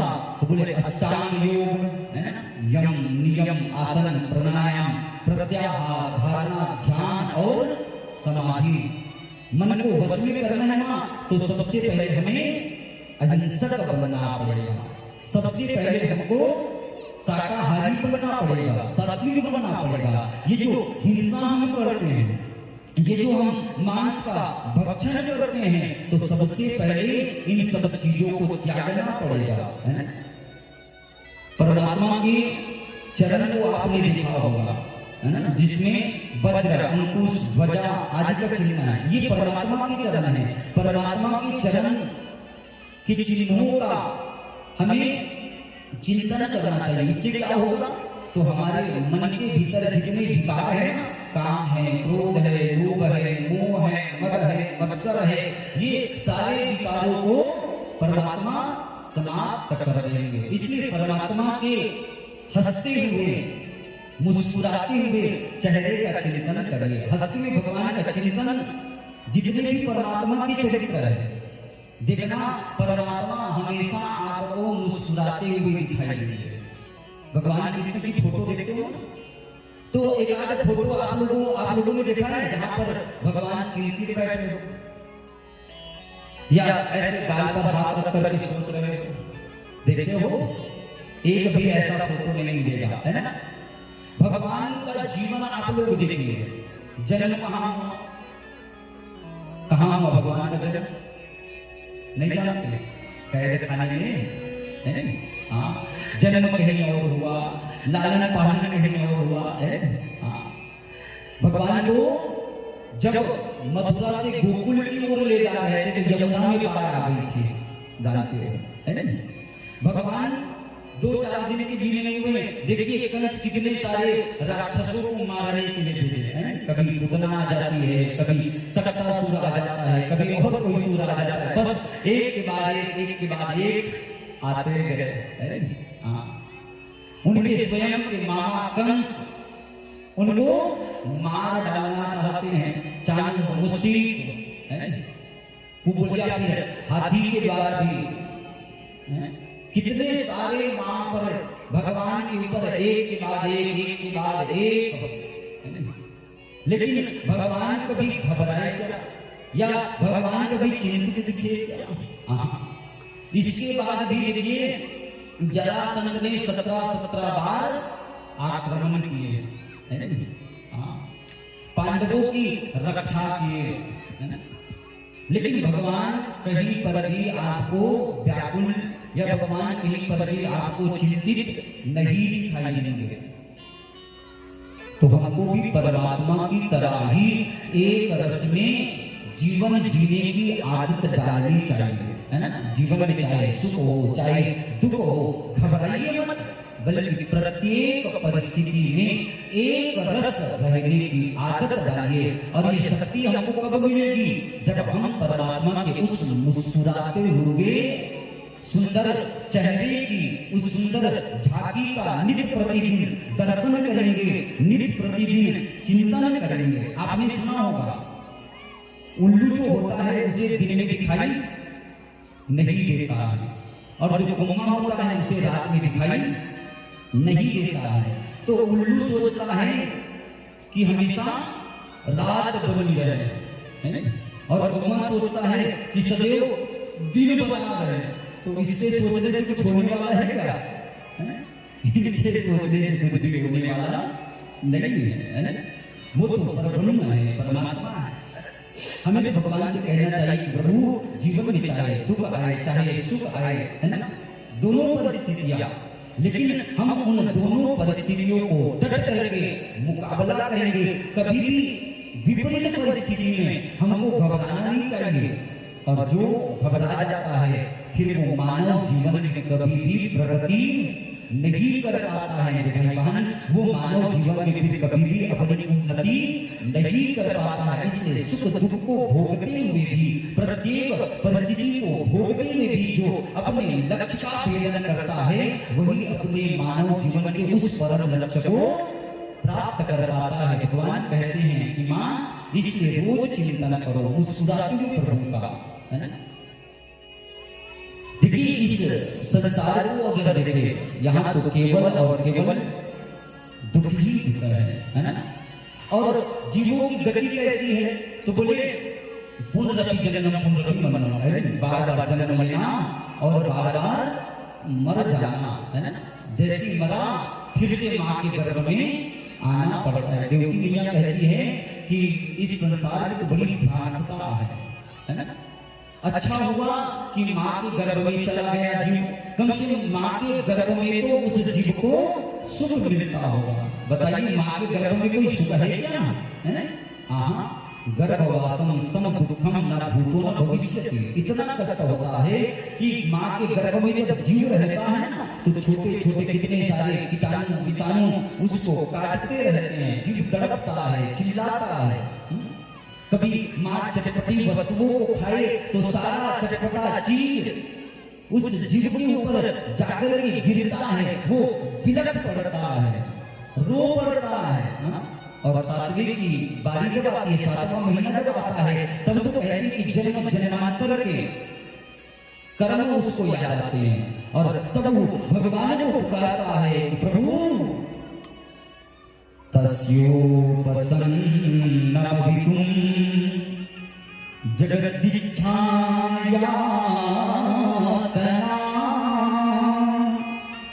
नातनोर्भुवि चलच्चरणारविन्दं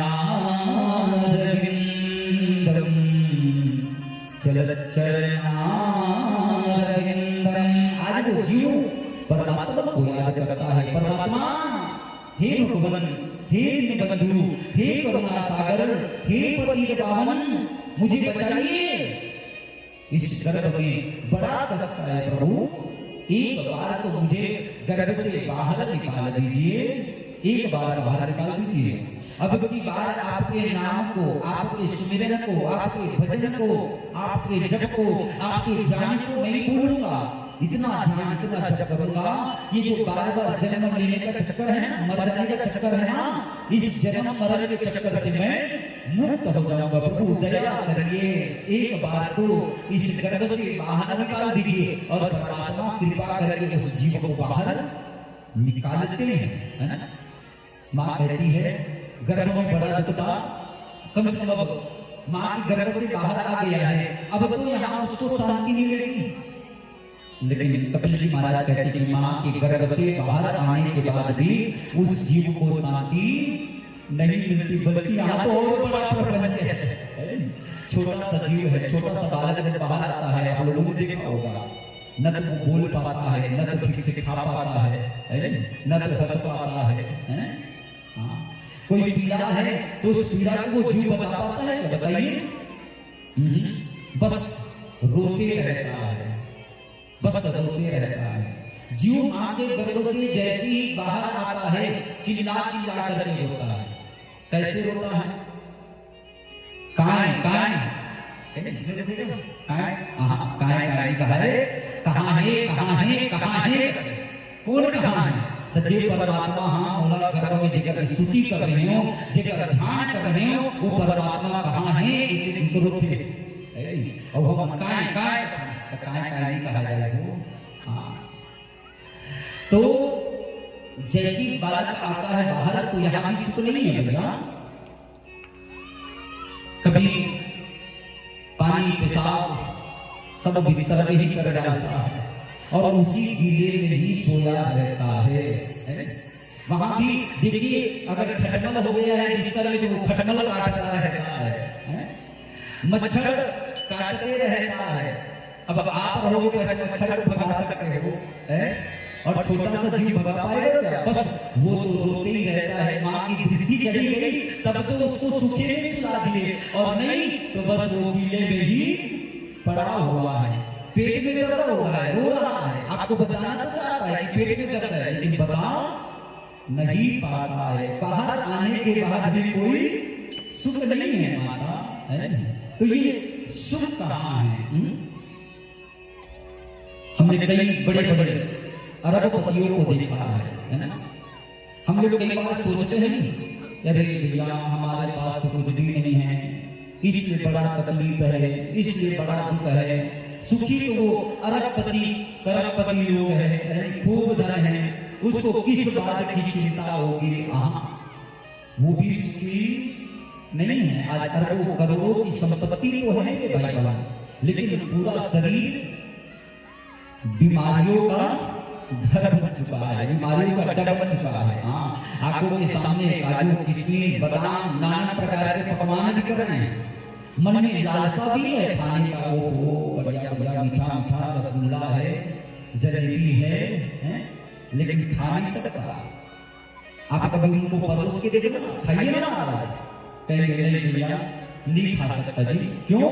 क्योंकि डॉक्टर ने मना किया है, हाई ब्लड शुगर है, खाओगे तो मर जाओगे। आज बहुत संपत्ति तो है लेकिन खाते क्या है? सूखी रोटी खा रहे हैं, खा कुछ नहीं सकते। वहां भी सुख नहीं है मेरे भाई।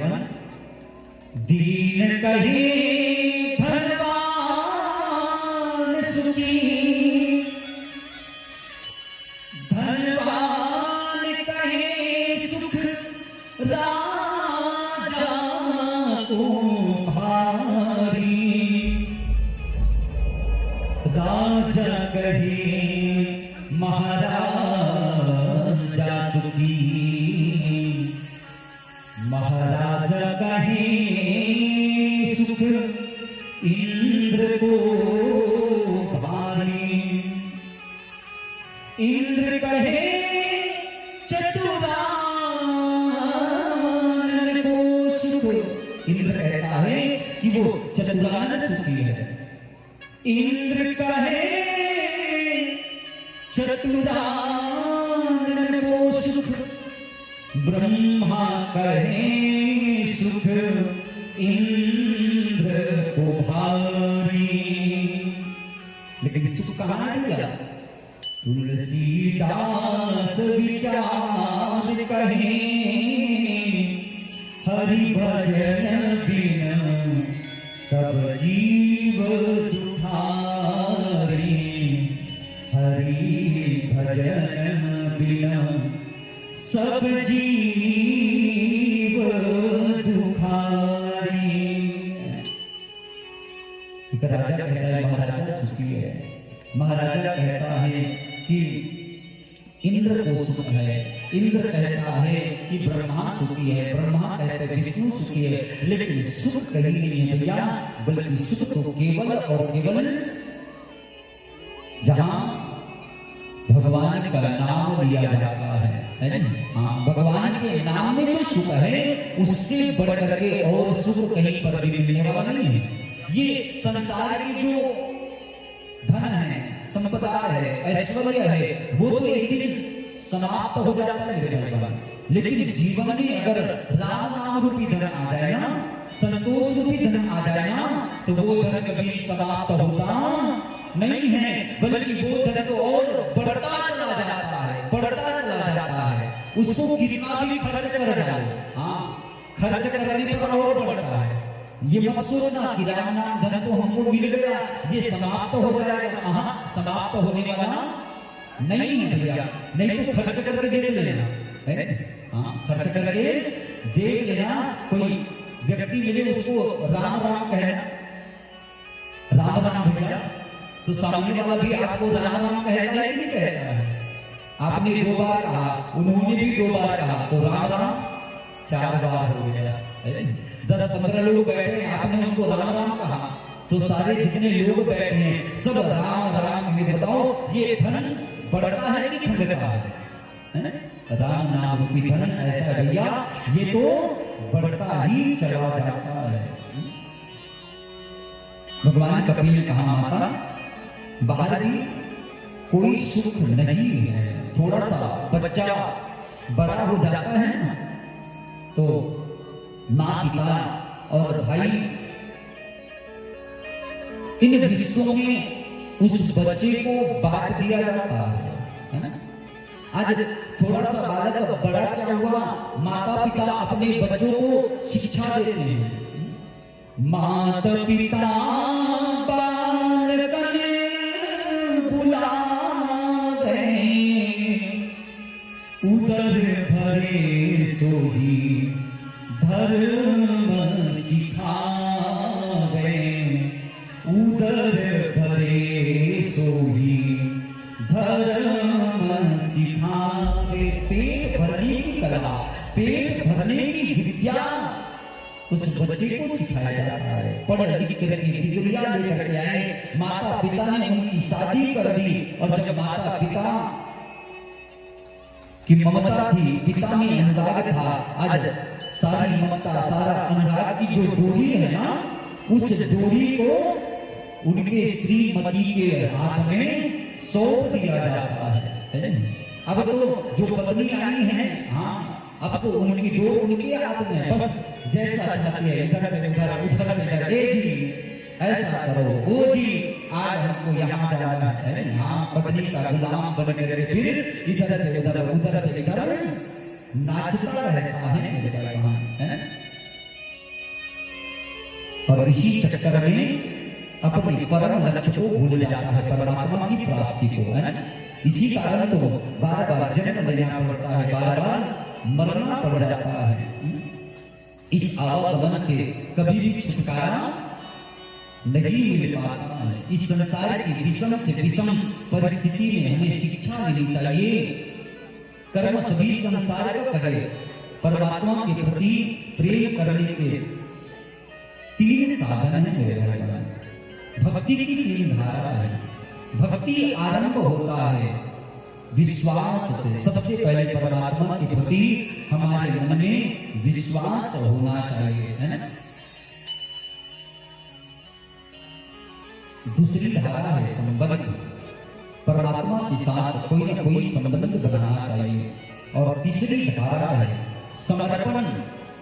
अपना सब कुछ परमात्मा को समर्पण कर दीजिए, परमात्मा को सौंप दीजिए। परमात्मा के पास जाते हैं मंदिर में, है ना, तो आरती गाते हैं कि नहीं गाते हैं, है ना। सब कुछ आपका है ना। हाँ, भगवान को कहते हैं तन मन धन यह जीवन सब कुछ है तेरा, प्रभु सब कुछ है तेरा,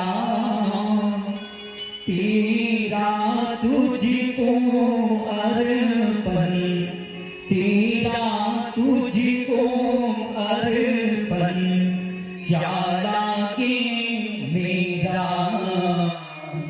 ओम जय जगदीश हरे।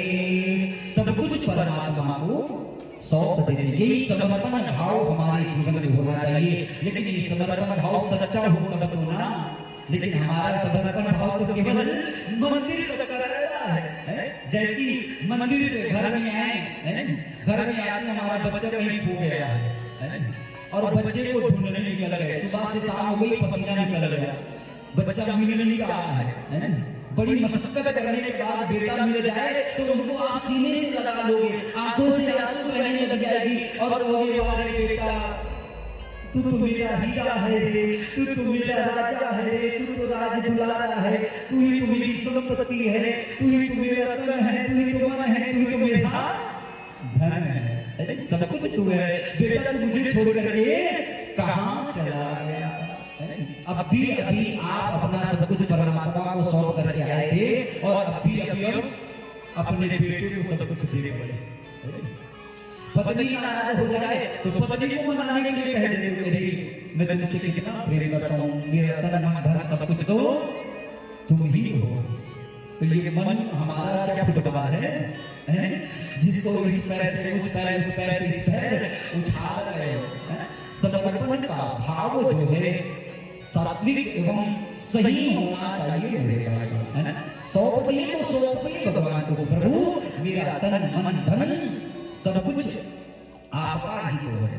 कपिल जी महाराज कहते हैं कि माँ जीवन में कीर्तन होना चाहिए, परमात्मा का नाम का गान होना चाहिए। तो माँ कहती है कि बेटा कीर्तन करना तो ठीक है, लेकिन भाई हमारे मन में भगवान के प्रति आस्था हो, हमारे मन में भगवान के प्रति भाव हो, तब भगवान का भजन करे, समझ में आता है। लेकिन अगर मन में भाव हो तब सदकर्म कर रहे हैं, तब भगवान का भजन कर रहे हैं, तब तो अच्छी बात है। लेकिन अगर दुष्कर्म कर रहे हैं तब भी क्या भगवान का भजन करना चाहिए?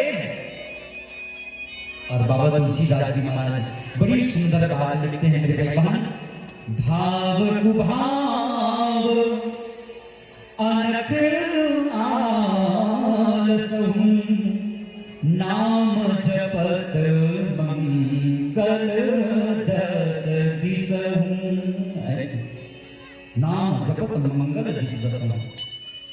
देखिए भैया, किसान जब बीज बोता है मुंचा भैया, जब बीज डालने आप जाते हैं तो क्या आप एक एक बीज को देखते हैं अरे इसको ऐसे डालना है मिट्टी में? नहीं, बल्कि आप तो बीज लेकर जाते हैं, बस छिड़क देते हैं। छिड़कना आपका काम है, बीज डालना आपका काम है, लेकिन उसको अंकुरित करना, उसको पौधा बनाना ये आपका काम नहीं है, ये तो उस परमात्मा का काम है ना? जैसे हम भोजन करते हैं, भोजन करना हमारा काम है तो भाई मान, लेकिन उस भोजन को पचाना हमारा काम नहीं, बल्कि जठराग्नि के रूप में स्वयं परमात्मा भीतर बैठे हुए हैं और परमात्मा ही तो उस भोजन को पचाता है ना? तो परमात्मा का नाम मूर्ख अगर लेता है तो ओम विष्णाय नमः कहता है, विद्वान ओम विष्णवे नमः कहता है ना? तो परमात्मा का कीर्तन चाहे उल्टा गाओ चाहे सीधा गाओ, आप सब जानते हैं कि मरा मरा मरा मरा कहते कहते कैसे एक दिन राम राम। तो ऐसे ही भगवान का कोई भी नाम का आश्रय आप ले लीजिए अपने जीवन में और उस नाम का इतना संकीर्तन करिए, क्योंकि कीर्तन को जितनी उच्च लहरी के साथ हम गाएंगे, जितनी तालियां बजा कर गाएंगे, उतनी जल्दी ही परमात्मा तक हमारा वो कीर्तन, हमारा वो जयकार भगवान तक पहुंचेगा और परमात्मा की कृपा हमको प्राप्त होगी। परमात्मा की कृपा तो सब पर बराबर ही मिलती है मेरे भाई, बस लेने में हम ही कंजूसी कर देते हैं। हाँ, जितना कीर्तन होता है तो जब कहा जाता है कि ताली बजाइए तो कुछ लोग बढ़िया मस्ती में झूम करके नाचते भी हैं, खूब बढ़िया तालियां बजाएंगे, और कुछ लोग कंजूसी करते हैं। हाँ, वो तो एक दूसरे को देखते रहेंगे, अरे ताली बजा छतरी बजा, कहीं अकेला ही छतरी बजा, तो ऐसा देखना नहीं भैया कि कौन ताली बजा रहा है कौन नहीं बजा रहा है। हाँ, संकीर्तन में इतना लीन हो जाए कि सामने वाला अगल बगल वाला क्या सोच रहा है क्या देख रहा है उससे हमको कोई लेना देना नहीं है ना। स्वर लहरी को जितना आप गाएंगे उतना ही कीर्तन आपका बढ़ेगा। गोविंद के नाम में वो सामर्थ्य है माता, विश्वास, संबंध और समर्पण तीनों नाम से मिलते हैं। और माता देवती प्रभु कपिल के मुख से ऐसे वचन सुनकर के आज गदगद हो जाती है, प्रमुदित हो जाती है, हर्षित हो जाती है और प्रेम की धारा वहां पर बहने लग जाती है। सज्जनों, प्रेम की 9 परिस्थितियां हैं। भक्ति की 10वीं परिस्थिति जब आता है तो व्यक्ति पानी बन करके बह जाता है। आज वही सिद्धा नदी नाम से बहने लग गई और कपिल जी महाराज जल का आचमन करके उस स्थान को छोड़ करके गंगा सागर क्षेत्र में चले जाते हैं। गंगा सागर क्षेत्र आप गए होंगे तो जानते होंगे, आज भी गंगा सागर क्षेत्र में बड़ा ही परम पवित्र पावन धरा है, जहाँ पर मकर संक्रांति के समय मेला लगता है। एक दिन के लिए समुद्र वहां पर स्थान छोड़ देता है और उसी स्थान पर मेला लगता है। आज भी वहां पर कपिल जी महाराज मुनि का आश्रम बना हुआ है। लोग तो कहते हैं कि आज भी कपिल जी भगवान के दर्शन वहां पर होते हैं। तो राम नाम में वो शक्ति है मेरे भाई बहन, और भगवान नाम का संकीर्तन को ही अपने जीवन में उतार लोगे तो इस जीवन से मुक्ति पालोगे, परमात्मा की प्राप्ति अवश्य हो जाएगी। राम नाम के हीरे मोती मैं बिखराऊं गली गली, राम नाम के हीरे मोती मैं बिखराऊं गली गली, ले लो रे कोई नाम का प्याला तो बचाऊं गली गली, ले लो रे कोई नाम का प्याला तो बचाऊं गली गली। राम नाम के हीरे मोती मैं बिखराऊं गली गली, राम नाम के हीरे मोती मैं बिखराऊं गली गली,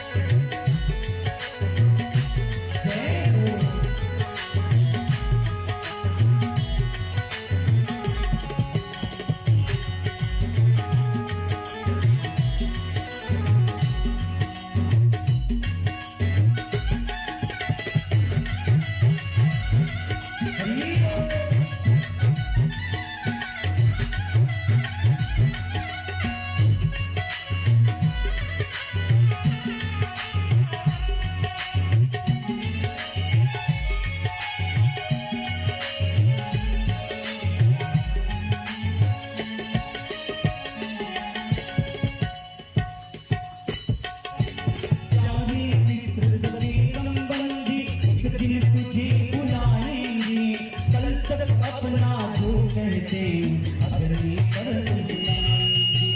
कल तक अपना जो कहते अगली पर तुझे सुनाएंगे। चाहे मित्र सगे संबंधी एक दिन तुझे बुलाएंगे। कल तक अपना जो कहते अगली पर तुझे सुनाएंगे। जगत सराहना जो जिनका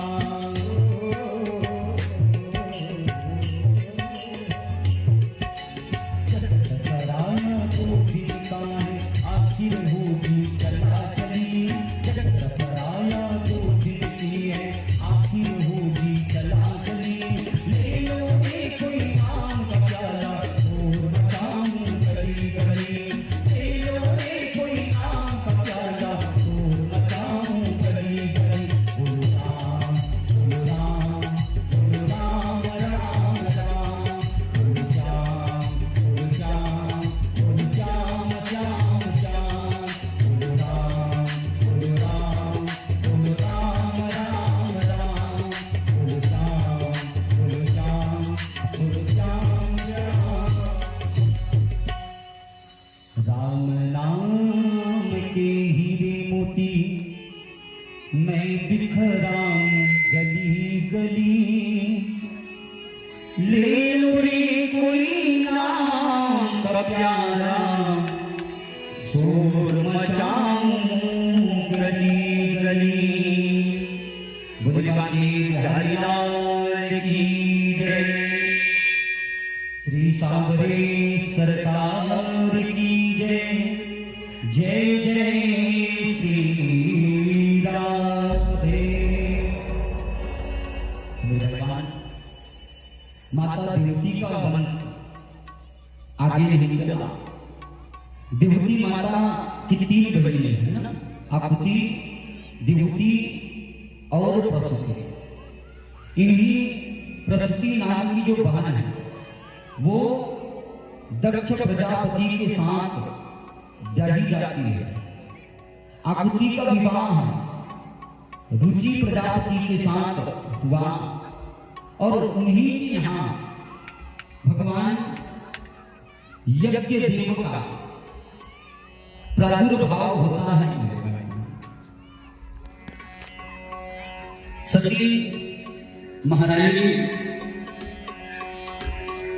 का विवाह भगवान शिव के साथ हुआ, लेकिन ये विवाह टिका नहीं, बल्कि सती को अपना देह त्यागना पड़ा। और महारानी इस सती की कथा में आइए हम आपको लेकर के चलते हैं। एक बार भगवान शिव जी को कथा सुनने की इच्छा हुई। एक बार त्रेता युग माही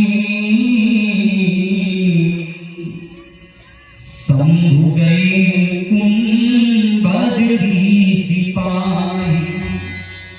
संगे सती जग जननी भवानी पूजे ऋषि अखिलेश्वर जानी। एक बार भगवान शंकर हो कथा सुनने की इच्छा हो, है ना। अब भगवान शंकर जी कहाँ रहते हैं आप सब लोग जानते हैं, है ना। हिमालय की उस उच्च श्रृंखला कैलाश पर्वत में भगवान शिव जी रहते हैं। और जब भगवान की कथा सुनने की इच्छा हुई तो आज समस्त देवतागण देख रहे हैं कि भगवान भोलेनाथ किसके पास जाकर के कथा श्रवण करेंगे, किसके पास जाएंगे। और देखिए भगवान भूत भावन भोलेनाथ उतने ऊंचे कैलाश पर्वत को छोड़ करके कहाँ गए तो सीधे दक्षिण भारत गए, है ना। हाँ, कुंभज कुंभज कुंभज कहते हुए, है ना। जिनका जन्म ही घड़े से हुआ हो उन्हीं का नाम तो कुंभज है ना। आज अगस्त जी महाराज के पास में कथा सुनने के लिए जाते हैं। और जब कथा सुनने के लिए भगवान शंकर जी गए ना, तो अकेले नहीं गए मेरे भगवान, बल्कि अपने साथ में संग सती जग जननी भवानी, संग में माता सती को लेकर के जाते हैं। आज भगवान शंकर जी हम सबको सुंदर जीवन दर्शन दे रहे हैं भैया। कहीं पर सत्संग हो रहा हो, कहीं पर भागवत की कथा हो रही हो, तो उस कथा में कभी भी अकेले नहीं जाना चाहिए। यदि आप विवाहित हैं तो उस कथा में सदैव अपनी पत्नी को लेकर के जाना चाहिए, है ना।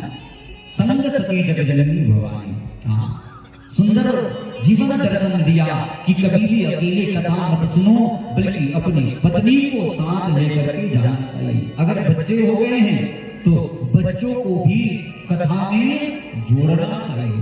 कई लोग क्या करते हैं कि महाराज जी वो लड़का मन लगावे तो हम किसी करवे खाली दंड दाए, है ना, मस्ती करे, न तो खुद कथा सुने महाराज, न तो हम कथा सुना दे, बड़ मस्ती करते महाराज। जेकरे से हम घर में थाम के आए हैं, घर में छोड़ के आए हैं, हाँ, वो कार्टून अपड़ के मोबाइल में धरा दी है, लेकिन हाँ कार्टून देखा जी महाराज, कार्टून दिखाओ, हाँ कुछ लड़का आज बन गए कार्टून, है नहीं।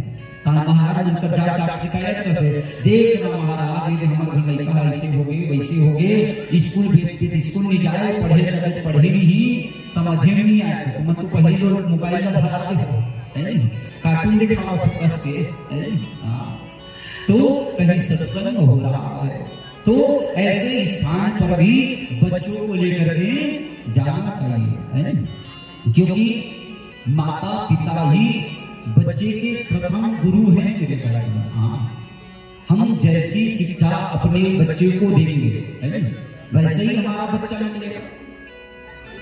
कहते हैं जो माता पिता अपने बच्चे को अच्छा संस्कार नहीं दे पाते, है ना, तो फिर वो अपने बच्चों के ही माता पिता नहीं, बल्कि वो अपने बच्चों के ही शत्रु बन जाते हैं, है ना। बालक जब गर्भ में आए तब से ही अगर आप चाहते हैं कि हमारा बालक सुसंस्कारवान निकले, अच्छा निकले, तो गर्भ में ही जब बालक है तब से ही आपको ही सदचरित्र के मार्ग पर चलना पड़ेगा, है ना। हाँ, सदग्रंथों को पढ़ना होगा।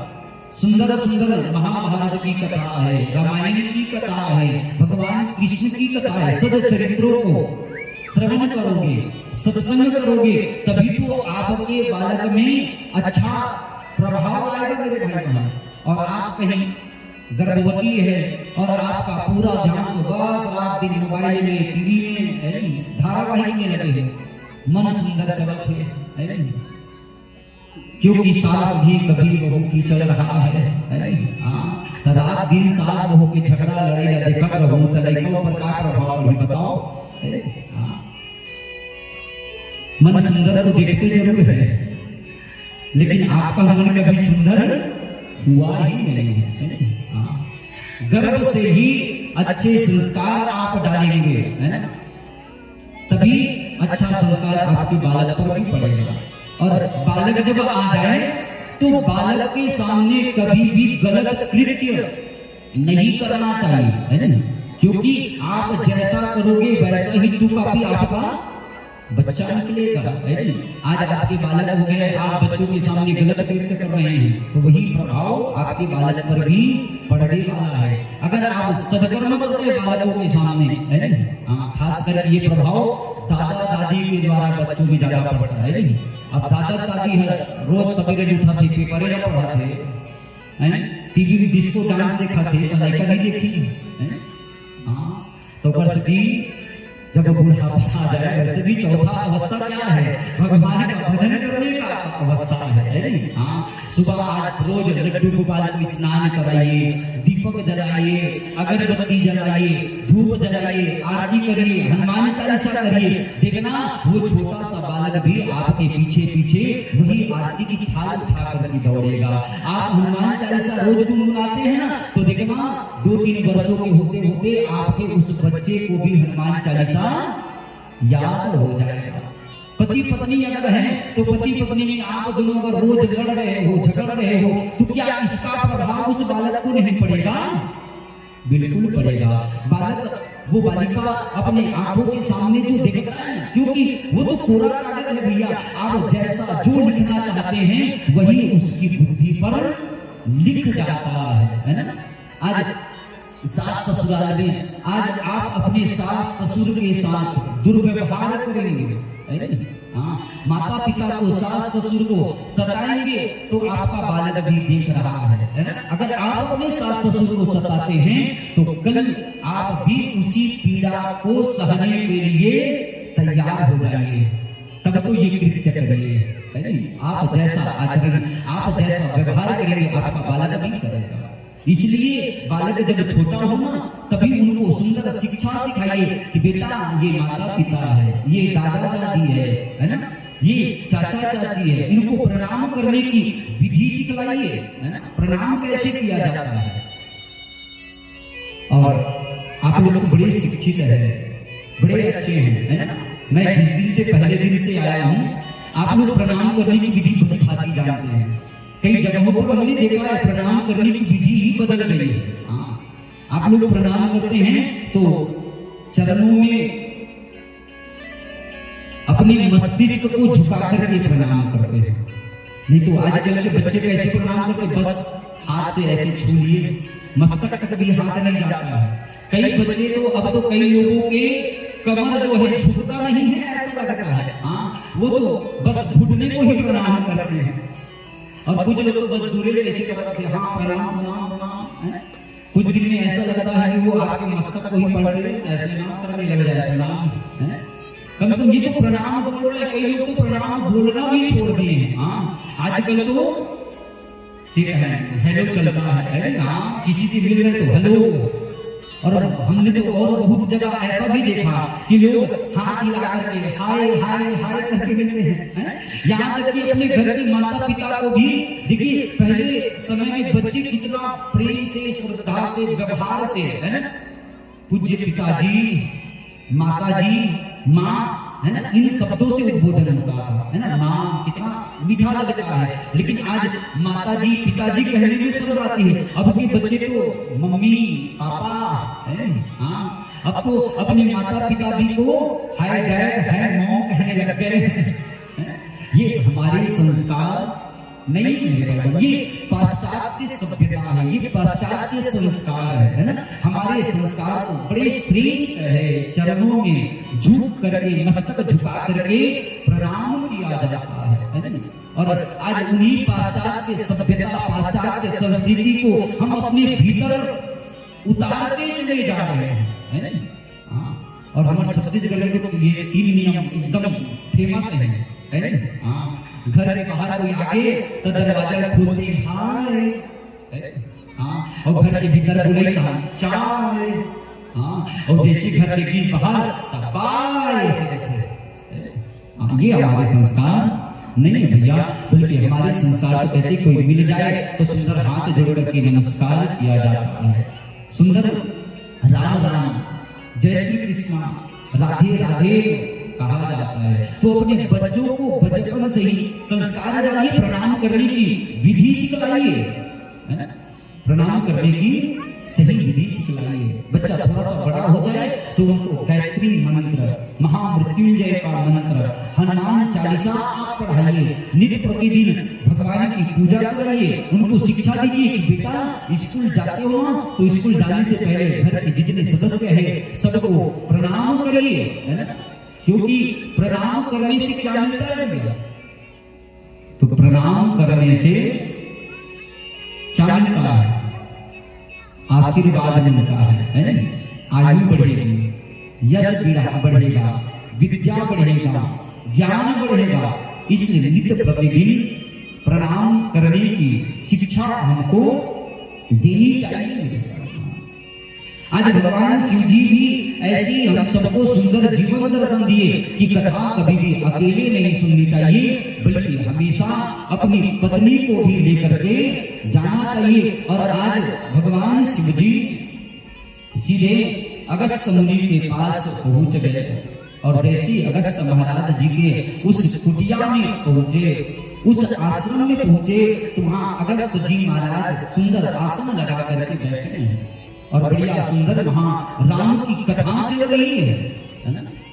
भगवान शिव जी को आए देख करके अगस्त जी महाराज उठ खड़े हुए। आज तो स्वयं ब्रह्म परमात्मा का, स्वयं साक्षात शिव शंकर भोलेनाथ का दर्शन मुझे प्राप्त हुआ है। अहो भाग्य मेरे, है ना। दौड़ करके भगवान के पास जाते हैं और भगवान के चरणों में जाकर के प्रणाम करते हैं मेरे भाई बहन, है ना। आज देखिए यहाँ उल्टी गंगा बह रही है ना। आज अगस्त जी महाराज वक्ता बनने वाले हैं और भगवान शिव जी श्रोता बन करके आए हुए हैं, है ना। नियम तो ये है कि श्रोता वक्ता को प्रणाम करे, लेकिन यहाँ वक्ता श्रोता को प्रणाम कर रहा है। आज साथ में माता सती जी आई हुई है ना। जैसी देखे कि यहाँ हम श्रोता बन करके आए हैं और ये तो अभी से गिर रहा है, तो ये क्या कथा कहेगा, है? ये क्या कथा कहेगा।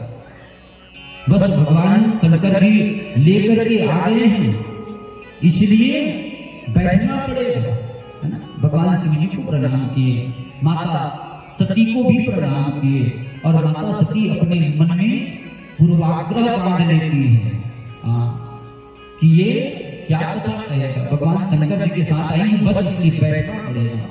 देखिए कहीं पर भी भगवान की कथा चल रही हो तो पहले से मन में कभी भी पूर्वाग्रह बांधना नहीं चाहिए, है ना। पूर्वाग्रह अगर आपने बांध लिया, अरे ये तो छोटा सा बालक है, ये क्या कथा कहेगा, तो आप कभी भी उस कथा में ध्यान नहीं देंगे, है ना। आप कथा में ध्यान नहीं देंगे। जैसे माता सती ने किया, कथा में ध्यान बिल्कुल भी नहीं दिया और परिणाम क्या हुआ भैया, सती को नष्ट होना पड़ा कि नहीं पड़ा। तो ऐसी कभी भी कहीं भी हम कथा सुनने जाए तो पूर्वाग्रह बांध करके मत बैठिए, है ना। क्योंकि कथा जब चल रही है तो कथा का एकाध शब्द भी अगर आपको समझ में आ जाता है ना, कथा का एकाध शब्द भी आपके जीवन में उतर जाता है, तो बस एक ही शब्द आपके जीवन का उद्धार कर देता है, आपके जीवन का कल्याण कर देता है। ये 7 दिन की कथा है ना, 7 दिन की कथा ये विषय है। और ये कैसा विषय है, तो देखिए हमारे जीवन की भी 3 परीक्षा होती है। हमारे जीवन की 3 परीक्षा होती है ना। बालक अवस्था, जवानी अवस्था और बुढ़ापा अवस्था, है ना। हम स्कूल में पढ़ने जाते हैं, वहां पर भी तो 3 ही पेपर होता है कि नहीं होता है ना। सबसे पहले त्रैमासिक पेपर, अर्धवार्षिक पेपर, वार्षिक एग्जाम, वार्षिक पेपर होता है ना। तो ऐसी हमारे जीवन की भी 3 परीक्षा है मेरे भाई बहन। और विषय क्या है, तो विषय यही भागवत है ना। एक बच्चा जब एग्जाम दिलाने जाता है तो उस सब्जेक्ट को पढ़ करके जाता है और अच्छा मेहनत करके जब जाता है तभी वो प्रश्नों के ठीक उत्तर वहां पर लिख पाता है, उत्तर पुस्तिका में। और जो बच्चा कुछ पढ़ करके ही नहीं गया है, उनको कुछ याद ही नहीं है, उस विषय का कभी अध्ययन ही नहीं किया है, तो बताइए क्या वो उस उत्तर पुस्तिका में कुछ लिख पाएगा? वो कुछ भी नहीं लिख पाएगा। तो ऐसे ही मेरे भाई बहन देखिए 3 घंटे की पेपर होती है और जैसे ही 3 घंटा होता है शिक्षक आ जाते हैं, है ना। और वो उत्तर पुस्तिका उठा करके ले जाते हैं। अब आपने लिखा नहीं लिखा ये शिक्षक देखते नहीं है कि आपने कितना लिखा है कि नहीं लिखा है। अभी तक नहीं लिखे हो तो चलो आपको 3 घंटे का और अवसर दे दिया जाए, ऐसा कभी होता है क्या? आपको फिर से वो अवसर प्राप्त होने वाला नहीं है। तो हमारे जीवन की भी 3 परीक्षा है, बालकपन, युवापन और वृद्धा अवस्था, और इसको अगर पास होना है तो इसके लिए आपका विषय है, आपका सब्जेक्ट है भागवत, आपके लिए सब्जेक्ट है सत्संग। मेरे भाई बहन, जिन्होंने अपने जीवन में सत्संग कर लिया है, जिन्होंने अपने जीवन में भागवत धर्म को, सत्संग को अपना लिया है, वही इस जीवन की परीक्षा में उत्तीर्ण होता है। और यदि आपने कोई तैयारी नहीं किया तो जैसे ही बुढ़ापा आता है, 3 घंटा आपका पूरा हुआ और वो काल रूपी शिक्षक आएगा, है ना, काल रूपी वो पर्यवेक्षक आएगा और आपके एग्जाम उस उत्तर पुस्तिका को छीन करके लेकर के चला जाता है। अर्थ क्या है? गोविंदाय नमो नमः हो जाता है, आप मर जाते हैं, है ना। और आपने सुंदर अच्छा आपने विषय की तैयारी किए रहोगे तो आप ये जन्म मरण के फेर से मुक्त हो जाओगे। और अगर आपका पूरा पेपर खाली रहा तो फिर से आपको 84 के चक्कर में पढ़ना पड़ेगा और फिर से आपको जन्म लेकर के आना पड़ेगा मेरे भाई बहन। तो इसलिए कथा जब भी सुनने के लिए बैठे तो कभी भी अपने मन में पूर्वाग्रह बांध करके मत बैठिए, अरे ये तो छोटा सा बालक है, अरे तो ये तो यहाँ से आया है, अरे ये तो पहले ये करता था, अरे पहले ये तो वो करता था, है ना। आज व्यास पीठ पर बैठ करके वो भागवत की, वो भगवान की कथा बता रहे हैं, है ना। तो कथा ध्यान पूर्वक एकाग्र चित्त से यदि आप सुनेंगे तो कोई ना कोई शब्द, कोई ना कोई विषय आपके पकड़ में आएगा और वही एक शब्द जो है आपके जीवन का कल्याण कर सकता है मेरे भाई बहन। आज भगवान शंकर जी पर पहुंचे हैं और अगस्त जी महाराज से कहते हैं कि राम कथा मुनि बरज बखानी।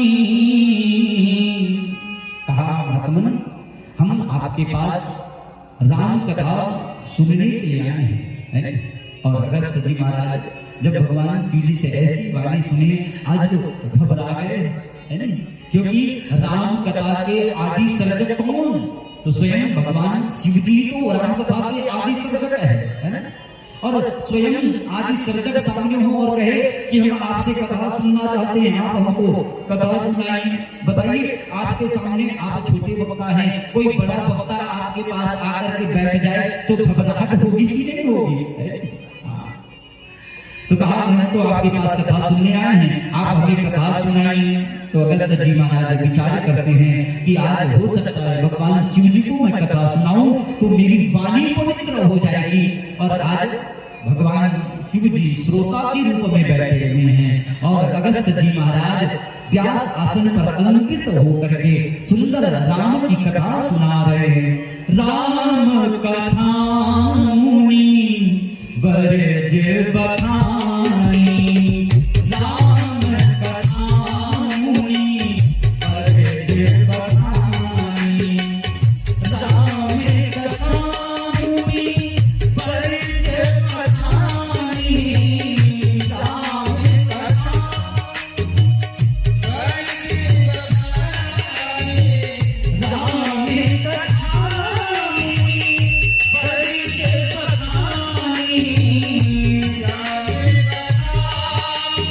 कथा राम की कथा और भगवान शिव जी बड़े गदगद हो करके सुन रहे हैं, बड़े आनंदित हो रहे हैं, बड़े आह्लादित हो रहे हैं, बड़े प्रसन्न हो रहे हैं। लेकिन बाबा तुलसीदास जी की चौपाई आगे क्या लिख रही है? सुनी महेश परम सुख मानी। वहां बैठे तो 2 लोग हैं, भगवान शिव जी अकेले आए हैं क्या? साथ में माता सती भी तो आई है।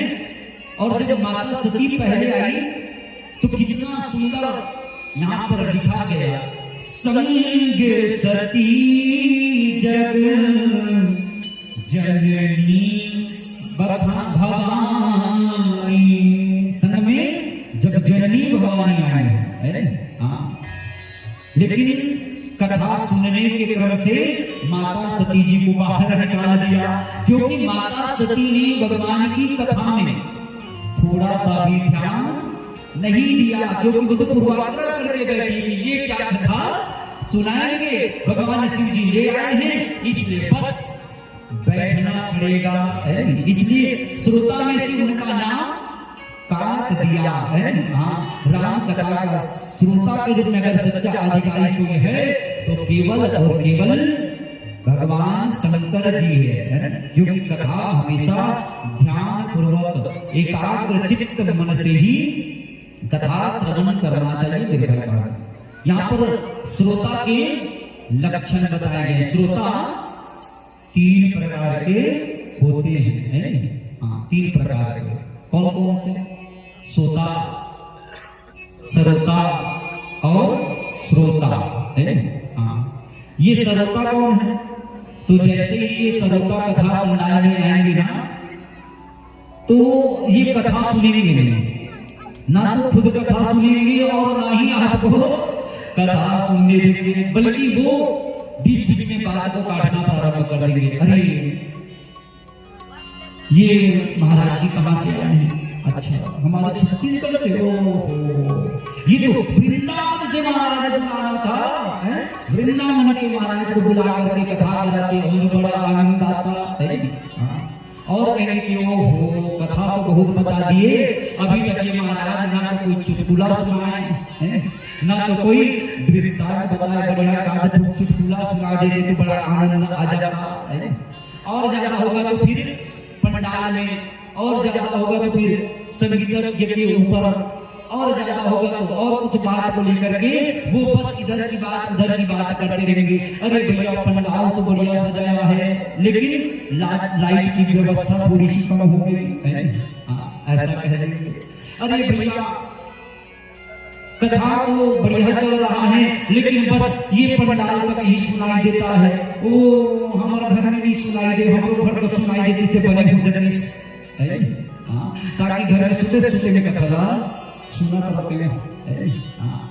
ये महाराज अब बड़े हो बस एक बात होती बात एक बोला करते, एक आखिर गाना गवा देती, इसलिए का मजा आ जाती। तो ये है सरोता, उनको कोई चीज अच्छा लगता ही नहीं है, हर जगह वो कमियां ही ढूंढेगा, ना तो स्वयं कथा सुनेगा और ना ही आपको कथा सुनने देगा। और दूसरा है सोता।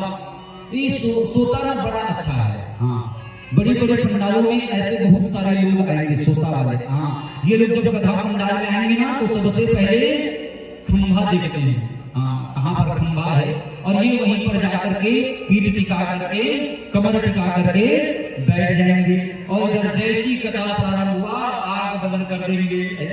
इनको देखोगे तो आपको ऐसा लगेगा कि इससे ज्यादा बढ़िया श्रोता और कोई नहीं है। हाँ, यही आग बंद करके ध्यान पूर्वक कथा श्रवण कर रहा है, लेकिन वो कथा श्रवण नहीं करता, बल्कि उनकी तो आंख लग जाती है, नींद लग जाती है, कुछ देर में तो उनका नाक भी बजना प्रारंभ हो जाता है। हमने तो कई बार देखा है कि कुछ लोग पंडाल में भी गिर जाते हैं। तो ऐसे लोग वैसे अच्छा है, क्योंकि किसी को कोई डिस्टर्ब करते नहीं है। आखिरी जैसी भगवान की जयकारा होती है, झकझका के उठते हैं, आरती होगा, प्रसाद लेके अपने घर को चले जाए। ये है सोता। और देखिए भैया, अगर सोने की आदत है ना कथा में, तो बिल्कुल सोइए, और कथा पंडाल में ही आकर के सोइए। ये मत सोचना का करे महाराज बोला तपड़ नहीं आते, कथा में जाता हूं जब नहीं आते तेरे से टीवी नहीं आओ, घर में सुनूंगा ऐसे नहीं। देखो घर में अगर कथा सुनते सुनते आपको नींद आ जाए, आग लग जाए, तो घर वाले आएंगे और 2-4 चादर कंबल धरी उड़ा देंगे। ओहो ये सुन गए, ले सुन दे, कोई उठाने वाला नहीं है। लेकिन कथा पंडाल पर अगर आप आकर के सुनते हैं तो भगवान का जयकारा या मानस की चौपाई या भगवान का कीर्तन आपको निश्चित मानिए उठा देगा। इसलिए सोना भी है तो पंडाल में आकर के ही सो जाइए। और तीसरा है श्रोता। मेरे भाई यही श्रेष्ठ है। श्रोता जो है कथा प्रारंभ होता है उसके पूर्व ही पहुंच जाता है। अपना स्थान सुनिश्चित कर लेता है, और जब तक कथा चलती है तब तक एकाग्र चित्त मन से एक स्थान पर बैठ करके कथा श्रवण करता है, उस कथा का चिंतन करता है, मनन करता है, और उस कथा के सिद्धांत को अपने जीवन में उतारने का प्रयास करता है। यही श्रोता श्रेष्ठ है मेरे भाई बहन। हमें श्रोता कैसे होना चाहिए? तो जैसे मीन जानते हो, मीन अर्थात मछली है ना। हाँ, मछली आप सब लोग जानते होंगे, बचपन में तो खूब गाए भी होंगे।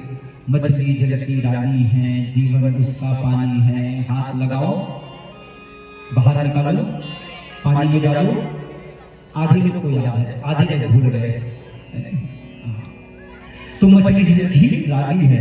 जैसी मछली को हम जल से बाहर निकालते हैं तो मछली तड़प करके मर जाती है ना। अगर असली सच्चे श्रोता हो तो ये मछली की भांति ही तड़प हमारे जीवन में होनी चाहिए। कोई कहे कि अरे भैया 2 दिन तो हो गया, खूब कथा सुन लिए, चलना पिक्चर देखने चलते हैं, चलना कहीं घूमने चलते हैं, तो उनको आप बोलो कि नहीं भैया, मुझे तो प्यास अगर किसी चीज की है, मुझे तो तड़प अगर किसी चीज की है, तो केवल और केवल कथा श्रवण करने की। आपको जाना है तो आप चले जाइए, जब तक 9 दिन की कथा है मैं कहीं जाने वाला नहीं, मैं तो कथा में ही मुझको आनंद आता है। तो ये मीन की भांति हमारे जीवन में कथा के प्रति तड़प होना चाहिए मेरे भाई बहन। कथा से यदि आप निकाल दोगे तो मैं मर जाऊंगा, है ना।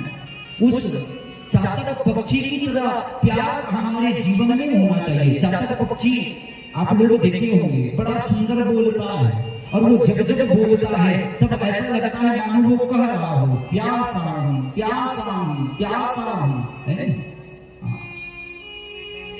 पास ही नदी बह रही है, पास ही सुंदर सरोवर है। अन्य पक्षियां जब देखती है ना तो उनको कहती है अरे चातक, ये तुम क्यों प्यासा हो कहता रहता है। अरे नदी बह रही है, जा अपनी प्यास बुझा ले। तो ये कहता है भैया मुझे मेरी प्यास इस जल से बुझने वाली नहीं है, मेरी प्यास तो स्वाति बूंद का जब जल गिरता है उस बूंद से ही मेरी प्यास मिटती है। तो बस ऐसा ही प्यास आपकी भी भागवत के प्रति होनी चाहिए भैया। मेरी प्यास तो केवल और केवल भागवत की कथा को सुनने से ही बुझती है। भागवत कथा के अलावा और कहीं भी मेरा प्यास बुझने वाला नहीं। ये प्यास हमारे जीवन में होना चाहिए। और हंस आप लोग देखो, हंस का काम क्या है? हंस के बारे में आप लोगों ने सुना होगा कि दूध और पानी को अलग अलग कर देता है। और हंस कहाँ मिलते हैं? तो मान सरोवर में। मान सरोवर जाना पड़ेगा तभी हंस दिखेगा। तो सुने हैं कि ये हंस जो है दूध और पानी को अलग अलग कर देता है। तो हंस की भांति हमको भी क्या करना है? कथा को डालकर आकर के बैठ जाइए, भगवत कथा श्रवण करिए, है ना। और जो बातें आपको अच्छी लगती है उसको अपने जीवन में अमल कर लीजिए, उसको जीवन में संग्रहित कर लीजिए। और जो बात बुरी लगती है उस बात को आप छोड़ दीजिए मेरे भाई बहन। और एक पक्षी है शुक्र, जिसको आप लोग घर में पालते हैं, है ना। शुक्र अर्थात तोता, है ना। आप लोग भी घर में पाले होंगे। तो तोता पक्षी हम लोग जो बोलते हैं ना उसको ध्यान पूर्वक सुनता है ना। ध्यान पूर्वक सुन करके उस बातों का चिंतन करता है, मनन करता है। और हम जो बोलते हैं धीरे धीरे वो शुक पक्षी भी बोलना प्रारंभ कर देता है कि नहीं, करता है कि नहीं? हाँ, हम अगर उसको राम राम सिखाएंगे तो वो तोता, वो शुक पक्षी राम राम बोलने लग जाता है। यदि हमने सिखाया है कि आइए बैठिए आपका स्वागत है, तो देखना वो कोई भी घर में आपका मेहमान, कोई भी अतिथि आ जाए, कोई भी आए, तो वो बस वही बात कहेगा, आइए बैठिए आपका स्वागत है, आइए बैठिए आपका स्वागत है। तो बस ठीक उस तोते की भांति ही हमको भी कथा सुनना है, कथा सुनकर के चिंतन करना है, मनन करना है, और चिंतन मनन करके उस सिद्धांत को अपने जीवन में उतारने का प्रयास करना है मेरे भाई बहन, तभी हम सच्चे श्रोता बन पाएंगे। और आज राम कथा भगवान शिव जी ने तो बड़ी ध्यान पूर्वक सुना, लेकिन मां सती ने इस कथा पर बिल्कुल भी ध्यान नहीं दिया। और माता सती के साथ हुआ क्या जानते हो, जानना चाहते हो? तो आज नहीं, कल ठीक फिर ना 10 बजे से कथा प्रारंभ होगी और आपको बताया जाएगा कि माता सती कथा पर बिल्कुल ध्यान नहीं दी तो परिणाम क्या हुआ, है ना। और आज की कथा का यहीं पर विश्राम के साथ ही साथ आपको कल की कथा के विषय में बताऊं कि कल भगवान के भक्तों की कथा है, कल ध्रुव जी महाराज की कथा है, कल भक्त प्रहलाद जी की कथा है। देखिए 5 वर्ष की बालक है ना, आयु बिल्कुल छोटी है, फिर भी और इन बालकों के जीवन में भी कितना कष्ट आया, कितना दुख आया, है ना। लेकिन प्रत्येक परिस्थिति में उन्होंने भगवान के नाम को लेना छोड़ा नहीं। इसीलिए तो परमात्मा एक को जंगल में मिल गए, एक को खंबे से प्रकट होकर के मिल गए। तो ऐसी भगवान की सुंदर सुंदर भक्तों की कथा आपको कल सुनाई जाएगी। और धीरे धीरे क्रम देखिए, बस एक दिन बाद हमारे लड्डू गोपाल का भी आगमन होने वाला है। बजने वाली है सहनाई, बजने वाली है ढोल नगाड़े तासे, बजने वाले हैं बधाई के गीत, है क्योंकि रसगुल्ला सबको भाता है कि नहीं भाता है। हाँ, तो बटेगा रसगुल्ला, मिलेगा सबको रसगुल्ला, दूध दही माखन की होगी यहाँ पर खूब उत्सव त्योहार, है ना। हाँ, भगवान के साथ साथ हमको भी तो खाने को मिलेगा। तो धीरे धीरे कथा बड़ा ही आनंद में कथा आपको श्रवण करने को मिलेगा। आप समस्त ग्रामवासियों से एक बार फिर से पुनः मैं निवेदन कर दूं कि समय बिल्कुल बहुत कम है, 9 दिनों की कथा है ना। ये अवसर आपके हाथ से छूट ना जाए, इसलिए आप लोग कल से अधिक संख्या में आए। और जितने लोग आए हैं आप लोगों से सभी से निवेदन है कि आपके जितने भी सगे संबंधी है, पड़ोसी है, उनको भी लेकर के आइए, उनको बताइए कि कथा में बड़ा आनंद आ रहा है और उनको लेकर के आइए। क्योंकि आप अपने साथ जितने लोगों को और जोड़ करके आएंगे तो आप आते हैं कथा सुनते, उनका पुण्य तो मिलेगा, लेकिन आप अपने साथ जितने लोगों को लाते हैं उनका आधा पुण्य भी आपको मिल जाता है। इसलिए अपने गांव वालों को, बस्ती वालों को, अपने पड़ोसियों को, और यहाँ तक कि हो सके तो अपने सगे संबंधी मित्रों को भी फोन कर ही डालिए।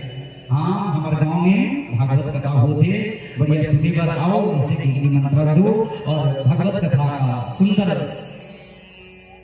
श्रवण करके अपने जीवन को आनंदित करें, अपने जीवन को कृतार्थ करें। आइए सुंदर भगवान नाम का संकीर्तन के साथ ही साथ भी भगवान की मंगल में आरती होगी। बोले बाकी बिहारी लाल की जय।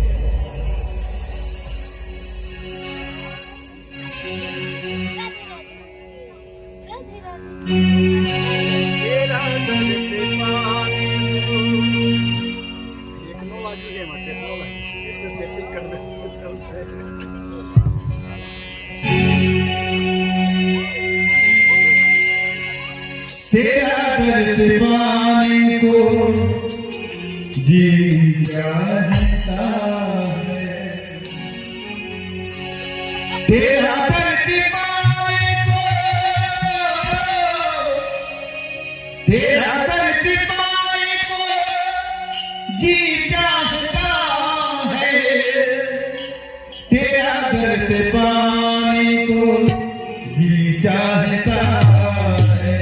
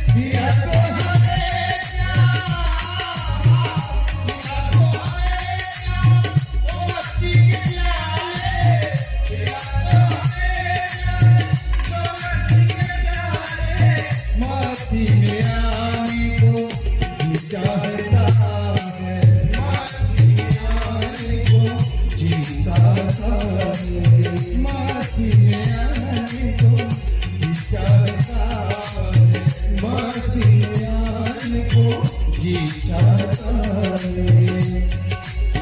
जुदाई तुम्हारी क्या जुदाई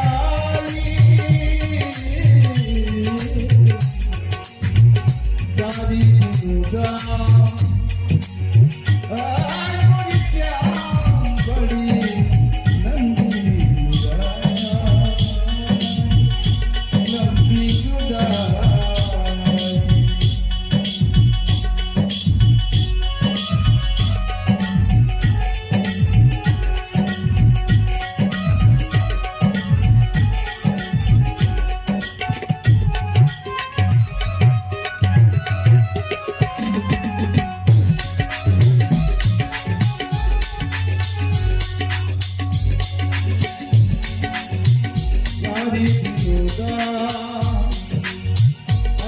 मुझे क्या बड़ी लंबी जुदाई फोटो पिया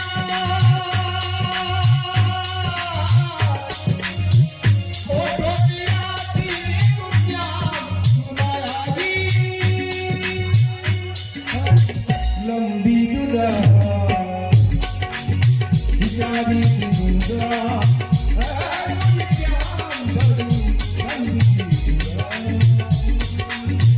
लंबी जुदाई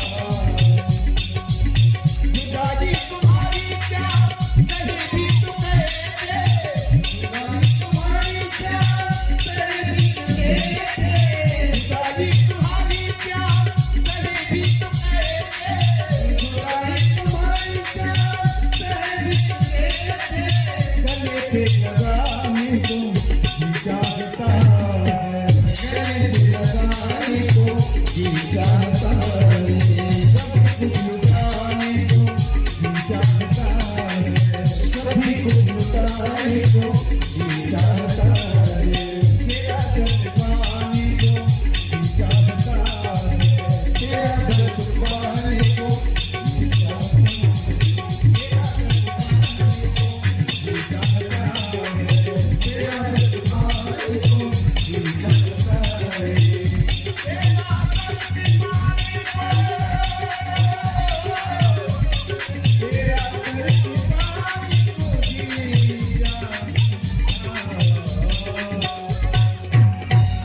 बोल कृष्ण भगवान की जय। जय हो। दीपक प्रज्वलित कर लेंगे।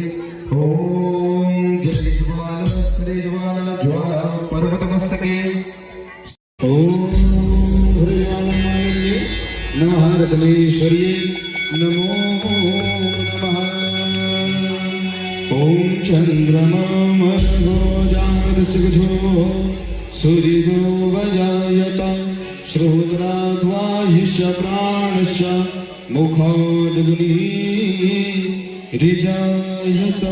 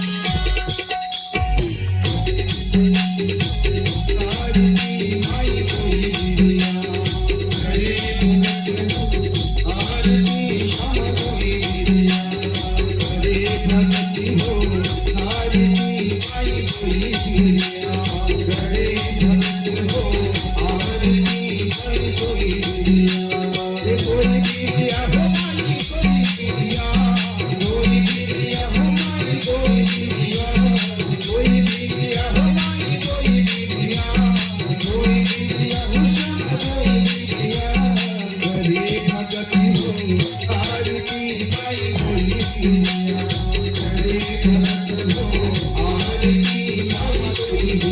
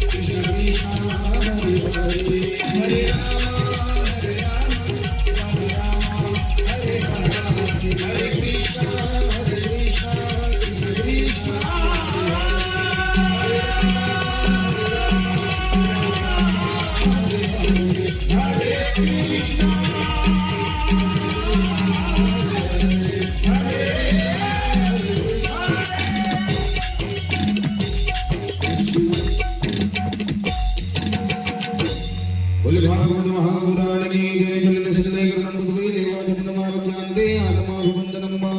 सभी अपने स्थान पर परिक्रमा कर लीजिएगा, घूम जाए। ओम जय जरधानि विजरन देशिका स्थानि गंगड़ा तेखा गुम सागर जोजने वाणी जन्मांतर कृतानि च स्थानि सर्वाणि रस्यन्तो प्रदक्षिणायाहं पदे पदे।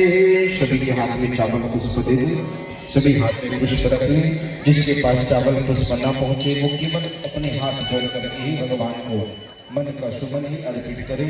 ओम जगदेव सानि धर्माणि प्रथमान्या सन्नाते हनागम महिमानः सचन्दद्रपूर्वे शाघ्याः सन्ति देवाः। हरि ओम एकदन्ताय च विद्महे वक्रतुण्डाय धीमहि तन्नो दन्ति प्रचोदयात्। कात्यायनी च विद्महे कन्याकुमारी च धीमहि तन्नो दुर्गे प्रचोदयात्। नन्दनन्दनाय च विद्महे यशोदानन्दनाय च धीमहि तन्नो श्रीकृष्ण प्रचोदयात्। सुखी बसे संसार सब दुखिया रहे न कोई। यह अभिलाषा हम सबकी भगवन पूरी होय। विद्या बुद्धि तेज बल सबके भीतर होय। दूध पोत धन धान से वंचित रहे न कोई। आपकी भक्ति प्रेम से मन होवे भरपूर। राम देश से चित मेरा हो सौभाग्य दूर। मिले भरोसा आपका हमें सदा जगदी। आशा तेरे नाम की बनी रहे ममें। पाप से हमें बचाइए करके दया दयाल। अपना भक्त बनाई के सबको करो निहाल। भगवन सबको करो निहाल। नाना सुगंध पुष्पाणि यथा कालोद्भवानि च पुष्पाञ्जलिर्मया दत्तं गृहाणां परमेश्वर। मंत्रद्वारेण मंत्र पुष्पांजलि समर्पयामि। बोलिए भागवत महापुराण की, श्री बांके बिहारी लाल की। जयकारा में कंजूसाई नहीं करना, जो जयकारा में कंजूसाई करे तो डायरेक्ट चप्पल गवा दे। बोले बांके बिहारी लाल की, चप्पल के मजा। बोले शंकर भगवान की। धर्म की अधर्म का प्राणियों में ईश्वर का, गौ माता की गौ हत्या, सत्य सनातन धर्म की, आज की आनंद की, अपने अपने माता पिता की, अपने अपने अपने गुरुजनों की, हिंदू राष्ट्र की। नमः पार्वती पतये हर हर महादेव शंभो बाबा काल हर कष्ट हर दुख हर दारिद्र हर पार्वती के वर हर हर महादेव शंभो। दामन पुष्प चढ़ा देंगे, सभी प्रणाम करें।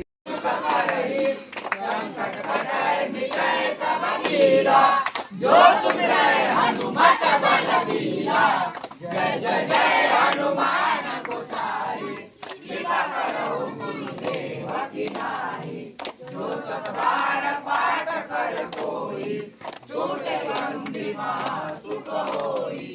जो या पढ़े हनुमान चालीसा, होय सिद्धि साखी गौरीसा। तुलसीदास सदा हरि चेरा, कीर्तनाथ हृदय महादेवा। पवन तनया संकट हरण, मंगल मूर्ति रूप। राम लखन सीता सहित, हृदय बसहु सुरभूप। बोल पंच हनुमान की जय।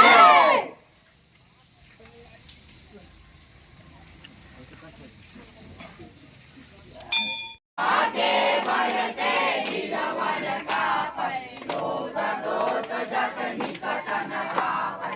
अंजनी पुत्र महाबलदाई, संतन के प्रभु सदा सहाय। देवी रघुनाथ पठाई, लंका जाई सिया सुध लाय। लंका चौपुट समुद्र सिपाही, जात पवन सुत बारन लाय। लंका जाए असुर संहारे, सिया राम जी के काज सवारे। लक्ष्मण मूर्छित पड़े सहारे, आने सजीवन प्राण उबारे। बैठी पतार तोड़ जमतारे, हरि रावण के भुजा उतारे। आए भुजा असुर दल मारे, गाए भुजा संत जन तारे। सुर नर मुनि जन आरती गाए, जय जय जय हनुमान उजाए। पंचन कारक पुर लाउजाई, आरती करत अंजना माई। जो हनुमान जी की आरती गावे, ससी वैकुंठ परम पद पावै। आरती की जय हनुमान ललाटी, दुष्ट दलन रघुनाथ कलाटी। आरती की जय हनुमान ललाटी, दुष्ट दलन रघुनाथ कलाटी। हरे राम राम राम हरे हरे, हरे कृष्ण कृष्ण कृष्ण हरे हरे। हरे राम राम राम हरे हरे, हरे कृष्ण कृष्ण कृष्ण हरे हरे। राम राम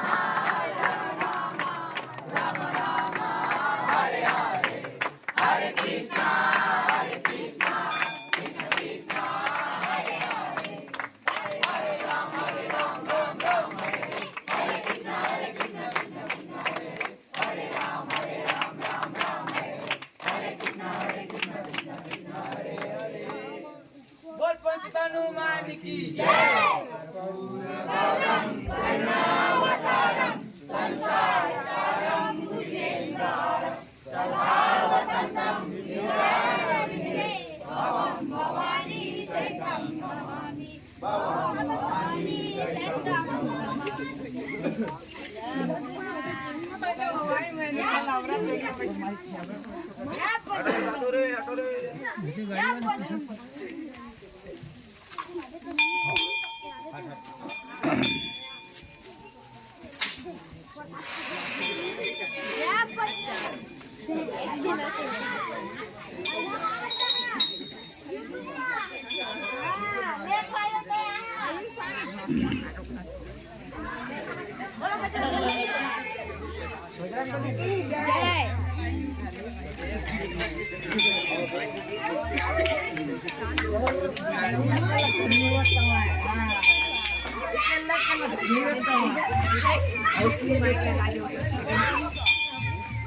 चलो आरती देखो।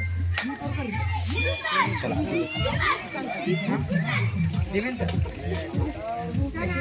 चलो प्रसाद वितरण करो चलो। यूट्यूब में आई नहीं का आई है पकड़ाए का मैं घर पे पकड़ाए नहीं ए मो फोटो ला अब देखो अब देखो मैं अब धन खड़ा हो ना जी चलो खड़ा हो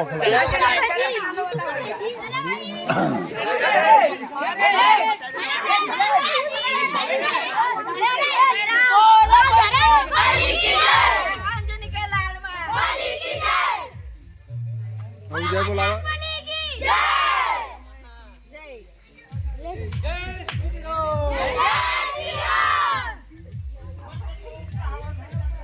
लेना